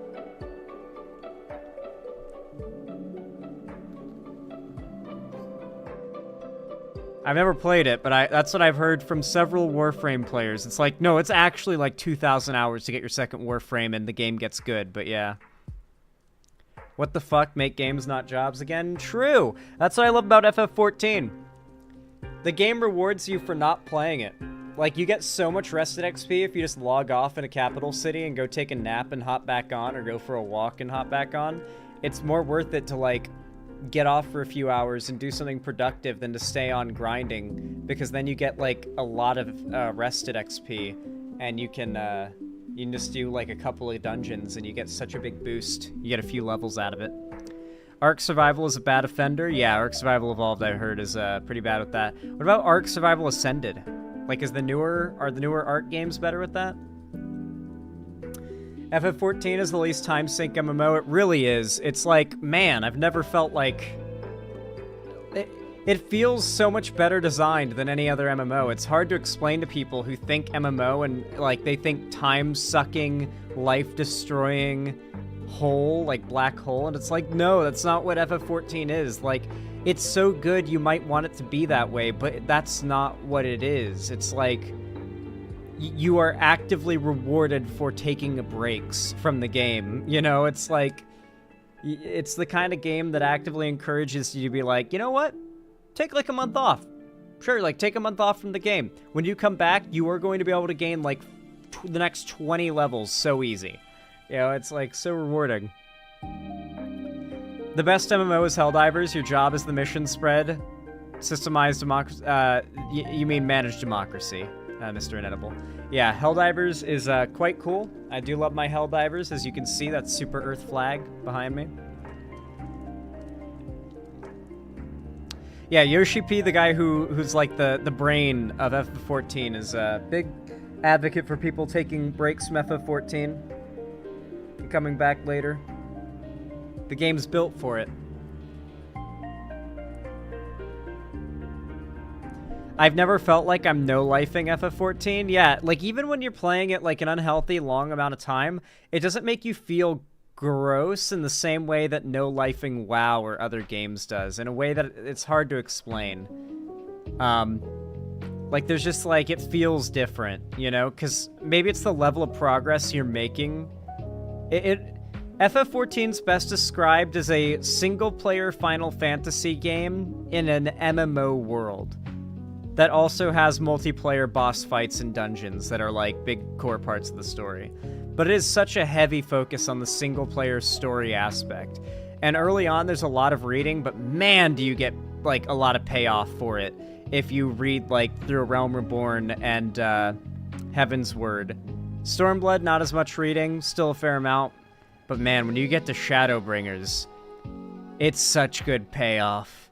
And Endwalker is apparently far better, so, like, I haven't even experienced Endwalker yet. That's where it apparently gets really good, and I can't imagine where it goes from here. I'm excited.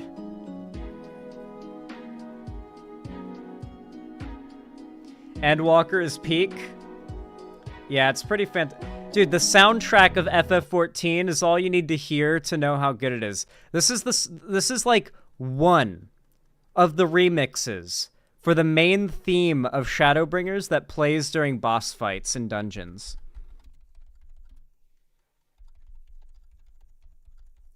Like, imagine you're just running a dungeon, and you get to the final boss of the dungeon, and this music starts playing.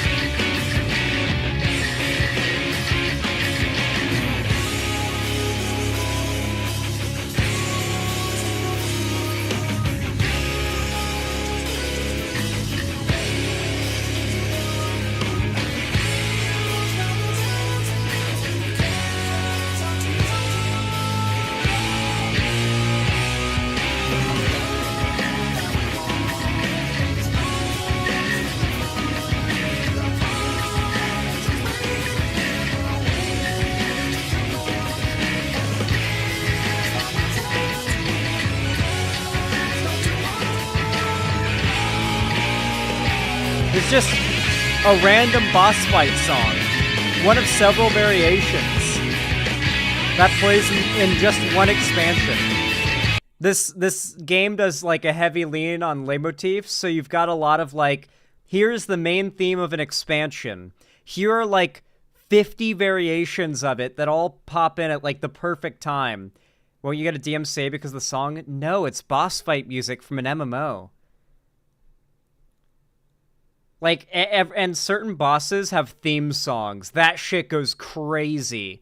Like, there are some bosses with absolutely wild theme songs that go hard as fuck. And there's a lot of variants, too. There's a lot of variants. It's really good. It's really good. I'm trying to think of, nothing super spoilery. What's another great...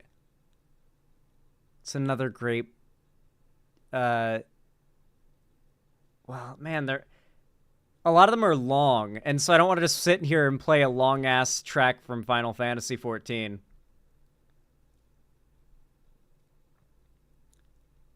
There's also treats for longtime FF fans, like I heard the Crystal Room theme song from FF6, fully orchestra, amazing music. Oh yeah, they do a lot of, like, like fan service for like Final Fantasy fans as a whole. Yeah, they do some cool stuff. The Crystal Tower, for example, is a very, very fundamental part of Final Fantasy XIV's story as a whole. IV is for... Listen, I don't do Roman numerals. I'm an American, not a Roman, motherfucker. America and Rome have nothing in common.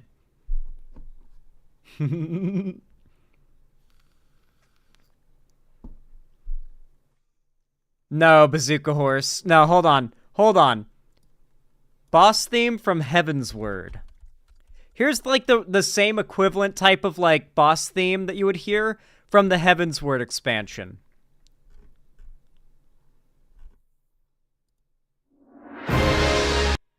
Is this it?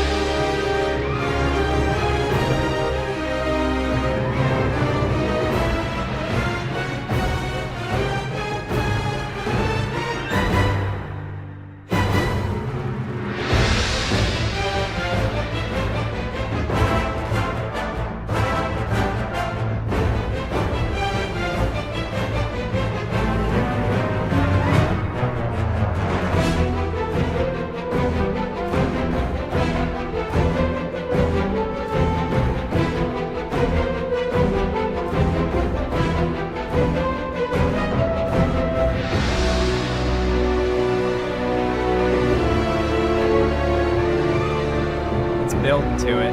Yeah, I'm convinced you're gonna get back in Never 14, Very Ice Fire. Yeah.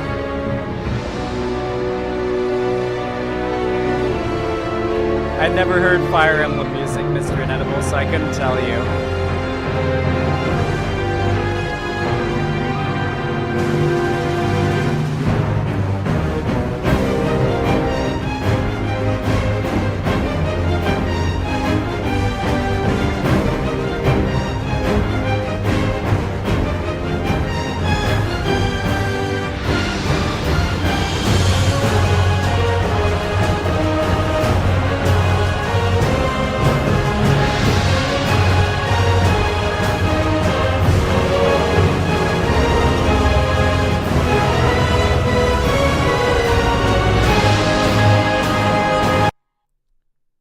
Goes so hard. And the music is great on its own, but man, in context, man, it's just one of those things where it hits so much harder, you know? Especially because it always hits you as a surprise, right? I can't go into detail, you know? Like, I had forgotten the existence of the Shadowbringers theme in that one moment, like, where, that one climactic moment where it starts playing. You know the one if you played Shadowbringers, and I was like, no fucking way. And the preceding scene went so goddamn hard. Okay. Enough Final Fantasy ranting for the day.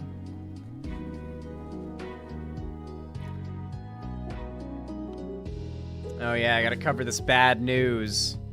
Urgh.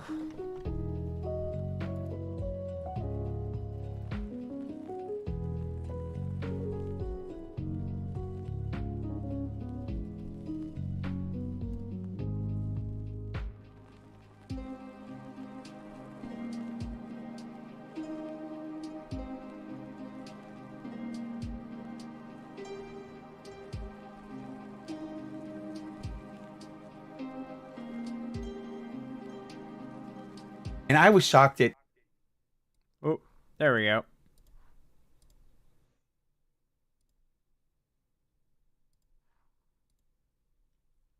All right.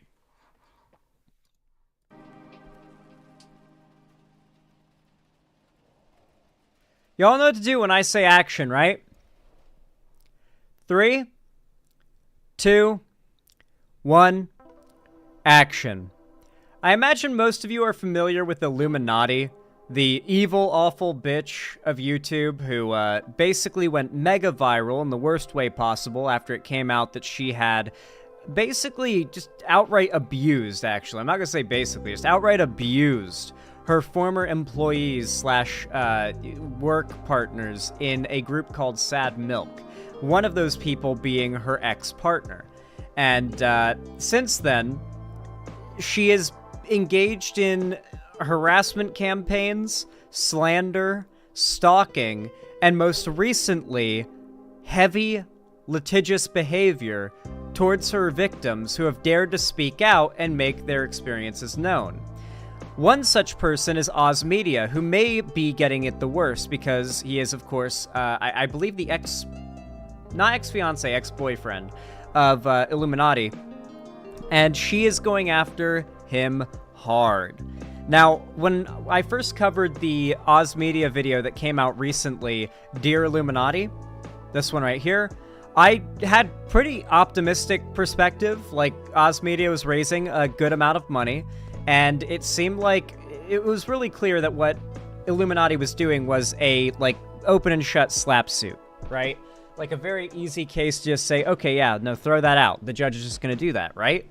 Well, turns out we would be wrong about that, because things have not gone in the direction that you would either bet or hope, and that it seems the judge is somewhat favorable, worryingly so, towards Iiluminaughtii.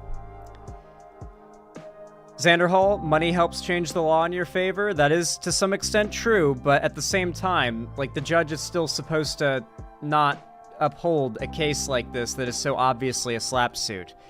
No what? No, yeah, it's not good, guys. Of all the cases, it seems the judge does not understand the internet or YouTube, and may genuinely side with Iiluminaughtii on this one, regardless of legal defense. It is so hard for good people who are on the right side of things to win cases that involve the internet.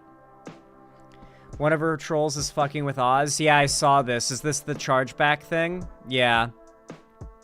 This is so fucked up. This is my block add-on being, like, glitchy and outdated. This is a bug here. Someone is trying to charge back $3,000 they donated during legal fundraising, and I have no idea what to do, as it was from 5 days ago, and I already used said funds to cover my legal invoices. Like, what the fuck do I do? Like, bro, don't donate large amounts and do a chargeback. Currently disputing. This user has been banned from donating in the future. Dick move to do during a legal fees fundraising stream. Jesus Christ. Yeah. People do that. Chargebacks, it's a really common thing, and I never really, like, assume I have as much money as my accounts say, because someone could charge me back for, like, you know, a pretty decent amount of donations if they donate a lot to me, and, you know, I could have spent all but that amount of money, and then all of a sudden I've got nothing. You know, like, you gotta be careful, right? Anyway, apparently, this guy, Mad Catster, did a good video breaking down the updates on the lawsuit that have come out over the last, since we got an update from Oz. And people in my Discord are recommending we watch this one, so we'll check it out. We got quite the character here who it seems is going to be explaining this to us, so let's watch. Hey there, I'm the Mad Catster. I'm glad to see you here. Well, the court has finally ruled on the 2 pending motions to dismiss in the Iiluminaughtii lawsuit. It's kind of a mess. It's not as clear-cut and as neat as I would have liked to have seen. We're going to talk about what the judge has done. I've got copies of both the decisions because you know me. I've got the deets and all the receipts. And I've also got Cedric being a pain today. So buckle up and let's go. Cats.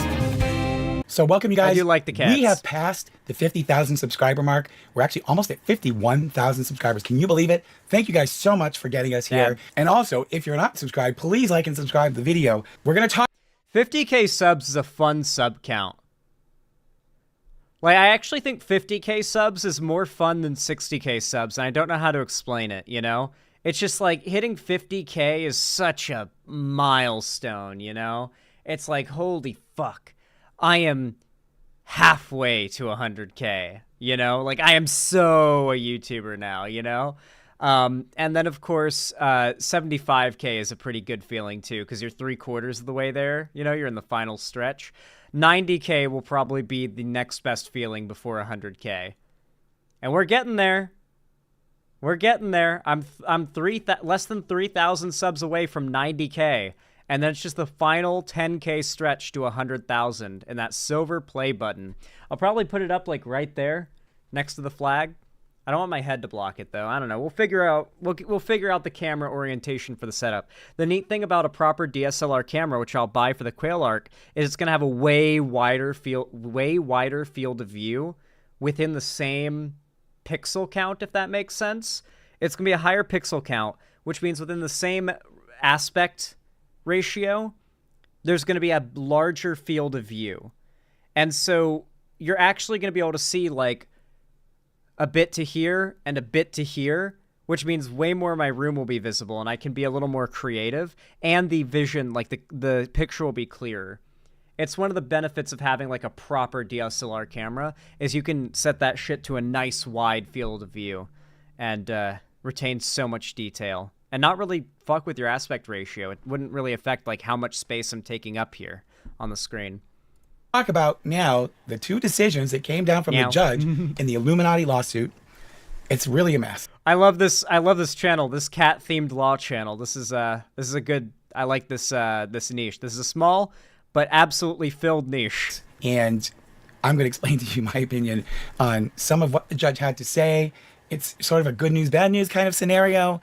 And we're just going to go over, the decisions aren't that long. We're just going to go over both of them. And I'll give you my opinion whether I agree with the judge or not on some of the things he said. So let's get into it. I'm sure you've all heard of data brokers where companies like take all your personal information and sell it to various people from spammers. I won't skip the sponsor because we're watching his video, you know. We're not gonna skip the sponsor. We're gonna be good, kind, courteous reactors and watch the sponsor bit. To scammers to who knows who. So I started myself and I was shocked at how many of these data broker companies exist. They get your full name, your address history, your court records, your phone numbers, your family members, and all of this information they make available to whoever pays for it. That's why I've been using Aura, the sponsor of today's video, and I would like to thank Aura so much for sponsoring this video. And I have been trying it out. I had looked, when they approached me, I looked them up, and Forbes magazine gives them an excellent rating, and I've been using it, but I'm really impressed with the wide variety of things that it does, and also they have a really great app that you can use as well. And one of the features of Aura is they will show you which data brokers are selling your information, but you can have them have you opted out of. It seems like a lot of these like services are sponsoring YouTubers lately. This is the second one today. These services, and Aura takes care of all of it. I tried it out. It's really great. It's so easy. It not only reduces the amount of spam that I'll get, but it also protects me from hackers who want this sensitive information. I feel really confident now that Aura is taking care of that for me. If you saw it, but recently AT&T revealed that like the information of over 73 million people they had in their databases got released on the dark web. I mean, how frightening is that? AT&T recommended that people who might have been affected, that they use stronger passwords, they monitor. It would be an orange cat getting all up in the camera, blocking it with its butt. Account activity, and that they put either a freeze on their credit reports or fraud alerts with the credit bureau. It's always the orange one. What's really awesome, again, is Aura takes care of that for you. You don't have to deal with different apps and different websites in order to accomplish that. My information has been compromised from AT&T. I know I don't have to worry because Aura is going to keep me safe and take care of it. I value my privacy. I'm sure you do too. I feel secure with Aura, and I want you to feel secure with Aura too. They will give you a 2-week free trial. You can check out Aura and see how great it is. You go to aura.com/madcatster. I'm also going to put the link down below in the description that you can click. You should check them out and use that link. Vosh's cats are legitimately the nicest cats I've ever met. And I've not met a lot of cats, to be fair, but I've seen a lot of videos of cats, and like Vosh's cats are about as nice as it gets when it comes to house cats. Like all of them are. Like, maybe not with each other. Like, they definitely bap each other, I imagine. But, like, even with guests, you know, like, I met those cats for the first time. And Artemy is, like, so friendly. He just lays on you. He's just, like, a big ball of fluff and fat and meat. And, like, he kind of feels like if you got a big gallon-sized Ziploc bag, filled it with mashed potatoes, chicken bones, and, like, fur, and then just like whomped that on your chest, but then did that 3 times because he's about 3 times as heavy as that. That's what he feels like, and he just kind of lays there. He's very friendly. He's very soft. All the cats are very soft. Very nice cats. Very fun to meet them. Ew, what an image. I mean, it's the best way to describe what the cats are like. I mod for a guy who has an orange cat had an orange cat jump on him from the rafters while he was streaming. They're so fucking funny, dude. Orange cats. It's always an orange one. It's on the screen here, and it's down in the description, and I know that you'll be as happy as I am with Aura. So the first decision that we have, we'll talk about, concerns Oz Media's motion to dismiss. Now, you remember the court has allowed Blair, the Illuminati, to amend her complaint, so she had a complaint, an amended complaint, and a second amended complaint.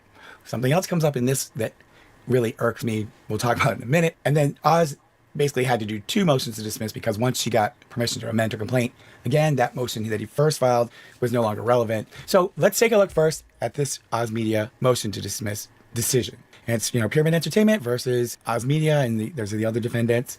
And here's the order regarding the motion to dismiss. It says, before the court is a motion filed by defendant Oz seeking dismissal pursuant to the rules of civil procedure and the anti-SLAPP statute of plaintiff's claims against him in the second amended complaint. I've previously allowed 2 amendments of the complaint, following which Oz renewed his motion to dismiss. I've reviewed the renewed motion, the response, the reply, along with the case file and applicable law. So remember, he filed the motion, she filed her response to that, and then he filed a reply, and we've covered all 3 of those different pleading. If you haven't seen my other videos on Illuminaughtii, go. To give you an idea on how much power the judge has to have ended this already, by the way, do you want to know what happened when I got slap-suited of sorts? There was a crazy-ass bitch who tried to sue me, not for defamation. Well, no, I think she did, actually. But I think that was part of it. But she did a temporary restraining order and tried to file for a permanent restraining order. For which, for those of you guys that don't know, that would, ban me from owning guns and stuff if that went through. So, she was actually trying to, severely hurt my life with that. Yeah, that is who it was, Circuit Dog. And, the judge threw out the case. The judge saw that, A, we had never had real-life contact, and I had never contacted her before. And B, she was searching for protection for her cat, I think it was, who was Mr. Whiskers or something. It was a pretty funny name. It was a pretty adorable name for a cat, to be fair. Who's Sasha? Crazy lady who hated Keffels a lot, but unfortunately for her had also had multiple pretty credible accusations of sexual assault that had been levied against her, and I mentioned it on stream, and she got so mad that she tried to sue me. Now I'm out of state. If she tries to sue me now, it's an even bigger pain in the ass. Also, the judge would just throw it out again, and she'd get labeled a vexatious litigant if she does that shit again. So, yeah, the fact that it's literally a 1 in a billion thing that this judge ended up seeing this and deciding, you know what? I'm gonna give this Illuminaughtii lady the benefit of the doubt. Let's see about costing this young man a shitload of money in legal fees. Please watch them. And here's the applicable standard on a 12b5 motion to dismiss.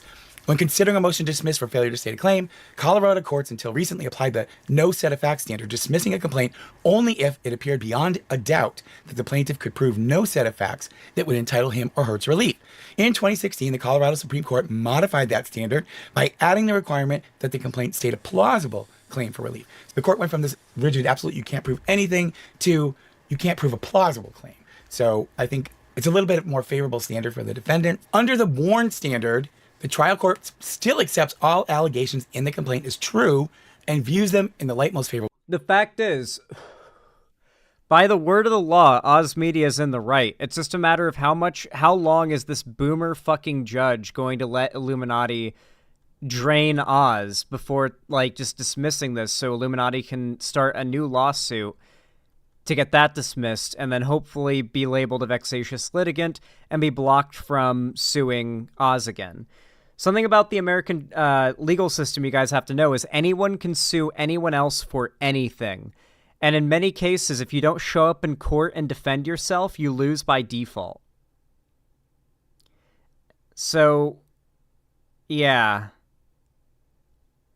When it comes to celebrities and people trying to sue celebrities for crazy shit, it's not an uncommon thing, although this is more of a stalker situation that happens too. Stalkers will sue and try to get restraining orders against the person they're stalking, so that person has to see them in court and they get to go be face to face with the person they're stalking. It's a big hole in our legal system. To the plaintiff. However, facts pleaded as legal conclusions, i.e. boilerplate or conclusory allegations, such as those that merely repeat statutory language, are no longer entitled to the presumption that they are true.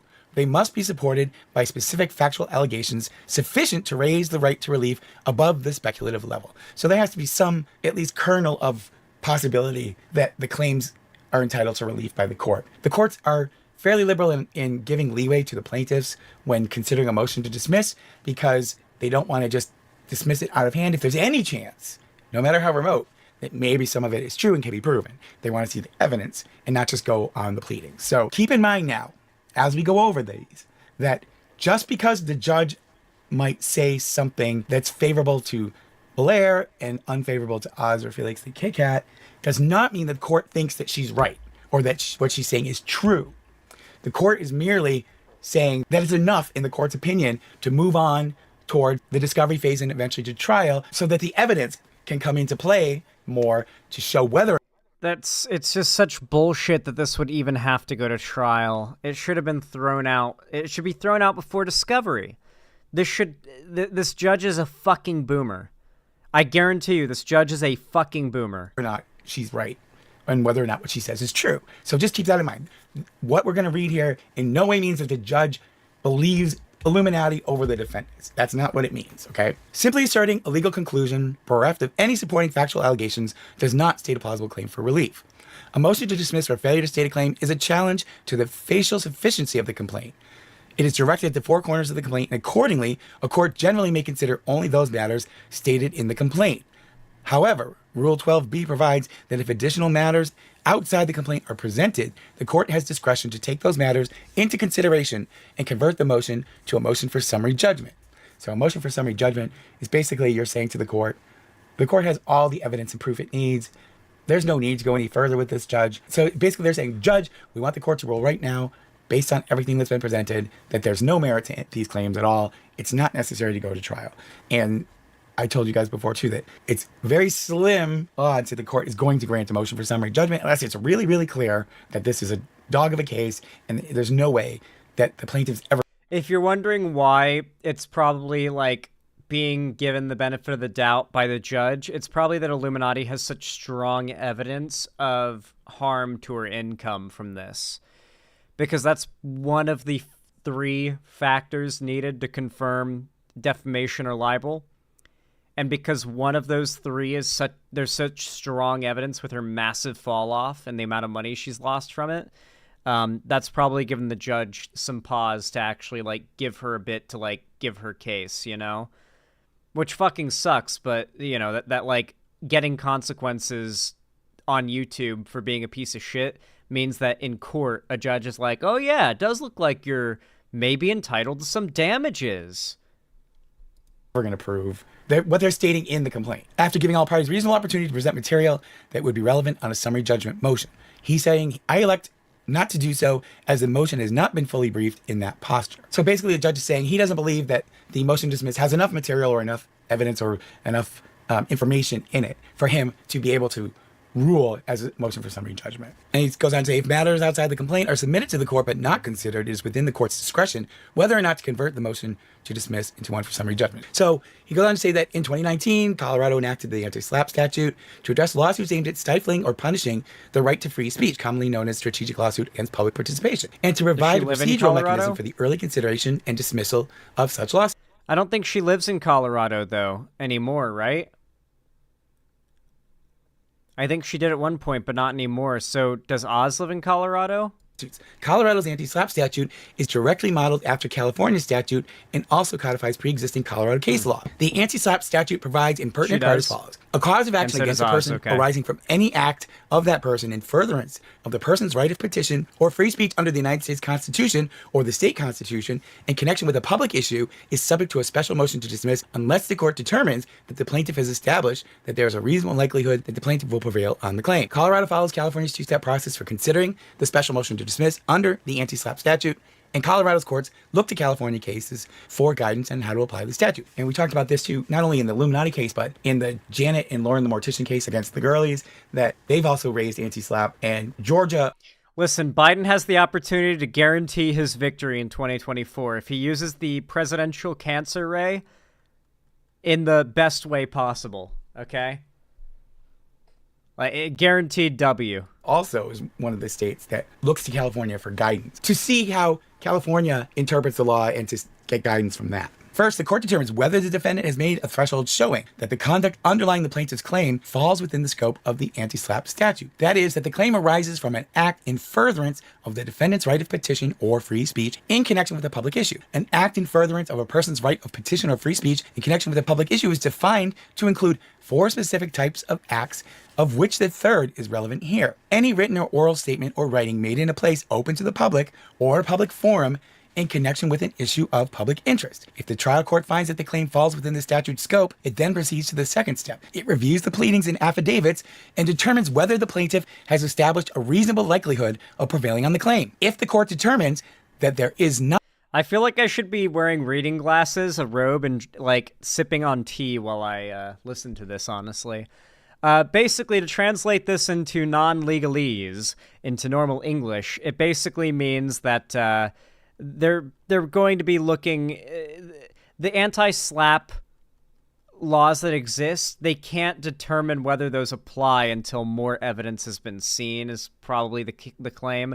And because Iiluminaughtii has such a strong point with the whole, like, damages evidence, which he probably has a lot of, but probably not much of any other evidence, such as the claim that, like, A, the claims are false, or B, that Oz knowingly lied by repeating false claims. Neither of those two are true at all, so she could have no evidence of that, but she probably has very strong evidence that she had severe damages to her income, and that's probably why they're deciding that for it to be determined whether or not this anti-SLAPP law applies, they've got to bring it past, at least in discovery, maybe past that point, so more evidence is on the table, and the judge and... will there be a jury? Probably not in this kind of thing. Maybe not a jury. Most likely just a judge. So the judge can see more evidence. Well, there are anti-SLAPP laws to determine whether they apply. The judge seems to just want more info. You know, it's going to have to go to discovery, which means it's going to cost Oz more money. Not a reasonable likelihood that the plaintiff will prevail in the claim, the court must grant the special anti-SLAPP motion to dismiss and award the defendant their attorney fees and costs. So now we move on to the first subject, the breach of contract claims that Blair made that Oz has asked the court to dismiss. The first claim for relief for breach... If Oz loses this, not only does Oz have to pay for all the legal fees, but has to pay Iiluminaughtii in damages. Probably substantial ones for the amount that she lost because of people unsubbing from her. So it would be like the ultimate fucking terrible scenario. Is basically Oz becoming bankrupted because his abuser has money and power and can probably really bust out the crocodile tears in court. Or alligator tears? Are they crocodile tears or alligator tears? Breach of contract alleges that Oz entered into an agreement with Pyramid, the Oz agreement, that required that he not use confidential information and or proprietary data for the benefit of any other person, corporation, or entity other than the employer during the term of employee's employment with employer or any time thereafter. Remember we talked about it. She's going to try to get him on that contract, but even with this shitty lawyer, contracts like this get thrown out in court all the time. Contracts are not these set in stone things. Even prenups get thrown out in court. Judges are very open to circumstance and to context usually, if you're good enough at explaining it to them. And like there are plenty of fucked contracts that get thrown out in court. Didn't put a reasonable time limit on this. At any time implies it's open-ended, it's forever. If Oz challenges the validity of this agreement, my guess is that a court would find it's not reasonable and would probably throw it out. But they haven't asked this court to do that, so the court's not going to address whether it's valid or not. They're just going to look at the document and determine whether the conduct Blair complains of is actually a violation. And that he breached the agreement by using confidential proprietary information to defame or otherwise harm plaintiffs. Example of these breaches are set out in paragraphs 41 and 46 of the complaint. The complaint also references paragraphs 58, 59, 63, and 64, but these paragraphs refer to alleged breaches by other defendants. Oz contends that the breach of contract claim against him should be dismissed pursuant to Rule 12b-5 because it fails to set out with particularity his statements or other conduct that allegedly breached the agreement. The anti-SOP statute is not implicated by the claim. Paragraph 41 alleges that in April of 2023, Oz published a series of Twitter, now X posts, naming Blair as the aggressor and falsely claiming that she has a habit of starting fights. These posts also included Pyramid's confidential information. This is what Blair's claiming in the complaint. A link to a Twitter address follows, but clicking on the link does not produce the alleged post. So the court tried to use the link that she provided, and it was broken. Paragraph 46 alleges that in September 2023, Oz released a YouTube video titled Let's Talk, an update on Illuminati drama, which contained accusations in which Oz falsely accused plaintiffs of embezzlement. Nothing in either paragraph sets out. How the fuck is the judge expected to sit and watch these, like, hour-and-a-half long YouTube videos? Like, Illuminati, I worry, because, like, will it get to the point where the judge favors the person who's got the snappiest editing? Because these videos are going to be watched in court. They have to be because they're relevant. They're part of the evidence. So it's going to be like the judge and everybody sitting there as these videos play on a projector or something. I worry that the judge is going to pay more attention to like Illuminati with the like little animated whatever and the like zoomer slop editing as opposed to the arguments made by Oz in those videos. What are the odds this gets submitted for evidence? This video? No, not my video, certainly not either. This video, my video, neither will be in evidence. No, that makes no sense. The specifics as to how Oz purportedly used confidential or proprietary information to defame or otherwise harm plaintiffs. And so I could be a character witness for Oz Media. There's a footnote here that the judge put in that I'm going to read because it's important. It says the court notes that in its order of January 15, 2024, authorizing a second amended complaint, the court instructed plaintiff that all statements on which they relied shall be set out verbatim in the complaint. That order was necessary because plaintiffs, in their previous iteration of their complaint, had failed to specifically set out the statements by defendants that they alleged were defamatory, making a substantive review of the complaint impossible. So the court's saying, we don't have enough information. You're not telling us what it is that's defamatory. And this is true of some of the other cases we've talked about, too, where the courts have basically scolded the plaintiffs for not putting out the specifics of the detail that is necessary to show why there's actually a cause of action here. Plaintiffs have again failed to comply. Amen. A link to what purports to be a Twitter thread, even a link that works, is not the same as a verbatim representation of the specific statements to which plaintiffs object. It leaves the parties and the court guessing, and accordingly, it violates the court's very direct and specific order. Finally, identifying the statements in their motion response is inadequate. The statement must be set out in the complaint. So they're saying you can't correct it after you failed to heed the court giving you these instructions more than once by putting out a response to the motion to dismiss and then putting some of it in there and saying, well, here it is. The point is, the complaint has to be complete in itself. Your whole position that you're putting forward of why something has wronged you and you're entitled to relief, the information has to be contained in the complaint so the court knows how to review it and how to analyze it. He goes on to say now, as noted above, under the Warren standard, boilerplate or conclusory allegations are no longer entitled to the presumption that they are true. They must be supported by specific factual allegations sufficient to raise the right to relief above the speculative level. No such specific factual allegations support this claim, and accordingly, it is dismissed. So the court has dismissed the breach of contract claim. So, I mean, technically now really the whole issue with the confidentiality agreement is kind of moot at this point because it's no longer going to play a role in this lawsuit. Basically, Illuminati has lost, and it has been thrown out, the claim that she has made that Oz Media wasn't allowed to say what Oz Media said because of the contract that Oz Media signed, which could have either been the weakest or the strongest point against Oz, depending on how the judge felt. But since it's been thrown out, I honestly think this will likely go in Oz's favor after it gets to discovery. Something interesting is that Illuminati never served Wonders, so he's not getting sued, I guess. Dumb bitch, lol. It doesn't work that way. You don't have to serve someone for them to actually be getting sued. It doesn't really work that way. Otherwise, like, how could you sue someone whose address you don't know, right? Like, It's not exactly how it works. As far as Oz is concerned, because the court said you didn't do what I told you to do, it's dismissed. Hallelujah. Thank you, Judge. Absolutely great. Now, we get on to the defamation claim. That's a W, Oz at contends least. that the remaining claims against him, the third and fourth causes of action for defamation, should be dismissed pursuant to the anti-SLAPP statute, or in the alternative, pursuant to Rule 12b-5 for failure to state a claim, which is what the court looked at when they dismissed the breach of contract claim, was 12b-5 for failure to state a claim. The statements identifying Claim 3 made in a YouTube video by Oz after the case was filed accused Blair of embezzlement. And we talked about that. He did not accuse her of embezzlement. He made it clear he wasn't sure what she said. He's saying she brought that up. Anyways, we've talked enough about that. The statements identified in Claim 4, made by Oz in the same YouTube video, accuse her of having placed him in a dependent, arguably coercive financial relationship with her. And then he goes on to analyze whether the anti-SLAPP statute applies here. And this is what he has to say, and I don't agree with it. The judge says, I find the anti-SLAPP statute does not apply because Oz cannot satisfy the threshold part of the analysis. While the parties agree that Oz's statements were made in a public forum, they were not made in connection with an issue of public interest. Now, we talked about public interest before. Oz's attorneys cited some case law. I disagree. This is really bad, guys. Oh no.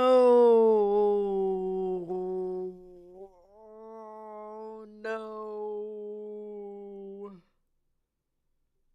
Basically, what the judge said was that what Oz said was not of the public interest, which is very in favor of Iiluminaughtii. He's basically claiming the information that Oz Media made public that hurt her income was not of the public interest, as in claiming there was no good reason to have made it public. Oh no. Oh no. This fucking boomer piece of shit. Oz Media's gonna have to pay Iiluminaughtii. Dude.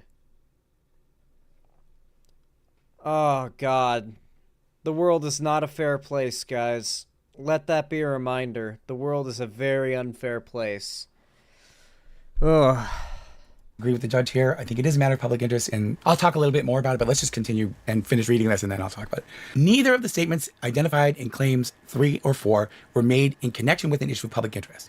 While they were made in the public forum of the internet, and while Blair may or may not be a public figure, they arise out of a private dispute between Oz and Blair, and they solely address that private dispute as opposed to larger, more public issues. Now, and they cite this damn veterinary case that Blair cited to, which I think totally irrelevant and is not on point here. Here's the thing. Yes, correct. It was a private dispute. However, it became a public dispute.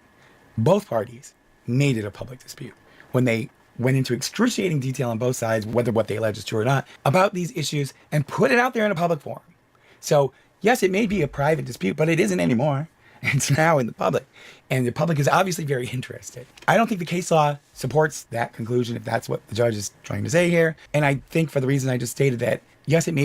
Dude, if it comes out this judge is like Illuminati's uncle's friend or something, I'm gonna goddamn lose it. If originated as a private dispute, it's no longer a private dispute. Courts have kind of broadened that beyond. It's not just about like things going on in the community, you know, issues of public interest. It's stuff that the public's interested in. And clearly the public's interested because it's garnered a lot of attention from the public. He goes on to say the statements by Oz expressed a personal grievance arising out of their personal relationship. They lack any nexus with any issue of public interest, and they do not contribute to any broader public discussion of any social or political issue of public interest.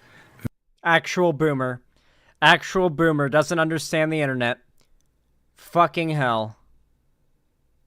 And this might be precedent setting for those that don't know. In a really scary way, this could be precedent setting. Thus, the anti-SLAPP statute does not apply.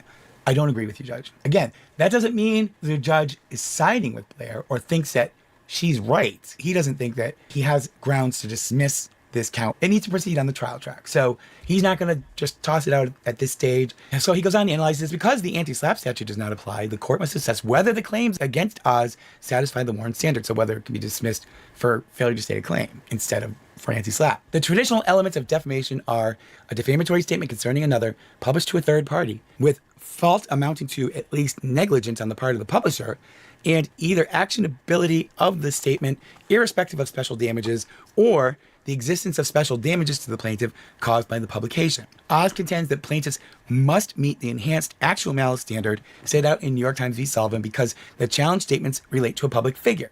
That standard also applies if the statements relate to a matter of public concern, but as discussed above, they do not, in his opinion. However, I will not apply the actual malice standard in this posture because the evidence as to whether Blair is a public figure consists, for the most part, of matters outside the four corners of the complaint. I'm not quite understanding why he's saying this. So basically he's saying, well, it wasn't argued in the complaint that she's a public figure. That's something the court has to decide based on an analysis of the whole situation. And he's claiming, oh, it's not in the four corners of the complaint, so we can't. The judge is claiming she's not a public figure because he doesn't understand the internet. The judge doesn't understand the internet and doesn't understand that YouTubers are public figures and isn't going to apply that standard to her. She's going to get the treatment of like a normal everyday citizen who's been potentially maligned with slander, who has massive damages. How is this person with over 1 million subs on YouTube not a public figure? This judge is a mega dipshit. I mean, slap suits exist. There's a term for it for a reason. They work. They really, really work. Powerful people have kept those that they've victimized down for a long time using them. The American legal system is brutally flawed. Can't decide whether she's a public figure. I don't know. I think it's absurd. And I decline to convert the motion into a motion for summary judgment. Thus, for the purpose of this motion, I will apply the traditional elements of a defamation claim as set out above. Oz's challenge focuses first on the first element of the claims, namely whether his statements were defamatory. To determine whether a statement is defamatory, the courts employ a two-part test. A court must determine whether the statement consists or implies a verifiable fact about the plaintiff. And second, whether the statement reasonably is susceptible to being understood as an assertion of actual fact. Claims 3 and 4 meet this standard. The statements made in both claims contain or imply verifiable, I guess he's talking about when the evidence is presented and through discovery, whether or not it can be proven that she embezzled. So apparently there's going to be a lot of financial documents coming from Blair's side in discovery. So I hope she's prepared to, shine a light on her financial dealings. Claims 3 and 4 meet this standard. The statements made in both claims contain or imply verifiable facts about Blair that she committed the crime of embezzlement and that she placed Oz in a dependent, coercive financial relationship. Oz contends next that plaintiffs have failed to sufficiently prove special damages in connection with Claim 4, defamation per quad, contending that the drop in revenue alleged in that claim occurred before rather than after the contested statement. That is, in fact, what the complaint alleges. I do not consider the additional materials that Oz submits in connection with this argument. Claim 4 is based on a September 16, 2023 video, the Let's Talk video, but it then alleges that Oz's statement caused special damages as evidenced by the fact that plaintiff's revenue from videos dropped by more than 95% in the period September 16, 2022 to October 1st, 2022 from What I tell you, the thing that would have immediately made the judge lean with a bias in favor of Blair is that massive 95% drop in revenue. Because the judge doesn't care where you make your money. He may not understand what ad revenue is, but what he does know are numbers from bank statements that you're under oath saying this is how much you make. And they see that drop and it's like, holy fuck, it does seem like something caused you to lose 95% of your income, and then there's the whole like, well, you're not really a public figure, so you're just some private citizen who's lost 95% of your income after this Oz media spoke about things that are not of the public interest about you. Oh, poor young lady. This is scary. I'm not gonna lie, guys, this is scary. I highly recommend you guys go to Oz Media's channel when Oz Media is live, especially doing fundraising streams for the legal fund. Go drop a nice dono. Go send like at least $5. I could use donos too, but Oz Media is in a tight fucking spot. So please, if you've got the money to spare, go toss a coin to Oz Media. It would be really helpful. I'm gonna let it play for just a little while longer, and then I think we're gonna wrap up this segment. $47,665 down to $2,312 during the same period a year later. Thus, as alleged, that drop in revenue took place in the year before rather than after the Let's Talk video. As a result, Claim 4 fails to plausibly allege the required element of special damages. Accordingly, I find that Claim 3 satisfies the warrant standard, but Claim 4 does not. So, Basically, he's dismissing the claim for special damage. She's comparing a whole year's worth of revenue, most of that occurring before Oz's video came out. Claim, that doesn't though, for special show me damages. that That's your good. revenue dropped precipitously right after he posted his video. You're saying that it dropped over a 1-year period. I note finally the complaint is defectively pleaded in that it fails to set out each... Oh, okay. Okay, you know what? The boomer judge actually was a benefit for one point of this, and that's that the judge doesn't recognize that a thing happens and has months of effect over the course of time on YouTube. The judge says, oh, how could Oz Media have made this video, and then over 6 months your revenue drops? How could that have been from the video? And it's like, we all know, yeah, well, it was because of the stuff from that video in a way. I mean, people continue to repeat it, and it went around, but, like, the judge is such a boomer, he doesn't understand that, like, a big drama happening means months and months and months, maybe years of online blowback. And so the judge doesn't recognize that as actual damages caused by Oz there. That's crazy. Hey, well, at least there's a W there for boomer judge, you know? Accidental W. Alleged defamatory statement in the form of a separate claim. So the judge wanted to see count 1 defamation and then a statement, count 2 defamation and then a statement, rather than lumping them all together. Only those that have been separately set out in claims 3 and 4 will be considered to be claims for defamation. Those that have not been set out in that way will not be treated as such. So he's not going to consider any other allegedly defamatory statements other than the embezzlement allegation and the one about the coercive financial relationship. I mean, that's a partial win for Oz because that narrows it down. The 9th claim for relief. Oz objects to plaintiff's 9th claim for relief for computer fraud. Okay, now this is sticky. This is where I get really annoyed with the judge, okay? Remember we talked about how the judge had ordered her to file a second amended complaint, basically to give the specifics that the court asked for and to spell it out so the court could clearly see what she was alleging was defamatory. And she didn't do that. And the court has even said that she didn't do that. But we talked about how Blair's team took the opportunity in filing this second amended complaint to add in a claim for computer fraud. And I had said that in my opinion, when I read the court's order, it is clear to me that what the court's inferring is you need to file a second amended complaint because you need to give us more detailed information about what you're alleging is defamatory here. And Blair's team argued that we're throwing this in because the judge just said file a second amended complaint and didn't say we couldn't. And to me, that seemed like a ridiculous argument. But this is now what the court has to say, and I'm really disgusted with the judge. So it says, Oz objects to plaintiff's that claim for relief for computer fraud on the ground that amendment to include this claim was not approved by the court. Defendant responds that the court's order of January 15, 2024 authorized the second amended complaint without restricting the claims that could be alleged in it. I'm not sure, but it appears to me that the judge, this is a typo, and that it should say plaintiff responds that the court's order authorized the second amended complaint without restricting the claims that could be alleged in it, because that's what Blair's team argued. So I think that's just a typo. The judge says, I agree the order was not clear as to the scope of the second amended complaint that it authorized. While the order was clearly issued in response to defects in the defamation claims, it did not expressly limit amendments to those claims. Before I read the rest of this, the other thing that we have to remember is not only did she not comply with the court's order in the second amended complaint to give the detail the court wanted, but she filed it a week late and didn't get the court's permission. And the judge had said that it had to be filed on a certain date or he would grant the motion to dismiss. And he didn't do that. And she didn't ask permission to file it late. She just filed it late. So that annoys me too, that he's giving her leeway. So this is the rest of what he says. I will resolve the issue with an eye to practicalities. No objection has been raised to the 9th claim for relief other than the authorization issue. Were the court to require a motion to amend in order to address this new claim, it would only delay the long delayed case further. Now, why would the court allow them to file a motion to amend the complaint again? I thought.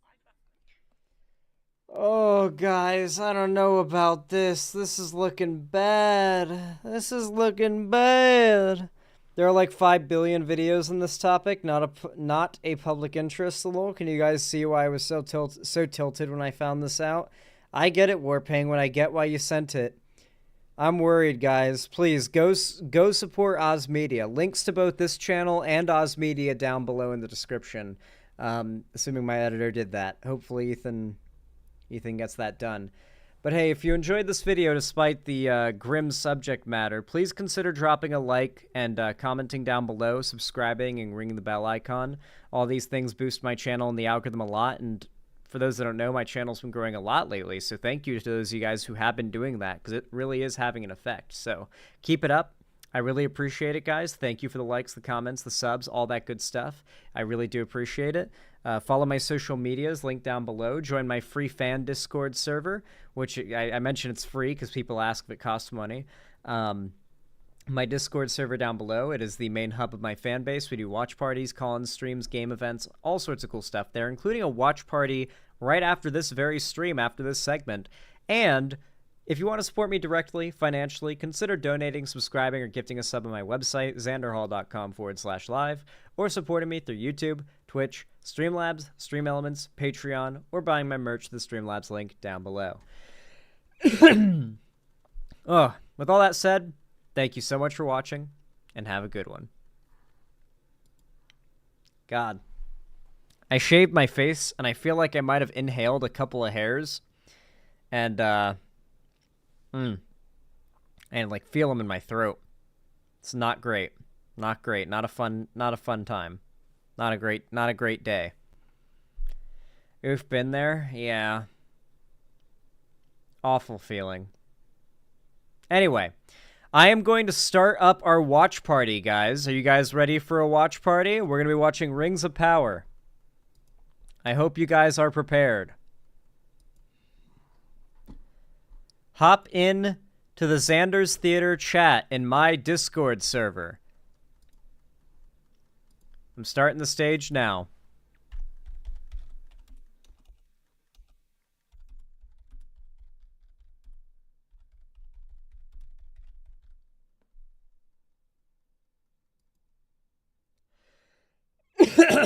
God, my throat. Ugh. Oh, help me. All right. I hope to see you guys hopping into this here Discord watch party. I'm going to be posting an announcement in a minute so everybody knows to join. But for now, it's a good time. It's a good time. Everybody join. Hop in here, guys. It's a good time. I'm going to be unmuting and undeafening in a minute in the Discord once you guys are all in here. I want to see if we can get like 30 plus people in here. Oh my God. I don't know how, like, this whole stream, that hair was, like, somewhere in my throat, and then it just, like, hit a really scratchy spot. Oh, awful. Oh, that's the worst. That's the last time I shaved my face after showering instead of before, because those little tiny flecks of hair, like when you take a sip of water, they get like from your lip into the water, and then they get in your mouth and then in your throat. And I have one like right around here, just trapped in there. So if you guys would do me the lovely honor of joining the watch party in the Discord, it would make me feel so much better, guys. It would make me feel so much, so much better. So hop in there. We only got 19 people. Come on, only 19 fans? What the fuck? There's 200 people watching, and only 20 of you guys want to watch a show with me? That's crazy. Man, y'all are fake fans, you know? Y'all are just fake fans. What can I say? Damn. Okay, I get it. All right, fake fans. I see how it is. I see how it is. I'll wrap up stream then. All right, fake fans. I'm going to go watch Rings of Power in the Discord server with the real Xander Hall fans in the real Xander Hall fan zone. Anyway, guys, have a good one. I hope to see you all in the watch party. I'm going to make an announcement for it, so that's your last chance to join, is when you get that notification in Discord. But with all that said, thank you so much for watching, and have a good one. Bye-bye. Doo-doo fart.